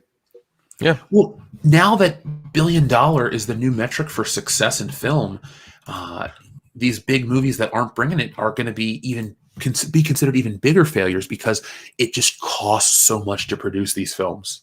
Yep, they have to lay in the bed that they made. You know, when you decide that $1 billion is where you want to be, and you're trying to get there with shortcuts, you know, you got to suffer the consequences. And obviously, we're not going to always hear about them. You know, we haven't heard the complete fallout from what happened with Ghostbusters and shit, or at least at this stage, we kind of were proven correct with the fallout from Rise of Skywalker. But you know, they got to lay in the bed that they made. This is the path they've chosen, and all we can do is say, "I fucking told you so." I wasn't fucking going to go see that movie. Suck it. Yeah. So we have reached the end of the show. Is there anything you guys would like to say before we put this baby to bed? Free yayo. Nick? Nah, I'm good. No, I'm good, man. All right. Well, folks, we're going to put this one to bed. So thank you for watching. We'll be back next week. I'll have the High Council on Tuesday, and I'm finally getting back into production for more stuff. So just been super busy getting everything with the comic done properly, you know, run a big business. So got to take care of all the little things. But I've been doing that, done most of it, and now I can get focused back on this. I know I say it every week, but hey, guess what? Working on new shit every week. So be prepared. You guys know what's up. So from all of us here on the channel, thank you for watching. We'll be talking about wrestling on The Hangover. We plan on having it on the show, but we're 4 hours in. And it's kind of long. So from all of us here on the channel, be smart, be safe, be cool, but always be excellent to each other. Yeah, we got to get paid. All right, Kendo, say .com. .com. Shit, yeah, we got to get paid. And on that note, we cue the music. Matt, Matt, Matt. Matt, Matt, Matt.